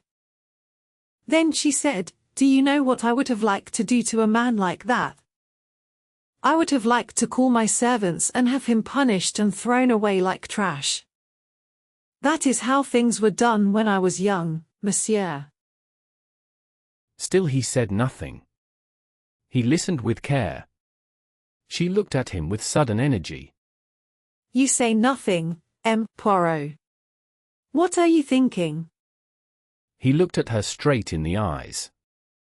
I think, madam, that your real power is in your mind, not in your body. She looked down at her thin arms in black clothes. Her hands were yellow and thin. She wore many rings. It is true. I have no strength in them. None at all. I do not know if that makes me sad or glad. Then she turned quickly back to her carriage. Her maid was busy packing the cases. The princess stopped Bouc when he began to apologize. There is no need to say sorry, monsieur. A murder has happened. Some things must be done. That is all. You are very kind, madam. She gave a small nod and left. The doors of the next two carriages were closed. Bouc stopped and scratched his head. This is not good. They have diplomatic passports. Their bags are not checked. Not checked by customs, yes? But this is different. There is a murder. I know. But I do not want trouble. Do not worry. The Count and Countess will understand. You saw how calm the princess was. She is a great lady. These two are also important people. But the Count seems quick to anger. He was unhappy when you spoke to his wife. This will annoy him more. Why not leave them? They cannot be involved. Why make trouble for myself? I do not agree. I believe Count Andreni will be reasonable. We must at least try. Before Bouc could answer, Poirot knocked hard on the door of number 13. A voice inside said, "Come in." The Count sat near the door and read a newspaper. The Countess lay in the corner by the window. A pillow was behind her head. She looked as if she had been asleep. Excuse me, Monsieur le Comte. Sorry to disturb you. We are checking all luggage on the train. Usually it is only a form. But it must be done. Book says that, because you have diplomatic papers, you may refuse. The Count thought for a moment. Thank you. But I do not wish for special treatment. Please check our bags like the others. He looked at his wife. You do not mind, Helena? Not at all. The search was quick and simple. Poirot seemed a little uncomfortable. He spoke about small, unimportant things. This label is very wet, madam. The Countess did not answer. She looked bored. She stayed in her corner and stared out of the window while the men checked her bags in the next space. Poirot ended by opening the small cupboard above the wash basin. Inside were a sponge, face cream, powder, and a small bottle marked Trianal. After polite words, they left. Next came Mrs. Hubbard's carriage, then the carriage of the dead man, and then Poirot's own. After that, they went to second class. In the first second-class carriage, numbers 10 and 11, Mary Debenham was reading a book. Greta Chausson was asleep, but she woke suddenly when they entered. Poirot repeated his usual words. The Swedish woman looked nervous. Mary Debenham stayed calm. If you allow, mademoiselle, we will check your bags first. Then, if you are willing, please go to see the American lady. She is now in the next coach. She is very upset after what she found. I have sent coffee to her. But I think she needs someone to talk to. The kind woman agreed at once. She said the shock must have been terrible. The poor lady was already tired from the journey and from leaving her daughter. Yes, she would go right away. Her case was not locked. She would also take some smelling salts. She hurried off. Her things were checked quickly. She had very little. She had not noticed that some wires were missing from her hat box. Miss Debenham had put down her book. She was watching Poirot. When he asked, she gave him her keys. As he lifted down her case and opened it, she said, Why did you send her away, M? Poirot? I am here, mademoiselle. I came to help the American lady. That is a good excuse, but it is still an excuse. I do not understand you, mademoiselle. I think you understand very well. She smiled. You wanted to speak to me alone. Is that not true? You put words in my mouth, mademoiselle. And ideas in your head? No. The ideas are already there. Is that not right? Mademoiselle, we have a saying. When someone makes excuses, they blame themselves. Is that what you mean? You must see that I can observe things and think clearly. For some reason, you believe I know something about this ugly matter. You think I know about the murder of a man I never met before. You imagine this, mademoiselle? No, I do not imagine it. I think we waste time when we do not speak honestly. We talk around the truth instead of saying it clearly. You do not like wasting time. You prefer to be direct. Very well. I will be direct too. I will ask about words I heard on the journey from Syria. I left the train at Konya to walk a little. I heard your voice and the colonel's voice in the night. You said to him, not now. Not now. When it is finished. When it is behind us. What did you mean by those words, mademoiselle? She spoke very calmly. Do you think I meant murder? I am asking you, mademoiselle. She sighed and thought for a short time. Then she lifted her head.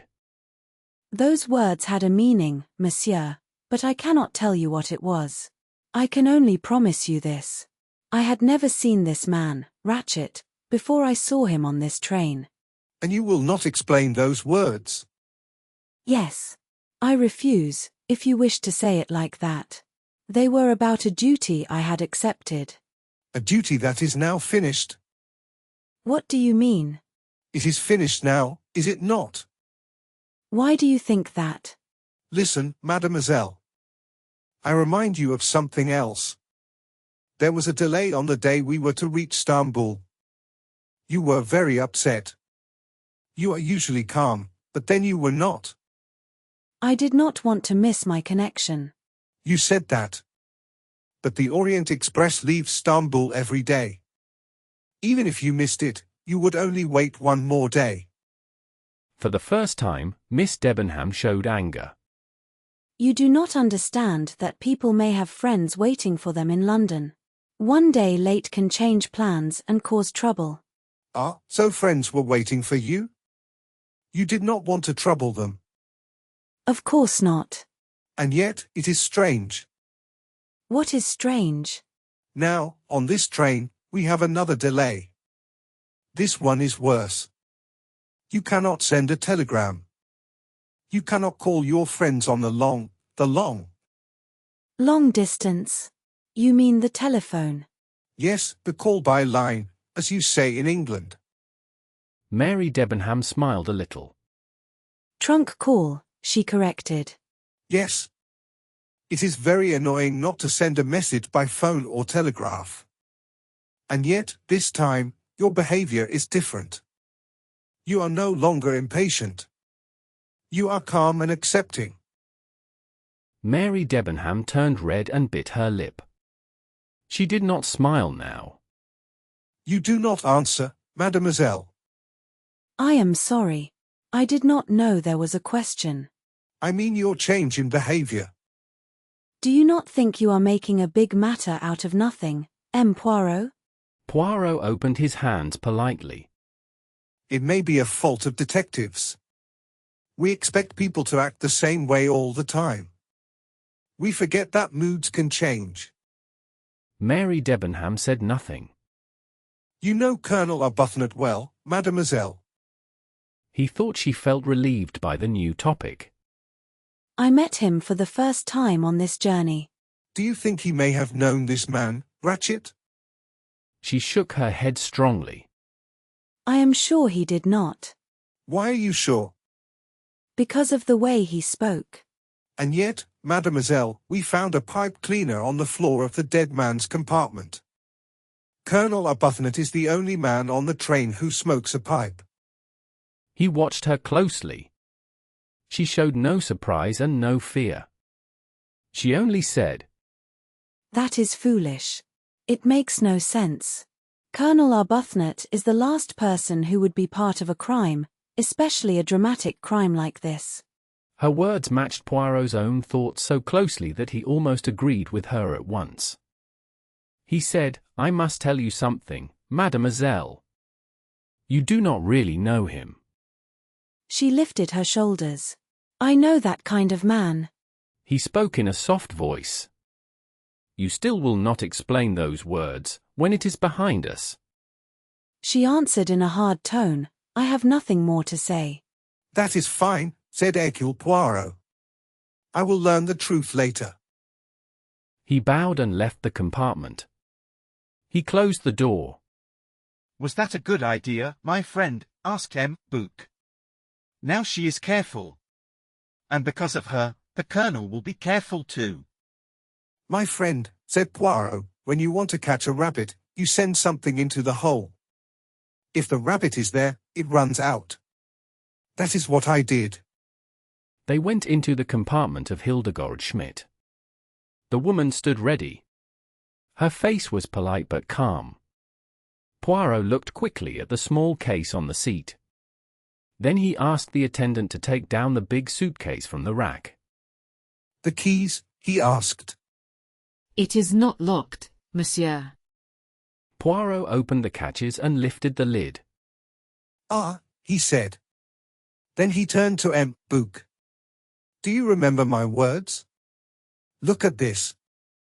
On top of the suitcase lay a brown wagon-lit uniform. It was rolled up in a hurry. The German woman changed at once. Oh, she cried. That is not mine. I did not put it there. I have not opened that case since we left Stamboul. It is true, truly. She looked at the men with worried eyes. Poirot took her arm gently. He spoke in a calm way. No, no. It is all right. We believe you. Please do not be upset. I am sure you did not put the uniform there. I am as sure of this as I am sure you are a good cook. You are a good cook, yes? The woman looked confused. Then she smiled a little. Yes, of course. All my ladies say so. She stopped and looked afraid again. No, no, said Poirot. Everything is fine. I will explain. The man you saw in the wagon-lit uniform came out of the dead man's compartment. He ran into you by chance. That was bad luck for him. He wanted no one to see him. Now he had a problem. He had to get rid of the uniform. It was no longer helping him. It was dangerous. He looked at M. Bouc and Dr. Constantine, who listened closely. Then there was the snow. The snow stopped his plans. Where could he hide the clothes? All the compartments were full. Then he saw one door open. It was empty. It belonged to the woman he had just hit. He went in quickly. He took off the uniform and pushed it into a suitcase on the rack. He hoped it would not be found for some time. And after that, asked M. Bouc. We will speak of that later, said Poirot, with a warning look. He held up the jacket. One button was missing. Poirot put his hand into the pocket. He pulled out a key. It was a conductor's key, used to open compartment doors. This explains how one man went through locked doors, said M. Bouc. Your questions to Mrs. Hubbard were not needed. Locked or not, the man could pass through the inside door. If he had a wagon-lit uniform, he could also have a wagon-lit key. Of course, said Poirot. We should have understood earlier, said M. Bouc. Michel said the corridor door of Mrs. Hubbard's compartment was locked when he came to her bell. That is true, monsieur, said the conductor. That is why I thought the lady was dreaming. But now it is clear, said M. Bouc. He likely planned to lock the inside door again. But maybe he heard movement from the bed. That could have scared him. Now, said Poirot, we must only find the red kimono. Yes. And the last two compartments belong to men. We will still search them. Of course. I remember what you said. Hector McQueen agreed to the search. I am happy for you to do it, he said with a sad smile. I feel like the most suspicious man on the train. If you find a will where the old man leaves me all his money, that will finish me. M. Bouc looked at him closely. I am joking, McQueen said quickly. He would never leave me any money. I was only useful to him for languages. You know, it is hard if you only speak good American. I am not great with languages, but I know some useful words in French, German, and Italian. His voice was a bit louder than normal. He seemed uneasy, even though he said he agreed. Poirot came out of the compartment. Nothing, he said. Not even a bad surprise in a will. Part 3. Hercule Poirot sits back and thinks. 1. Which of them? McQueen gave a deep breath. Well, that makes me feel easier, he said with a small smile. They went on to the last compartment. They checked the bags of the big Italian man and of the servant. They found nothing. The three men stood together at the end of the carriage and looked at each other. What do we do now? Asked M. Bouc. We go back to the dining car, said Poirot. Now we know everything we can know. We have what the passengers told us. We have checked their bags. We have seen the train with our own eyes. There is no more help coming. Now we must think carefully. He put his hand in his pocket for his cigarette case. It was empty. I will come in a moment, he said. I need cigarettes. This case is very hard and very strange. Who wore the red kimono? Where is it now? I want to know. There is something missing. One important thing escapes me. This case is hard because someone made it hard. But we will talk about it soon. Please excuse me. He walked quickly down the corridor to his own compartment. He knew he had more cigarettes in one of his bags. He pulled the bag down and opened it. Then he stopped and stared. On top of the bag lay a thin red silk kimono. It was folded neatly. It had dragon pictures on it. So, he said softly. That is how it is. This is a challenge. Very well. I accept it. M. Bouc and Dr. Constantine were talking when Poirot came into the dining car. M. Bouc looked unhappy. There he is, said M. Bouc when he saw Poirot. Poirot sat down. My dear friend, if you solve this case, I will believe in miracles. This case troubles you? Asked Poirot. Of course it troubles me. I cannot understand it at all. I agree, said the doctor. To be honest, I do not know what you plan to do next. No, said Poirot slowly. That is what makes this case interesting to me. We cannot follow the normal way of police work. We do not know if these people tell the truth or if they lie. We have no easy way to check them. We must find our own way. This is work for the mind.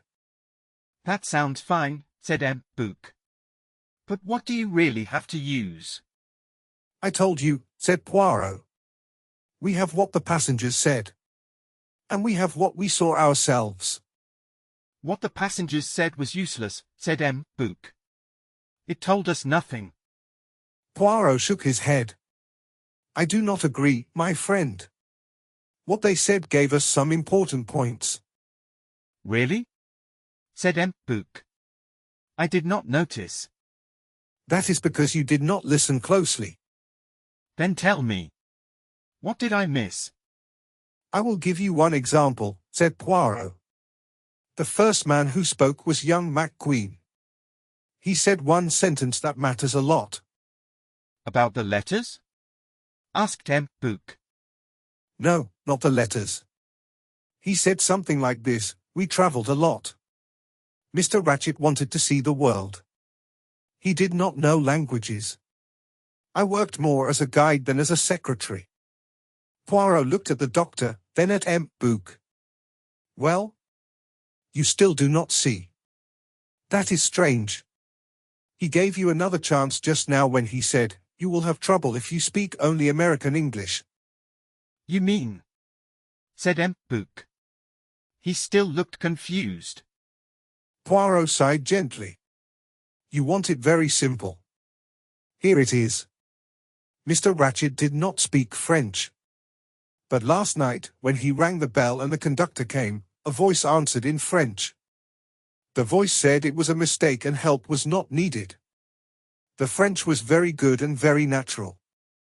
It was not the French of a man who knew only a few words. It is true, cried Dr. Constantine. We should have noticed that. I remember how you repeated those words carefully. Now I understand why you did not trust the broken watch. At 23 minutes to 1, Ratchet was already dead. And it was the killer who spoke, said M. Bouc strongly. Poirot lifted his hand. Let us be careful. We must not go too fast. We should not say more than we know. We can safely say this: at 23 minutes to 1, someone else was in Ratchet's compartment. That person was French or spoke French very well. You are very careful, my friend, said M. Bouc. One must move step by step, said Poirot. We do not have clear proof that Ratchet was dead at that exact time. But there was the cry that woke you, said Book. Yes, that is true, said Poirot. In a way, said Book slowly, this does not change much. You heard someone moving in the next compartment. That person was not Ratchet. It was the other man. He is likely washing the blood from his hands. He is cleaning the place after the crime. He burns the letter that could show the truth. Then he waits until everything is quiet. When he thinks it is safe, he locks and chains Ratchet's door from the inside. After that, he unlocks the door that connects to Mrs. Hubbard's room. He leaves through her room. So it is almost exactly as we thought. The only difference is the time. Ratchet was killed about half an hour earlier. Someone then moved the watch hands to 1:15. This was done to make a false alibi. That is not a very good alibi, said Poirot. The watch shows 1:15. That is the exact time when the person really left the room. That is true, said Book. He looked a little confused. So what does the watch tell you? If the watch hands were changed, then the chosen time must be important, said Poirot. People would naturally suspect someone who had a strong alibi for that time. In this case, the time is 1:15. Yes, yes, said the doctor. That makes sense. We must also think about when the person entered the room, Poirot continued. When could this happen? We do not think the real conductor helped. There was only one possible time. It was when the train stopped at Vinkovci. When the train left Vinkovci, the conductor sat facing the corridor, Poirot said. Passengers would not watch a wagon-lit worker closely. But the real conductor would notice a fake one. During the stop at Vinkovci, the conductor was on the platform. At that time, no one was watching. And from our earlier thinking, it must be one of the passengers, said Book. So we are back to the same question. Which one? Poirot smiled. I made a list, he said. If you want to see it, it may help you remember. The doctor and Book studied the list together. It was written clearly and in good order. The names followed the order of the interviews. Hector McQueen, American citizen, berth number 6, second class. Motive, possibly because of his past work with the dead man. Alibi, from midnight to 2 a.m. From midnight to 1:30, Colonel Arbuthnot confirms it. From 1:15 to 2, the conductor confirms it. Evidence against him, none. Suspicious points, none. Conductor Pierre Michel, French citizen. Motive, none. Alibi, from midnight to 2 a.m. Poirot saw him in the corridor at 12:37 when a voice spoke from Ratchet's room. From 1 a.m. to 1:16, the other two conductors confirm it. Evidence against him, none.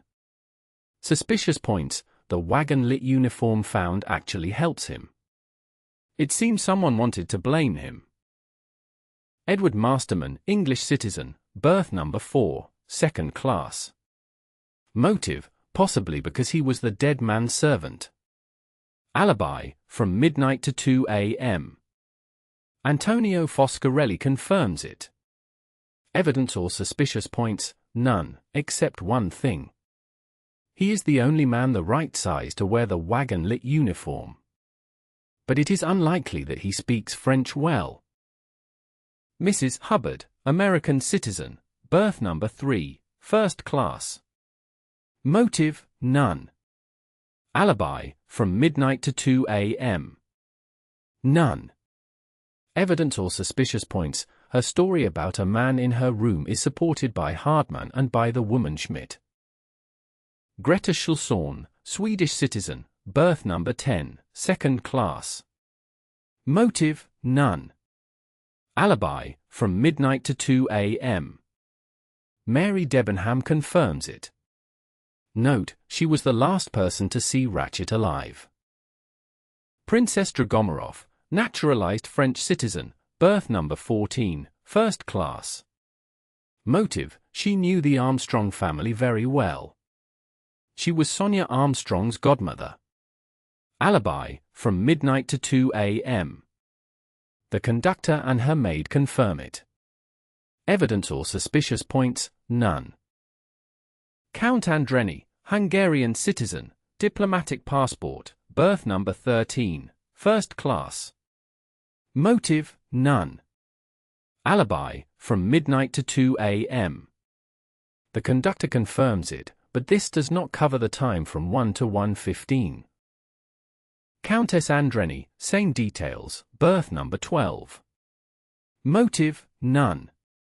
Alibi, from midnight to 2 a.m. She took Trianal and slept. Her husband confirms it. The Trianal bottle was found in her cupboard. Colonel Arbuthnot, British citizen, berth number 15, first class. Motive, none. Alibi, from midnight to 2 a.m. He talked with McQueen until 1:30. Then he went to his room and stayed there. McQueen and the conductor confirmed this. Evidence or suspicious points, a pipe cleaner. Cyrus Hardman, American citizen, berth number 16. Motive, none known. Alibi, from midnight to 2 a.m. He did not leave his room. The conductor confirms this, except for the time from 1 to 1:15.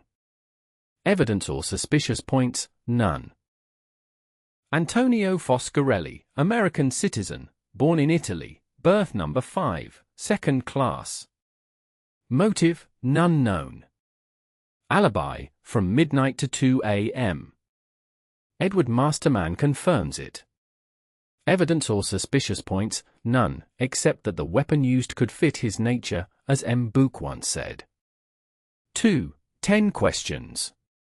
Mary Debenham, British subject, berth number 11, second class. Motive none. Alibi midnight to 2 a.m., vouched for by Greta Schulzorn. Evidence against him or suspicious circumstances. Conversation overheard by H.P., and her refusal to explain it. Hildegard Schmidt, German subject, berth number 8, second class. Motive none. Alibi midnight to 2 a.m., vouched for by conductor and her mistress. Went to bed. Was aroused by conductor at 12:38 approximate and went to mistress.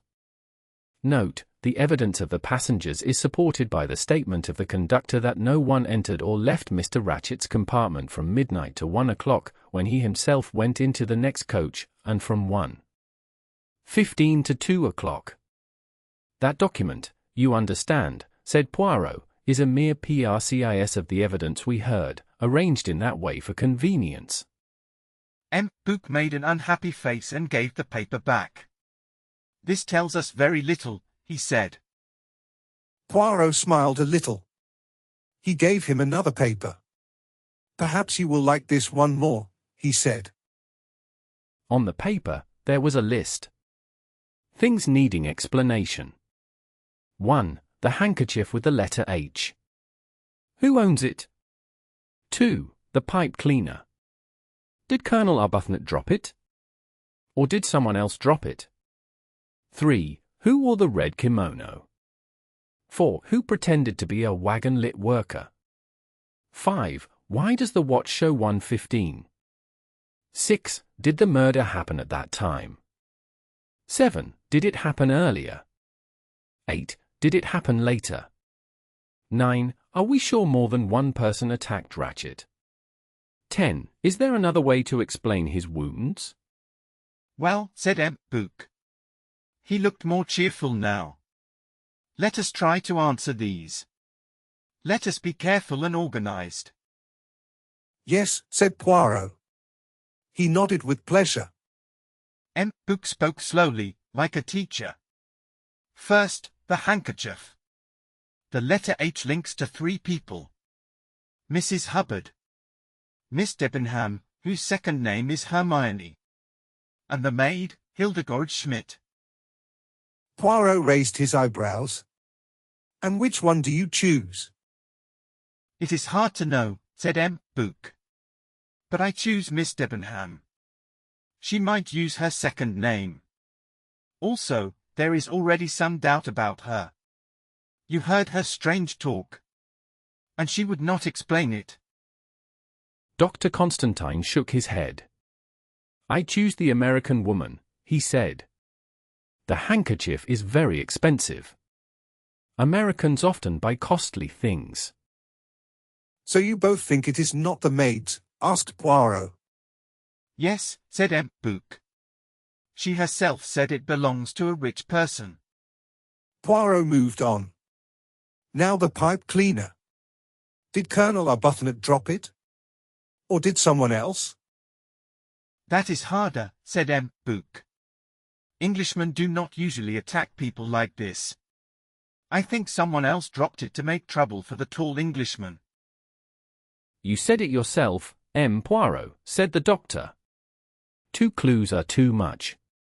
The handkerchief was dropped by accident. That is why no woman says it is hers.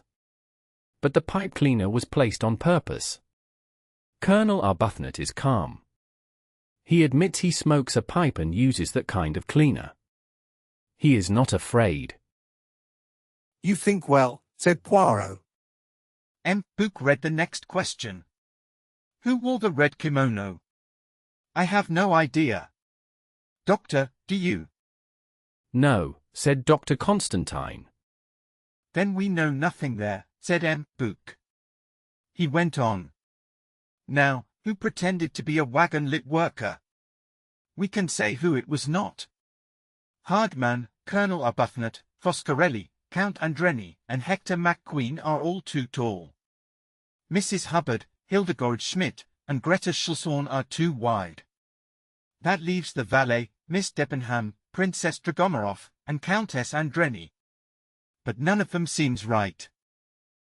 He paused, looking confused. Greta Schlessorn says Miss Debenham never left her room.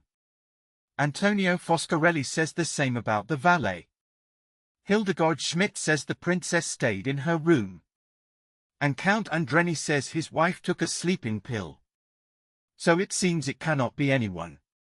That makes no sense. As the old rule says, murmured Poirot softly. It must be one of those 4, said Dr. Constantine. Unless it was someone hiding in the train. But we agreed that was not possible. M. Book moved his finger down the list and continued to the next question. Number 5. The other 2 men stayed quiet. They waited while M. Book thought hard. He looked troubled. At last, he spoke again. Why do the hands of the broken watch point to 1.15? I see 2 possible reasons. One reason is this.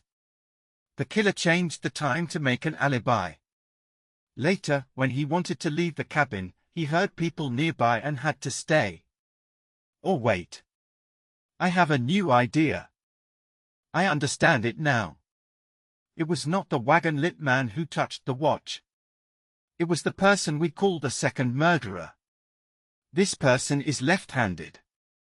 It is the woman in the red kimono. She came later. She moved the hands of the watch back. She did this to make an alibi for herself. Very good, said Dr. Constantine. That idea is clever. She stabbed the man in the dark. She did not know he was already dead. She guessed that he had a watch in his pocket. She took it out. She moved the hands without looking carefully. She also damaged it to make it look real. Do you have a better idea? At this moment, no, said Poirot. But still, I think you both missed the most interesting thing about the watch. Is that question number 6? Was the murder done at 1.15? My answer is no, said Poirot. Was it earlier? I say yes. Doctor, do you agree? The doctor nodded. Yes. But it could also be later. I agree with your idea, M. Book. I think Poirot agrees too, but he does not say it clearly. The first killer came before 1.15. The second killer came after 1.15. Now about the left hand. Should we not check which passengers are left-handed? I did not forget that, said Poirot. You may have seen that I asked each person to write something. This is not perfect. Some people write with one hand and do other things with the other hand. Still, it helps. Everyone used the right hand to write. Only Princess Dragomarov refused to write. Princess Dragomarov? That cannot be, said Book. I doubt she had enough strength for that left-handed wound, said Dr. Constantine. That wound needed strong force. More force than a woman can use? No, said the doctor. But more than an old woman, I think. Princess Dragomarov is very weak in body. The mind can be stronger than the body, said Poirot. She has a strong will. But let us leave that for now. Let us go to questions 9 and 10, said the doctor. Are we sure more than one person stabbed Ratchet? Is there any other medical answer? In my opinion, there is no other answer. One person could not do this.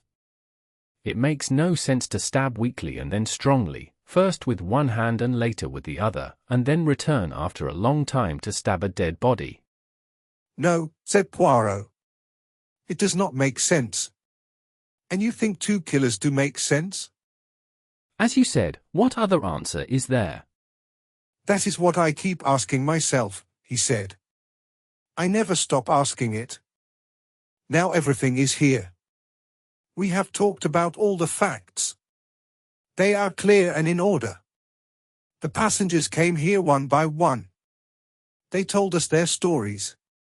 We know everything that can be known from the outside. It has been our little habit, has it not, to sit back and think. Now I will do it for real, here in front of you. You must do it too. Let us all close our eyes and think. One or more of those passengers killed Ratchet. Which one? 3. Certain suggestive points. No one spoke for a long time. Almost 15 minutes passed. Book and Dr. Constantine tried to follow Poirot's words. They tried to look through many mixed details. They searched for one clear answer. Book was thinking to himself. His thoughts went like this. I must think about this. But I have already thought a lot. Poirot clearly thinks the English girl is part of this case. I feel this is very unlikely. English people are very calm and cold. Maybe it is because they are not very emotional. But that does not matter now. It seems the Italian man did not do it. That is a pity. I suppose the English servant was telling the truth when he said the other man never left the cabin. Why would he lie? English people are hard to bribe. They keep to themselves. This whole thing is very bad. I wonder when we will leave this place. Someone must be coming to help us. But in these countries, people are slow. It takes hours before they act. And the police here will be hard to deal with. They will feel very important. They will make a big show of this case. It does not happen often.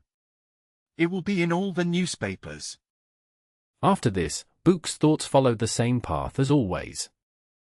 He had thought these things many times before. Dr. Constantine was also thinking. This little man is strange. Is he a genius? Or is he just odd?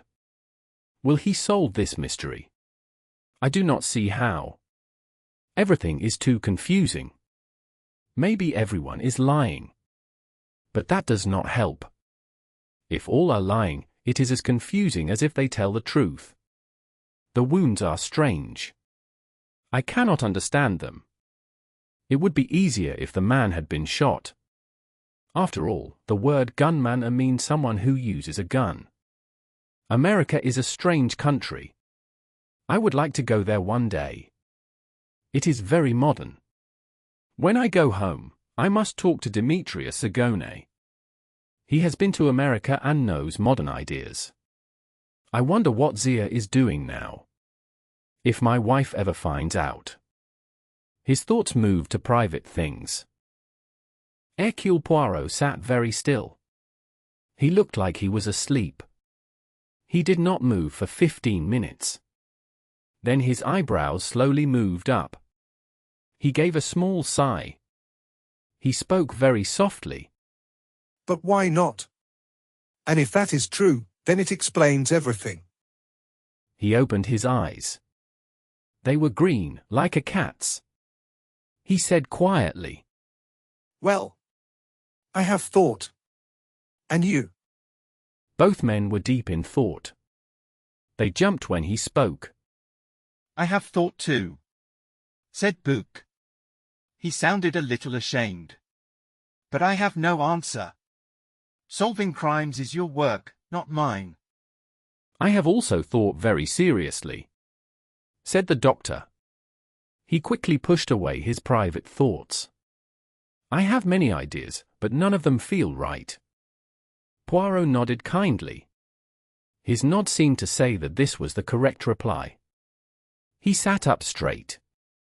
He pushed out his chest. He touched his moustache. He spoke like a man speaking to a crowd. My friends, I have gone over all the facts in my mind. I have also reviewed what the passengers told us. Because of this, I see a possible explanation. It is not clear yet. It is a very strange explanation. I am not sure it is true. To be sure, I must do some tests. First, I want to speak about some points that seem important to me. Let us begin with something Book said to me here, during our first lunch on the train. He spoke about the passengers. They are from many countries. They are of all ages and classes. This is unusual at this time of year. Other trains, like Athens to Paris or Bucharest to Paris, are almost empty. Also, remember the passenger who never appeared. I think he is important. Then there are smaller points. For example, where Mrs. Hubbard's bag was placed. The name of Mrs. Armstrong's mother. The way Hardman works as a detective. The idea from McQueen that Ratchet burned the note himself. Princess Dragomirov's first name. And a grease mark on a Hungarian passport. The two men stared at him. Do these things mean anything to you? Nothing at all, said Book honestly. And you, Doctor? I do not understand what you are saying, said the doctor. Book, holding on to the only clear thing Poirot had mentioned, began to look through the passports. With a small sound, he picked up the passport of Count and Countess Andreni and opened it. Is this what you mean? This dirty mark? Yes. It is a new grease mark. Do you see where it is? Yes. It is at the start of the description of the Count's wife. It is on her first name. But I still do not understand why this is important. I will explain it in a different way. Let us return to the handkerchief found in the room. As we said before, 3 people are linked to the letter H. They are Mrs. Hubbard, Miss Debenham, and the maid, Hildegard Schmidt. Now let us think about the handkerchief in another way. It is very costly. It is a luxury item. It is made by hand and decorated in Paris. Which passenger, apart from the letter, would own such a thing? Not Mrs. Hubbard. She is a good woman, but she does not spend much on clothes. Not Miss Debenham. Women like her use neat, simple handkerchiefs, not soft cloth that costs a lot of money. And not the maid, of course. But there are 2 women on the train who could own such a handkerchief. Let us see if we can link them to the letter H. The first woman is Princess Dragomirov. Her first name is Natalia, said Book with a smile. Yes. And her first name, as I said, makes us think. The other woman is Countess Andreni. And then something becomes clear. You see it? Yes. Her first name on her passport is spoiled by a grease mark. Most people would say it is only an accident. But think about her name. It says Elena. Now imagine it was Helena before. A big H could be changed into a big E very easily. Then someone could rub over the small e next to it. After that, a drop of grease could hide the change. Helena, cried M. Book. That is a clever idea. Yes, it is an idea. I looked for any small proof, and I found it. One label on the Countess's luggage is a little wet. It crosses the first letter on the case. The label was taken off and then put back in a new place. You are starting to convince me, said M. Book. But the Countess Andreni surely. My friend, now you must look at the case in a new way. Think about how this killing was meant to look to everyone. Remember, the snow ruined the plan. Imagine there was no snow and the train went on as usual. What would have happened then? The death would still be found, most likely at the Italian border early this morning. The Italian police would hear much the same evidence. M. McQueen would show the angry letters. M. Hardman would tell his story. Mrs. Hubbard would quickly say a man passed through her room. The button would be found. But two things would be different. The man would pass through Mrs. Hubbard's room just before 1 o'clock. And the wagon-lit uniform would be left in one of the toilets. You mean? I mean the plan was to make it look like the work of someone from outside. People would think the killer left the train at Broad, where it stops at 12:58. Someone might see a strange wagon-lit worker in the corridor. The uniform would be left where it could be seen easily, to show how the trick was done. No one would suspect the passengers. That is how it was meant to look to the world. But the train stopping changed everything. That is why the man stayed in the room so long. He was waiting for the train to move again.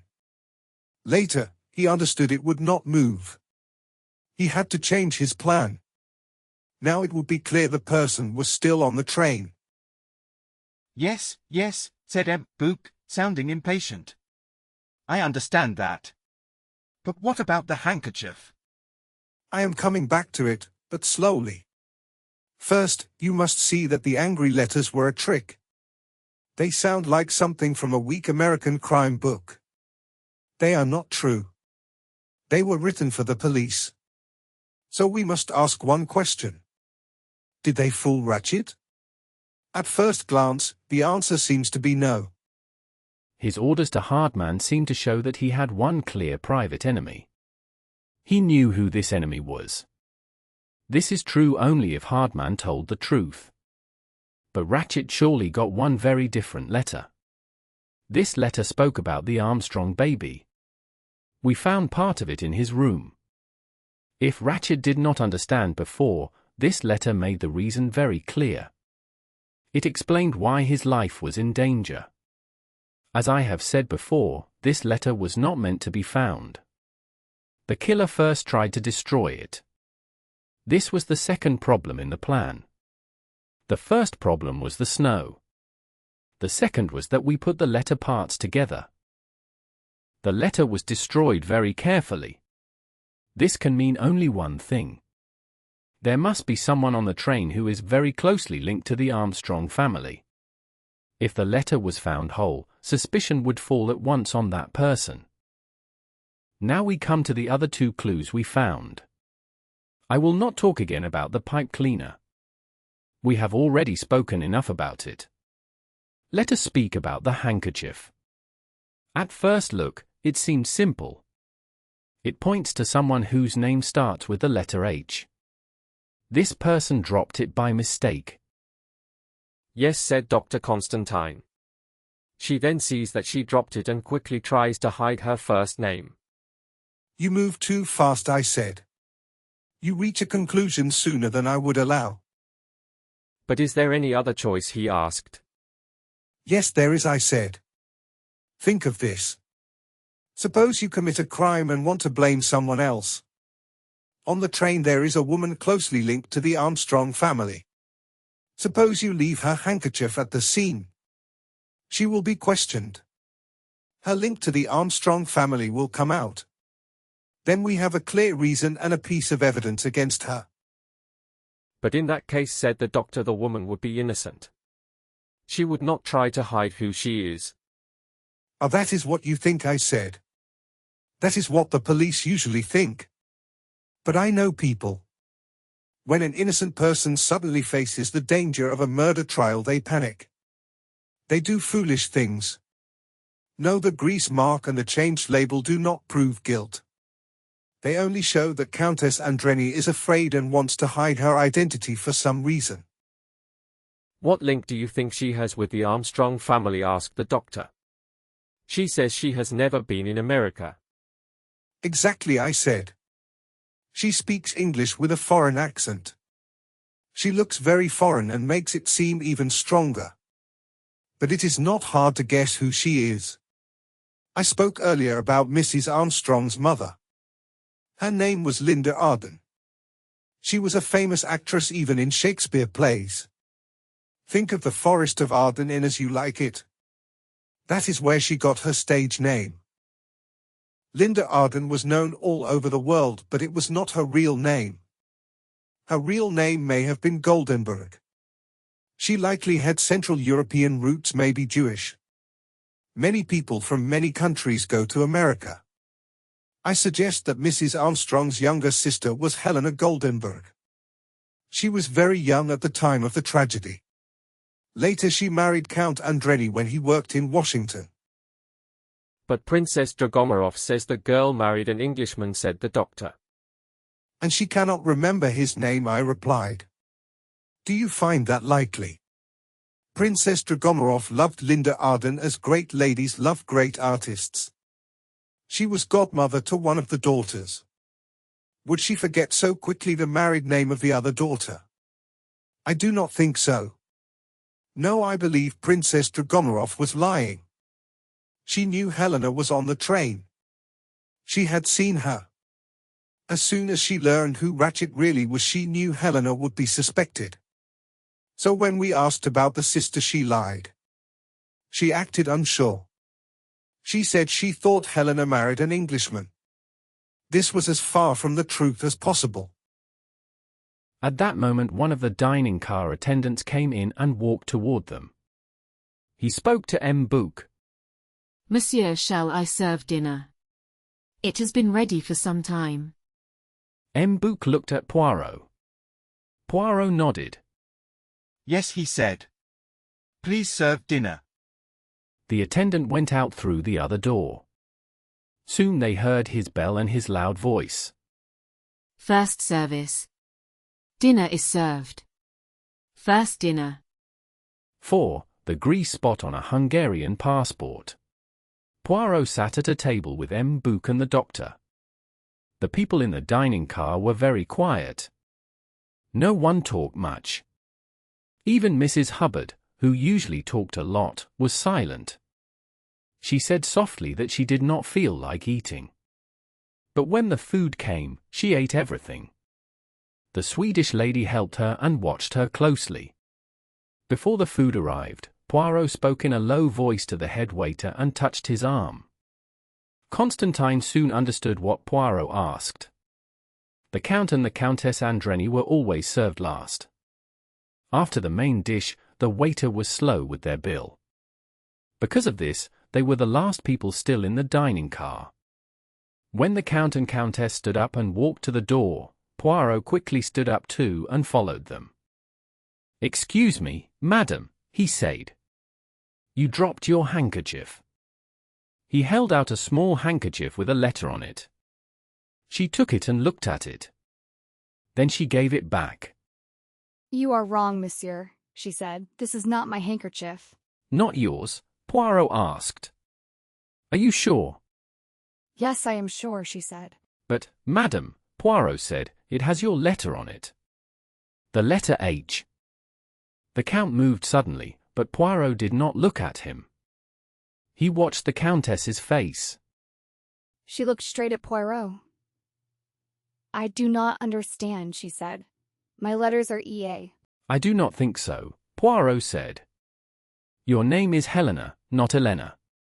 Helena Goldenberg. You are the younger daughter of Linda Arden. You are the sister of Mrs. Armstrong. For a short time, no one spoke. The Count and the Countess became very pale. Poirot spoke more kindly. There is no reason to deny it. This is true, yes. The Count spoke angrily. By what right do you? The Countess stopped him with her hand. No, Rudolph, let me speak. It is useless to deny it. We should sit down and talk. Her voice changed. It was still warm, but now it was clear and firm. It sounded American. The Count became quiet. They both sat down across from Poirot. What you say is true, monsieur, the Countess said. I am Helena Goldenberg. I am Mrs. Armstrong's younger sister. You did not tell me this morning, madam, Poirot said. No, she answered. In fact, Poirot said, everything you and your husband told me was not true.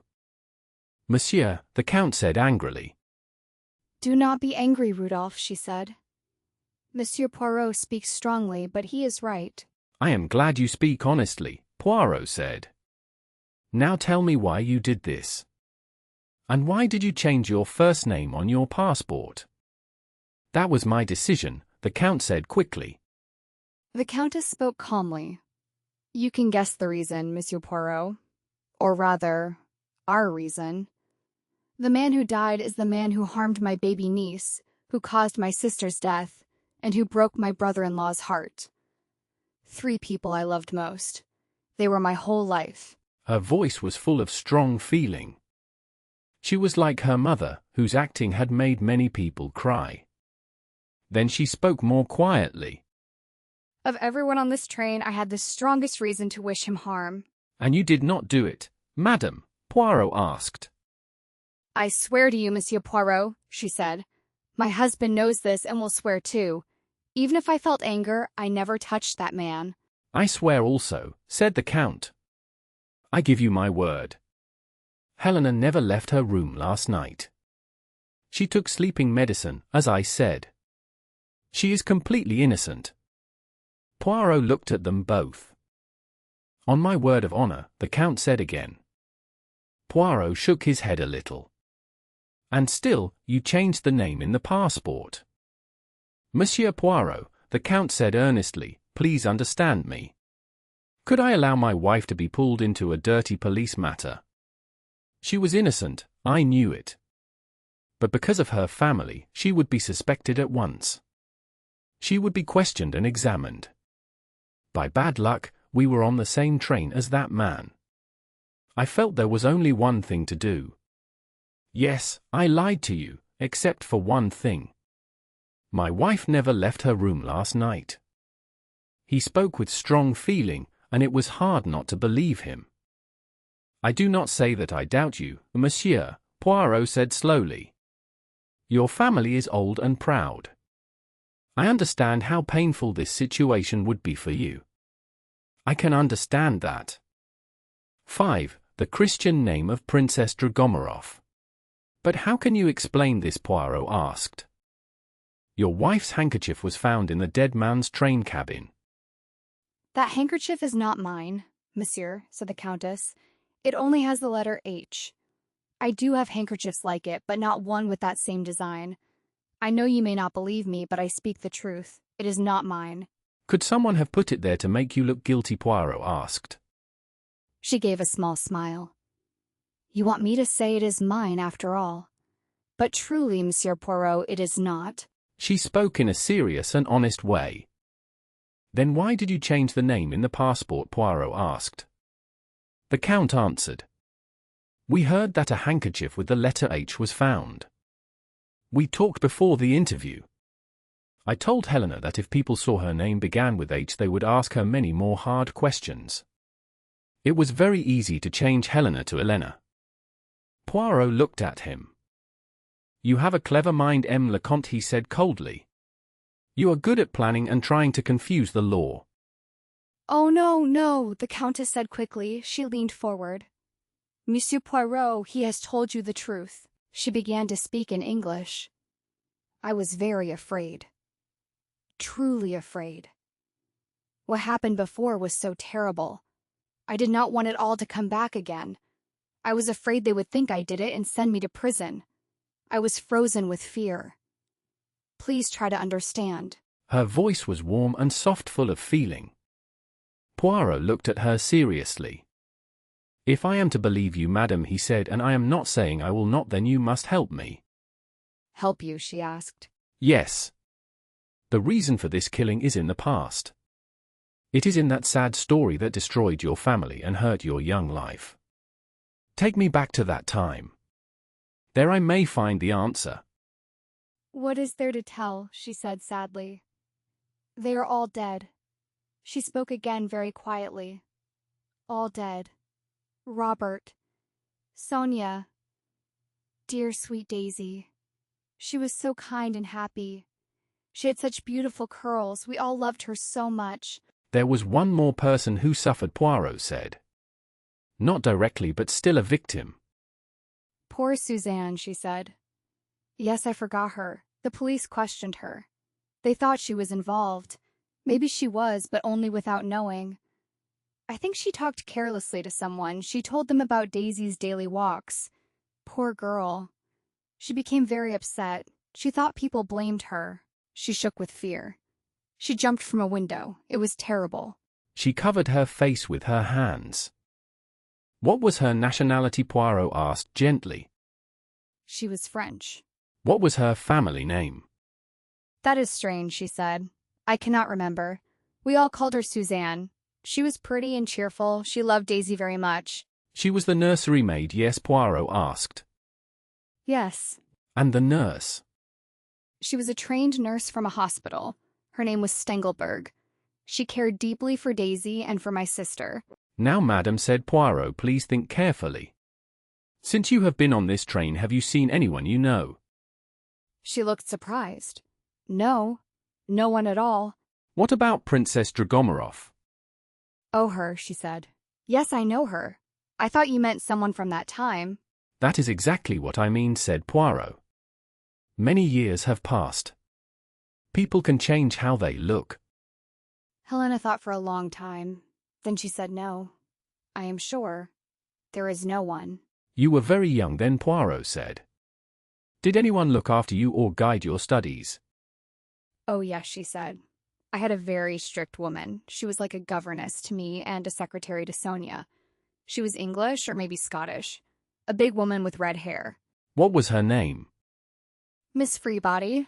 Was she young or old? She seemed very old to me, but she was probably not more than 40. Suzanne took care of my clothes and helped me dress. Were there other people living in the house? Only servants. And you are completely sure, Poirot said, that you have not recognized anyone on this train? Yes, monsieur, she said firmly. No one at all. When the Count and Countess left, Poirot looked at the other two men. You see, he said, we are moving forward. Very good work, said Book warmly. I would never have thought of suspecting the Count and Countess Andreni. I believed they were not involved. Now it seems clear that she did it. It is sad, of course. But they will not execute her. There are reasons to feel sympathy. She may spend some years in prison. That is all. So you are completely sure she is guilty? Poirot asked. My dear friend, surely there is no doubt. I thought you spoke calmly only to keep things quiet until we are free from the snow and the police arrive. You do not believe the Count when he clearly says, on his honor, that his wife is innocent. My friend, of course not. What else could he say? He loves his wife. He wants to protect her. He tells his story very well, like a noble man. But it must be a lie. Well, I had the strange thought that it might be true. No, no. Remember the handkerchief. That decides everything. I am not so sure about the handkerchief. I told you there were two possible owners. All the same. M. Book stopped speaking. The door at the end opened, and Princess Dragomarov came into the dining car. She walked straight to them. All three men stood up. She spoke only to Poirot and ignored the others. I believe, monsieur, she said, that you have one of my handkerchiefs. Poirot gave a quick, proud look at the other two. Is this it, madam? He showed a small, fine handkerchief. Yes. That is it. It has my letter in the corner. But, madam, that letter is H. Your first name is Natalia. She looked at him coldly. That is correct. My handkerchiefs use Russian letters. H is N in Russian. M. Book felt uneasy. This strong old lady made him nervous. You did not tell us this handkerchief was yours this morning, he said. You did not ask me, said the princess calmly. Please sit down, madam, said Poirot. She sighed. Very well. She sat down. Do not make this long. You will ask how my handkerchief was near a dead man. I do not know. You truly have no idea? No idea at all. Please forgive me, madam, but can we trust your answers? Poirot spoke very softly. She answered with a hard voice. You mean because I did not tell you that Helena Andreni was Mrs. Armstrong's sister? Yes. You chose not to tell the truth. Yes. And I would do it again. Her mother was my friend. I believe in loyalty to friends, family, and people of my class. You do not believe in helping justice? In this case, I believe justice has already been done. Poirot leaned forward. You see my problem, madam. About the handkerchief, can I trust you? Or are you protecting your friend's daughter? Oh, I understand. She gave a small, sharp smile.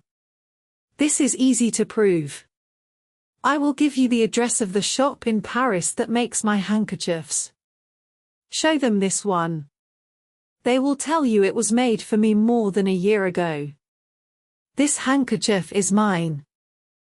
She stood up. Do you have any more questions? One, said Poirot. Your maid. Did she know this handkerchief when we showed it to her this morning? She must have known.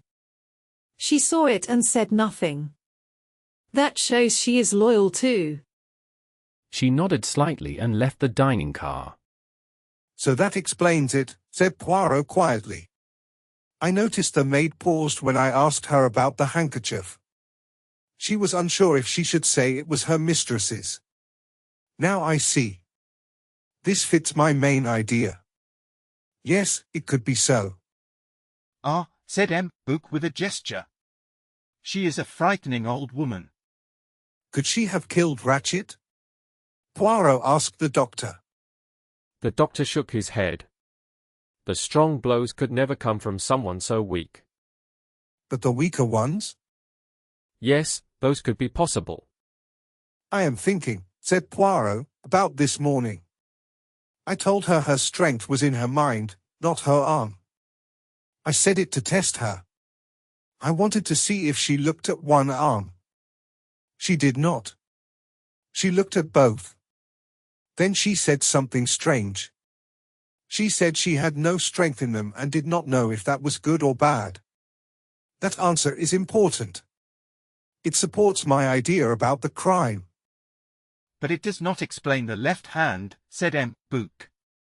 No. By the way, did you notice that Count Andreni keeps his handkerchief in his right pocket? M. Book shook his head. He was still thinking about everything they had learned. So many lies, he said softly. So many lies we heard this morning. 6. A second interview with Colonel Arbuthnot. There are more things we have not found yet, said Poirot with a happy smile. You think so? Asked M. Book. I will be very disappointed if it is not true, said Poirot. This kind of double life is awful, said M. Book. But you seem to enjoy it, he added in a critical way. It has one good point, said Poirot. When you face a person who has told a lie and you show the truth, the person often agrees at once. This happens because he is surprised. You only need to guess the right point. That is how I work on this case. I look at each passenger. I think about what he or she said. Then I ask myself, if this person is lying, what is the lie? And why? I then decide that if the person is lying, it can only be for one reason and about one thing. We used this way once with Countess Andreni, and it worked very well. Now we will try the same way with other people. And what if your guess is wrong? Asked M. Book. Then at least one person will no longer be a suspect, said Poirot. Ah, so you remove people one by one, said M. Book. Yes, exactly. And who is next? Asked M. Book. We will speak with that very proper Englishman, Colonel Arbuthnot, said Poirot. Colonel Arbuthnot was clearly angry when he was asked to come to the dining car again. His face looked hard and unfriendly when he sat down. Well, he said. I am sorry to trouble you again, said Poirot. But I think you can still help us. Really? I do not think so, said the Colonel. First, please look at this pipe cleaner, said Poirot. Yes, said the Colonel. Does it belong to you? I do not know. I do not mark them, he replied. Do you know that you are the only man in this carriage who smokes a pipe? Asked Poirot. Then it is probably mine, said the Colonel. Do you know where it was found? No idea at all. It was found near the body of the dead man, said Poirot. Colonel Arbuthnot lifted his eyebrows. Can you explain how it got there? Asked Poirot. If you are asking if I dropped it there, no, I did not, said the Colonel. Did you enter Mr. Ratchett's room at any time? Asked Poirot. I never spoke to the man, he replied. You never spoke to him, and you did not kill him? Asked Poirot. The Colonel lifted his eyebrows again and smiled in a cold way. If I had killed him, I would not tell you, he said. But I did not kill him. Very well, said Poirot quietly. It does not matter. I beg your pardon, said the Colonel. I said it does not matter, Poirot repeated. Oh, said Arbuthnot. He looked uneasy. You see, said Poirot, the pipe cleaner is not important. I can think of many other reasons why it was there. The Colonel stared at him.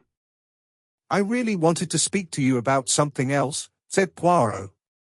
Perhaps Miss Debenham told you that I heard some words you said together at Cognac Station.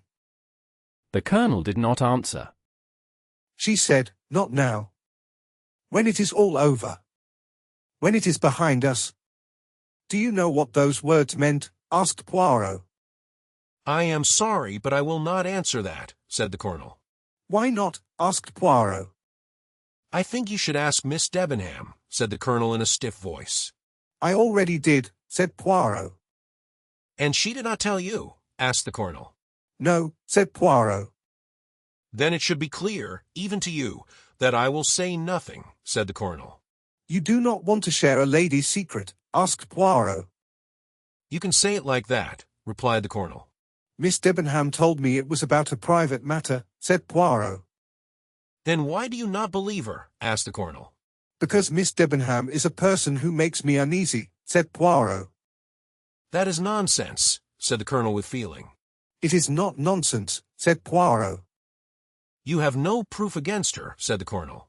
What about the fact that Miss Debenham worked in the Armstrong family when little Daisy Armstrong was taken? Asked Poirot.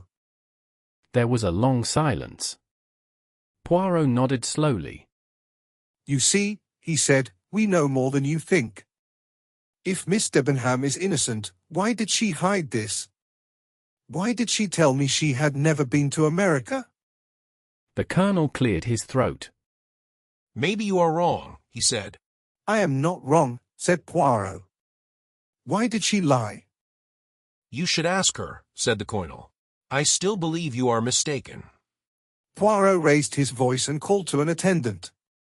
A man came from the other end of the car. Please ask the English lady in cabin number 11 to come here, said Poirot. Yes, sir, said the man, and he went away. The four men sat quietly. Colonel Arbuthnot's face was stiff and showed no feeling. The man returned. The lady is coming now, sir, he said. Thank you, said Poirot. 7. The identity of Mary Debenham. A minute or two later Mary Debenham came into the dining car. She did not wear a hat. She held her head high, like she was ready to fight. Her hair was pulled back from her face. Her face looked strong and proud. For a moment, she looked very beautiful. She looked at Arbuthnot for one short moment. Then she spoke to Poirot. You wanted to see me? Yes, mademoiselle, said Poirot. I want to ask you why you told us something untrue this morning. Untrue, she said. I do not understand. You did not tell us that you lived in the Armstrong house at the time of the tragedy. You also said you had never been in America. He saw her react for a second. Then she became calm again. Yes, she said. That is right. No, mademoiselle. It was not right. You did not understand me, she said. It is true that I lied to you. Ah, so you admit it. She smiled a little. Yes. You discovered it. At least you are honest now, said Poirot. I have no other choice, she replied. That is true, said Poirot. Now tell me, please, why did you hide the truth? I thought the reason was clear, she said. It is not clear to me, said Poirot. She spoke quietly, but her voice was hard. I need to earn my living. You mean, said Poirot. She looked straight at him. Do you know how hard it is for a woman to find and keep good work? If a girl is connected to a murder case, and her name and photo are in the newspapers, do you think a respectable family will hire her as a governess? I do not see why not, said Poirot. If you were not guilty. It is not about guilt, she said. It is about publicity. Until now, I have done well. I had good jobs and good pay. I did not want to risk that when nothing good could come from it. I think I should decide that, not you, said Poirot. You could have helped me with identification, he added. She lifted her shoulders. What do you mean? She asked. Is it possible, said Poirot, that you did not recognize Countess Andreni as Mrs. Armstrong's younger sister, the girl you taught in New York? Countess Andreni? No, she said, shaking her head. I did not recognize her. She was a child when I knew her. That was more than 3 years ago. She did remind me of someone, but I could not place her. She looks very foreign now. I never thought she was the same American girl. I only saw her briefly in the dining car. I noticed her clothes more than her face. She gave a small smile. Women often do. And I had other worries on my mind. You will not tell me your secret, said Poirot gently. I can't, she said softly. I can't. Suddenly she began to cry. She put her face down on her arms and cried very hard. Colonel Arbuthnot jumped up and stood near her, not knowing what to do. Look here, he began. Then he turned angrily to Poirot. I'll hurt you badly, you horrible little man, he said. Monsieur, said Audiobook, trying to stop him. Arbuthnot turned back to Mary. Mary, please. She stood up quickly. It's nothing. I'm fine. You don't need me anymore, do you, M. Poirot? If you do, come and find me. Oh, I'm so foolish. She left the car quickly. Arbuthnot followed her, but first he turned to Poirot again. Miss Debenham has nothing to do with this, he said. If she is upset again, you will answer to me. Then he left. I enjoy an angry Englishman, said Poirot calmly. When they feel strong emotions, they cannot speak well. But Book was very impressed. "My friend, you are amazing," he said. "Another wonderful idea." It is incredible how you think, said Dr. Constantine. This time it was not a guess, said Poirot. The Countess Andreni almost told me herself. "How is that possible?" asked Book. I asked her about her governess, said Poirot. I already believed that if Mary Debenham was involved, she must have worked in the house. "Yes, but the Countess described someone very different," said Book. Exactly, said Poirot. She described a tall, older woman with red hair. This was the complete opposite of Miss Debenham. It was too different. She had to invent the story quickly, and that mistake showed the truth. She said, "Miss Freebody, you remember?" "Yes." "Well, maybe you do not know this, but there was a shop in London. Until recently, it was called Debenham and Freebody." The Countess heard the name Debenham in her mind. She quickly searched for another name. The first name she found was Freebody. So I understood at once. That is another lie. Why did she do that? Maybe because of loyalty. But it makes our work harder. "My word. Does everyone on this train lie?" That, said Poirot, is what we will now learn. 8. Further surprising revelations. "Nothing can surprise me now. Nothing. Even if everyone on this train once lived in the Armstrong house, I would not be surprised." That is a deep thought. Would you like to hear what your favorite suspect, the Italian, will say? "You will make another one of your famous guesses?" Yes, exactly. This case is very strange. No, it is very natural. Book lifted his arms and laughed in despair. "If this is natural, my friend, then I do not understand the world." He could not find more words. Poirot asked the dining car waiter to bring Antonio Foscarelli. The big Italian man came in slowly. His eyes were careful and afraid. He looked from side to side, like someone who feels trapped. What do you want? I have nothing more to say. Nothing, do you hear? He hit the table with his hand. Yes, you have more to say. You must tell the truth. The truth? The man looked at Poirot with worry. His friendly smile was gone. Yes. Maybe I already know it. But it is better if you tell it yourself. You speak like the American police.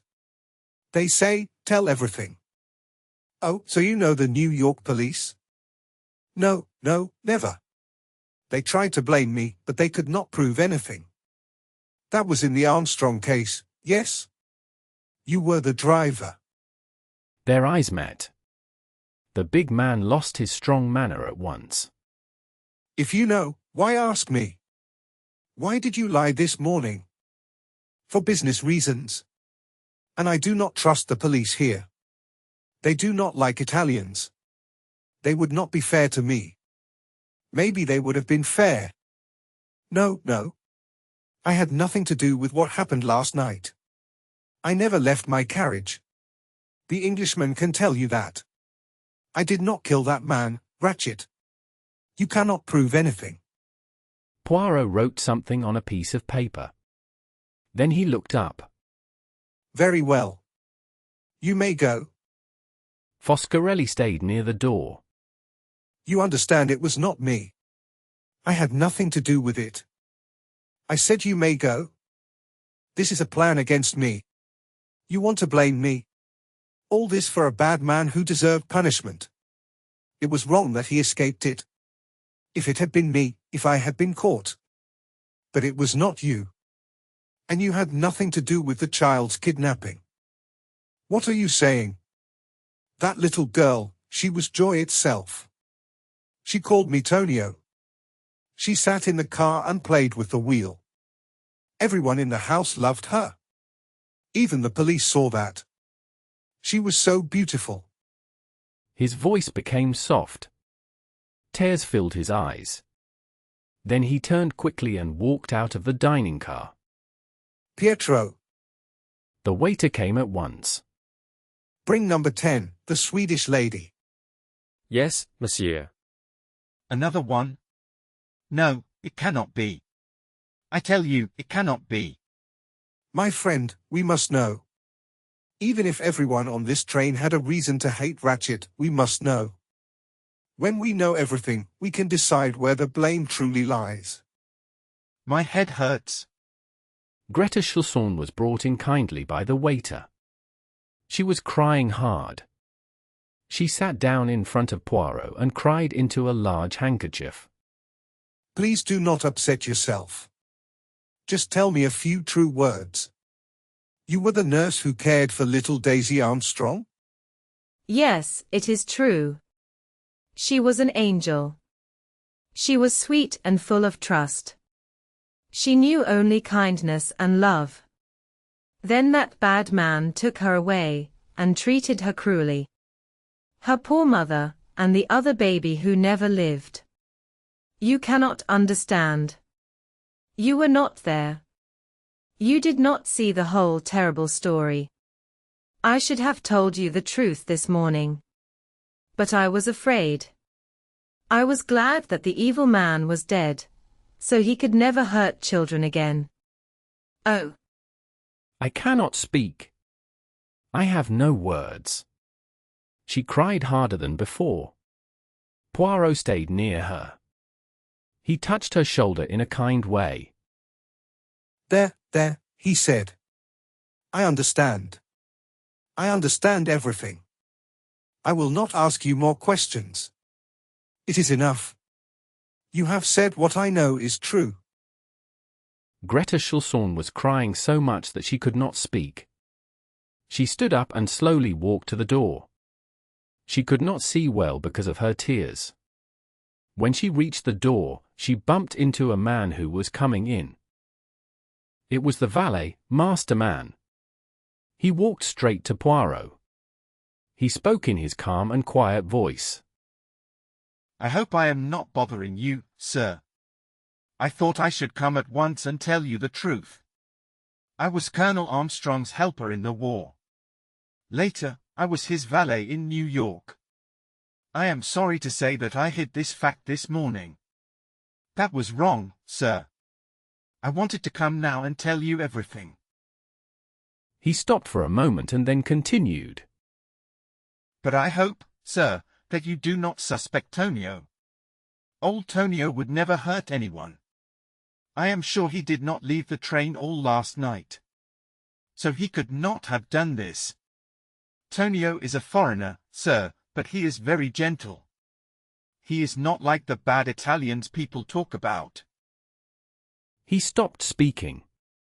Poirot looked at him closely. Is that all you want to say? Poirot asked. Yes, sir. That is all. Masterman waited a little. Poirot did not answer. Then Masterman made a small bow and quietly left the dining car, just as quietly as he had come in. This, said Dr. Constantine, is more strange than any crime story I have ever read. I agree, said M. Book. Of the 12 passengers in that coach, 9 have now been linked to the Armstrong case.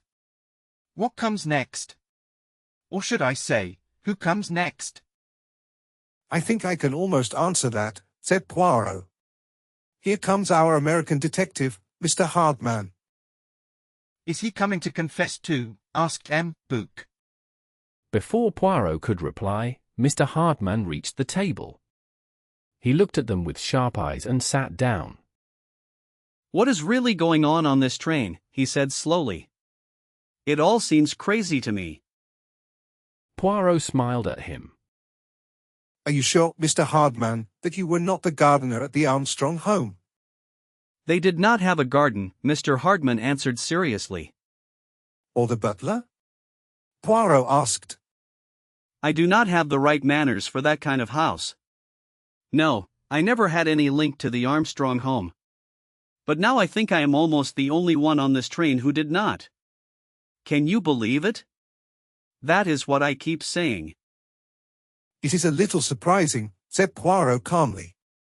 How funny, said M. Book. Do you have any ideas about the crime, Mr. Hardman? Poirot asked. No, sir. I cannot solve it. I do not know how to think about it. They cannot all be part of it. But I do not know which one is guilty. How did you find all this out? That is what I want to know. I just guessed, said Poirot. Well, then you are very good at guessing, said Mr. Hardman. I will tell everyone that. You really surprised me. He leaned back and looked at Poirot with respect. Please excuse me, he said, but no one would think it by looking at you.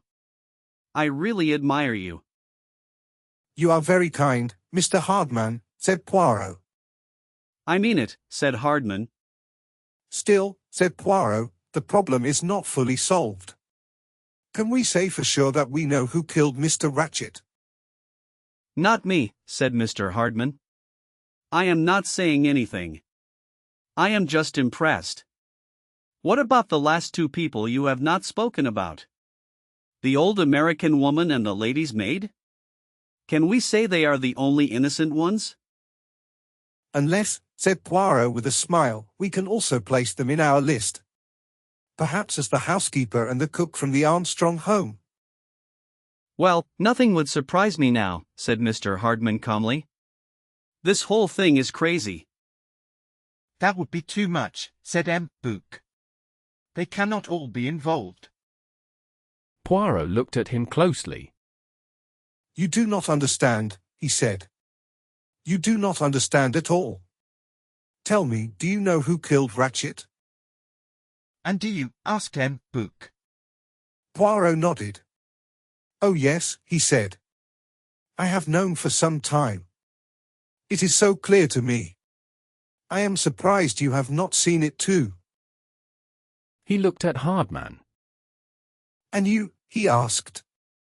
The detective shook his head. He looked at Poirot with interest.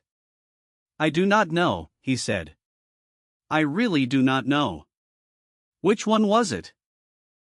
Poirot was quiet for a short time. Then he spoke. Mr. Hardman, please bring everyone here. There are two possible answers to this case. I want to tell both of them to you all. 9. Poirot propounds two solutions.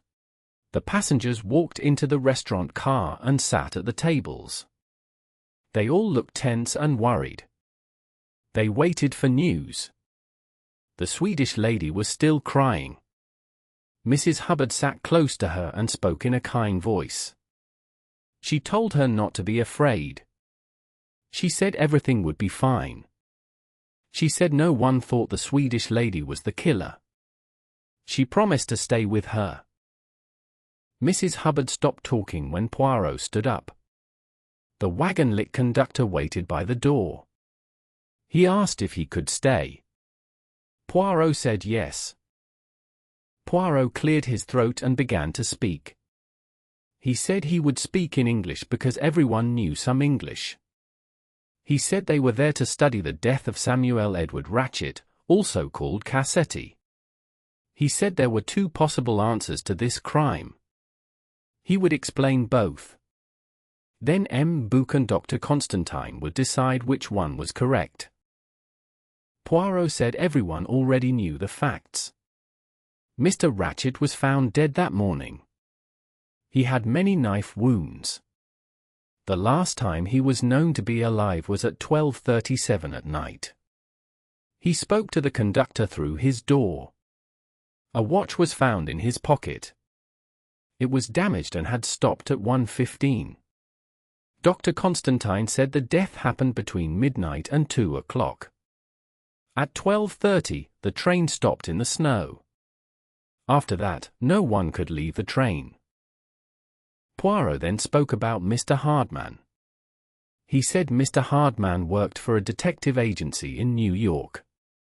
Mr. Hardman said no one could pass his compartment without him seeing them. His room was at the end of the coach. So Poirot said they first believed the killer must be one of the people in the Istanbul-Calais coach. M. Bouc looked surprised and spoke loudly. Poirot said this was their first idea. But now he wanted to explain a second idea. Poirot said this second idea was simple. Mr. Ratchet had an enemy. He was afraid of this person. He gave Mr. Hardman a description. He also said the attack would likely happen on the second night of the trip. Poirot said Mr. Ratchet knew more than he said. The enemy got on the train at Belgrade or Vinkovci. He used a door that was left open when Colonel Arbuthnot and Mr. McQueen stepped onto the platform. This man wore a wagon-lit uniform over his own clothes. He also had a key. With this key, he opened Mr. Ratchet's locked door. Mr. Ratchet had taken a sleeping medicine.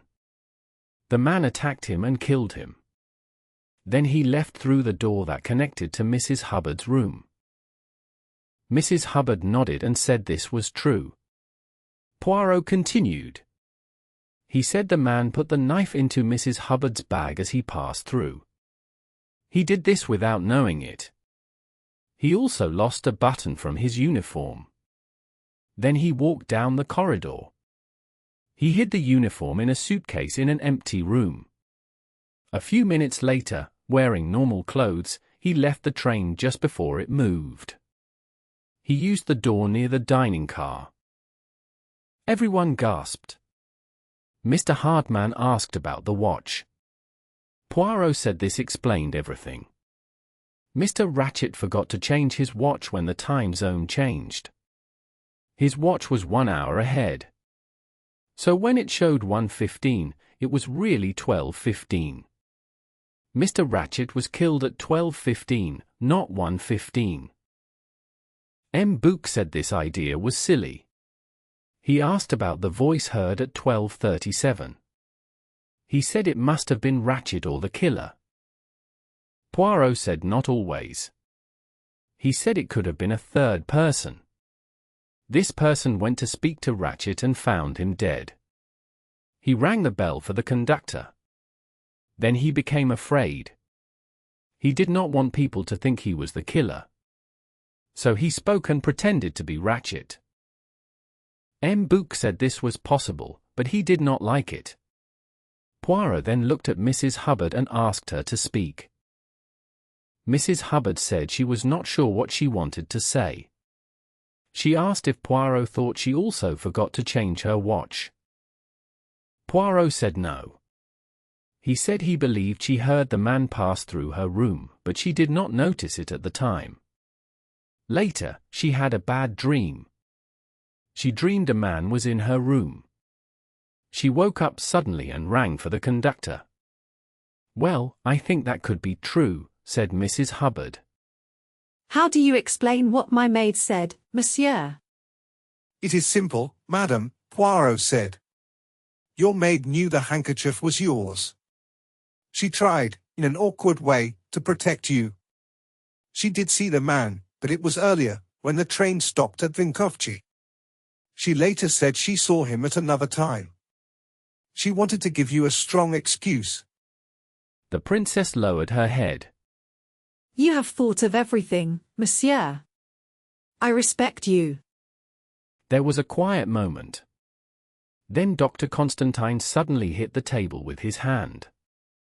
No, he said. No, no, and no again. This idea does not work. It has many small problems. The crime did not happen like this. M. Poirot must know that. Poirot looked at him with interest. I see, he said. Then I must give you my second answer. But do not reject the first one too quickly. You may accept it later. He turned to the others. There is another possible answer to this crime. This is how I found it. When I heard all the facts, I leaned back and closed my eyes. I began to think. Some details seemed important. I shared these details with my 2 friends. I have already explained some of them, like the grease mark on the passport. Now I will speak about the rest. The first and most important detail came from something Book said at lunch on the first day after we left Istanbul. He said the people on the train were interesting because they came from many countries and social groups. I agreed at the time. But later I asked myself a question. Would such a group come together in any other way? I thought about it and found only one answer. Yes, in America. In America, a family could have people from many countries. There could be an Italian driver, an English teacher, a Swedish nurse, a German maid, and others. This gave me an idea.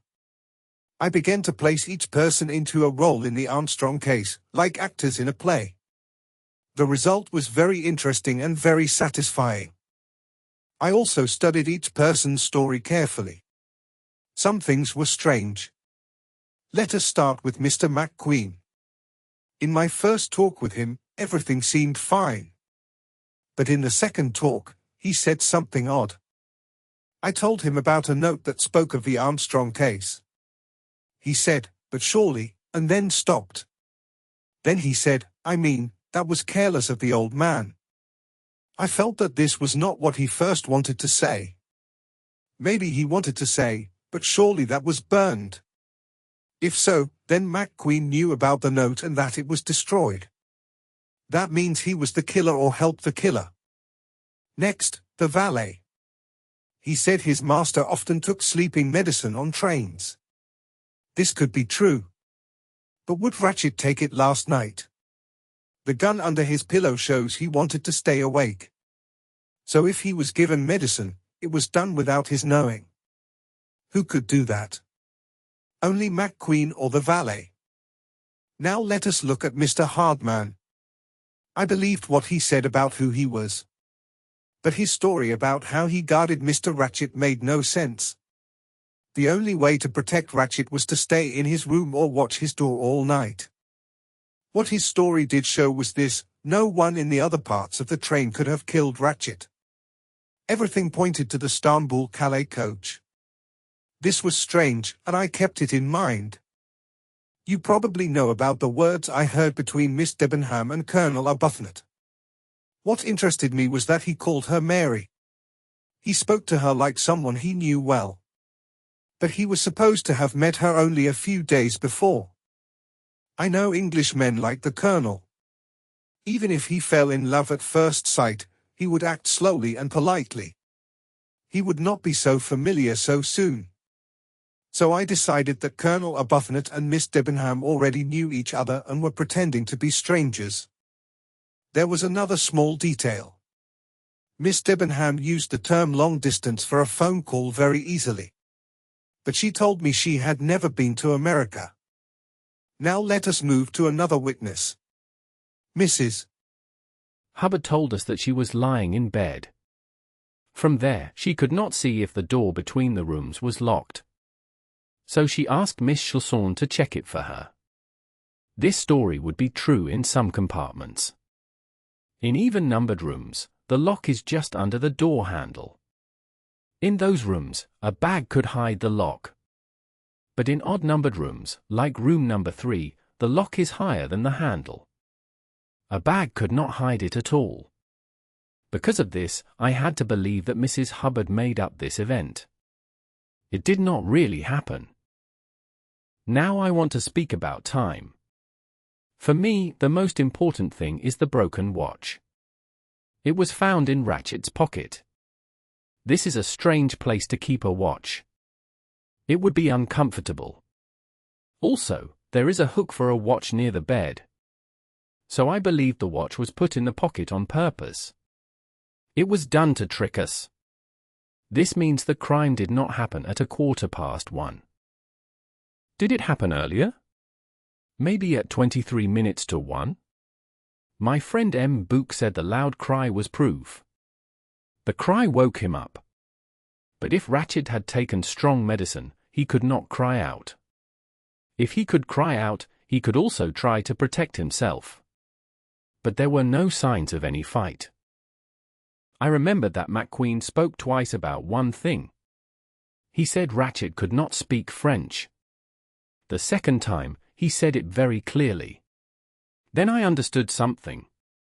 The event at 23 minutes to 1 was a show made for me. The watch trick is very common in detective stories. They thought I would see the trick.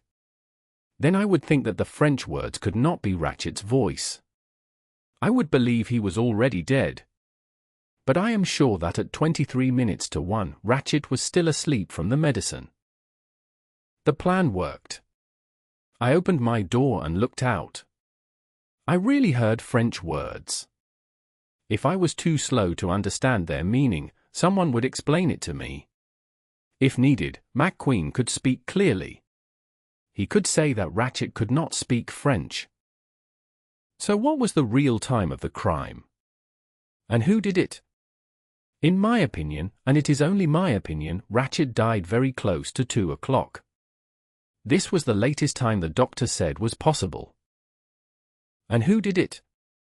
He stopped and looked at everyone. All eyes were on him. The room was very quiet. Then he spoke again, slowly.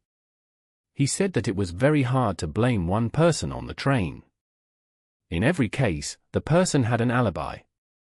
And the alibi came from someone unexpected. Mr. McQueen and Colonel Arbuthnot gave alibis for each other. It seemed strange because they did not look like old friends. The same thing happened with the English servant and the Italian man. It also happened with the Swedish woman and the English girl. I said to myself that this was very strange. They could not all be part of it. Then I understood the truth. They were all part of it. So many people linked to the Armstrong case could not be on the same train by chance. It was impossible. It had to be planned. I remembered what Colonel Arbuthnot said about a jury. A jury has 12 people. There were 12 passengers. Ratchet was hurt 12 times. One more thing now made sense. The coach was very full at a quiet time of year. Now I knew why. Ratchet had escaped the law in America. Everyone knew he was guilty. I imagined 12 people who chose to judge him themselves. They decided he must die. Because of the situation, they had to do it themselves. When I saw this, everything became clear and fit together. I saw the plan as a perfect picture made of many small parts. Each person had a clear role. If people suspected one person, the others could speak and protect that person. Their words would also confuse the truth. Hardman's story was needed in case people thought someone outside the train did the crime and could not prove where they were. The passengers in the Istanbul carriage were safe from blame. Every small detail of their stories was planned before. The whole plan was like a very clever puzzle. Each new fact made the truth harder to see. My friend M. Book said the case felt almost impossible. That was the feeling they wanted to give. Did this answer explain everything? Yes, it did. The many wounds were made by different people. The threatening letters were fake. They were written only to be shown as proof. I believe there were real letters before. They warned Ratchet about what would happen to him. McQueen likely destroyed those real letters and replaced them with the fake ones. Hardman's story about being hired by Ratchet was also false from start to end. The story about the small dark man with a soft voice was useful. It did not point to any real conductor. It could describe a man or a woman. The choice of stabbing may seem strange at first. But it fits the situation very well. A knife can be used by strong or weak people. It also makes no sound. I think, though I may be wrong, that each person went into Ratchet's dark cabin through Mrs. Hubbard's cabin. Each person struck once. No one knew which strike caused death. The last letter, which Ratchet likely found on his pillow, was burned with care. Without any sign pointing to the Armstrong case, there would be no reason to suspect the passengers. People would think the crime was done by someone outside the train. The small dark man with the soft voice would even be seen by one or more passengers leaving the train at Broad. I do not know exactly what happened when the group learned that this part of the plan could not work because of the train accident. I imagine they talked quickly together. Then they chose to continue anyway. Now all the passengers could be suspected, but they had planned for this too. They only needed to make the case more confusing. 2 false clues were left in the dead man's cabin. One pointed to Colonel Arbuthnot. He had the strongest proof of his whereabouts, and his link to the Armstrong family was very hard to show. The second clue was the handkerchief. It pointed to Princess Dragomirov. Because of her high position, her weak health, and the support of her maid and the conductor, she was almost impossible to accuse. To confuse things even more, they added a false trail. This was the woman in the red kimono. I myself can say that this woman seemed real. There was a loud knock on my door. I got up and looked out. I saw the red kimono moving away. Some others, like the conductor, Miss Debenham, and McQueen, also saw her. Someone with a sense of fun put the red kimono on my suitcase while I was talking to people in the dining car. I do not know where the kimono came from. I think it belonged to Countess Andreni. Her luggage had only a very fine night dress, more like a tea dress than a robe. When McQueen learned that part of the burned letter was still readable, and that the word Armstrong remained, he must have told the others at once. At that moment, Countess Andreni was in danger. Her husband quickly changed the passport. This was their second bad surprise. They all agreed to deny any link to the Armstrong family. They knew I had no quick way to learn the truth. They believed I would not look deeper unless I suspected one clear person. Now there was one more thing to think about. If my idea was correct, and I believed it was, then the wagon-lit conductor must also be part of the plan. That gave us 13 people, not 12. Usually, we say one person out of many is guilty. Here the problem was different. Out of 13 people, only one was innocent. The question was, who was that person? I reached a very strange idea. I began to think that the person who did not seem to help in the crime was the one people would suspect the least. That person was Countess Andreni. Her husband spoke to me with strong feeling. He promised me, on his honor, that his wife never left her cabin that night.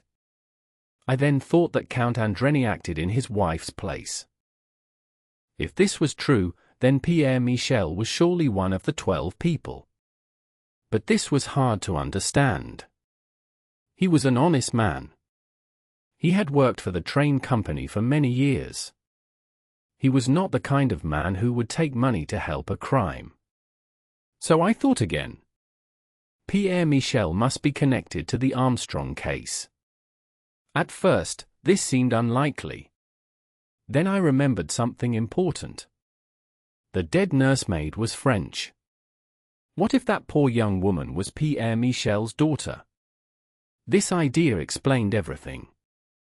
It also explained why the crime happened on the train. I then asked myself if there were others whose role was still unclear. I believed Colonel Arbuthnot was a close friend of the Armstrong family. They likely knew each other from the war. Then there was the maid, Hildegard Schmidt. I could guess her place in the Armstrong home. I have a strong sense for good cooks. I set a small test for her, and she failed it. I told her I knew she was a good cook. She answered, "Yes, all my ladies have always said so." But a lady's maid does not often cook. Her employers would not know if she was good at it. Next came Hardman. He clearly did not belong to the Armstrong household. I guessed he had loved the French girl. I spoke to him about the charm of foreign women. I saw the feeling I expected. Tears came to his eyes. He said the snow had hurt them. Then there was Mrs. Hubbard. Mrs. Hubbard played the most important role of all. Her cabin was next to Ratchet's. Because of this, she seemed more suspicious than anyone else. She could not truly prove where she was that night. To play her role, she needed great skill. She acted as a loud, silly, loving American mother. Only a true actress could do this. And there was one in the Armstrong family. She was Mrs. Armstrong's mother, Linda Arden, the famous actress. He stopped speaking. Then Mrs. Hubbard spoke in a soft, warm, dreamy voice. It was very different from her voice during the trip. She said, I always liked comedy roles. She went on slowly, that mistake about the sponge bag was foolish. It shows you must always practice with your things. We tried it before. I was in an even-numbered cabin then, I think. I did not know the locks were in different places. She moved a little and looked straight at Poirot. You know everything, Monsieur Poirot. You are a very clever man. But even you cannot fully know how terrible that day in New York was. I was wild with grief. The servants felt the same. Colonel Arbuthnot was there too. He was John Armstrong's closest friend. He saved my life in the war, said Arbuthnot. Mrs. Hubbard continued, that day, we decided something. Maybe we were not thinking clearly. We decided that the death sentence Cassetti escaped must still happen. There were 12 of us. Well, 11 really. Suzanne's father was in France. At first, we thought of choosing one person by chance. But later, we chose this plan instead. It was the driver, Antonio, who suggested it. Mary planned the details later with Hector McQueen. He loved Sonia, my daughter, very much. He also explained how Cassetti used his money to escape punishment. It took a long time to make the plan perfect. First, we had to find Ratchet. Hardman finally did that. Then we had to get Masterman and Hector to work for him, or at least one of them. We managed that. After that, we spoke with Suzanne's father. Colonel Arbuthnot strongly wanted 12 people. He felt it made things fair. He did not like the idea of many stabs, but he agreed it solved many problems. Suzanne was her father's only child, so he agreed. From Hector, we knew Ratchet would travel back from the east on the Orient Express sooner or later. With Pierre Michel working on that train, the chance was too good to lose. It also helped keep innocent people out of danger. My daughter's husband had to know, of course. He insisted on traveling with her. Hector arranged it so Ratchet chose the right day to travel, when Michel was working. We planned to book every cabin in the coach from Stamboul to Calais. Sadly, we could not get one cabin. It was already booked long before by a company director.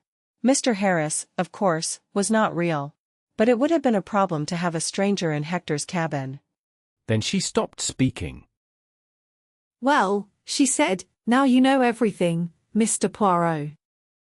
What will you do? If the truth must be told, can you say that I am the only one to blame? I would have attacked that man many times without regret. He caused the death of my daughter and her baby. He also caused the death of another child who could be alive and happy today. And there is more. Other children were taken before Daisy.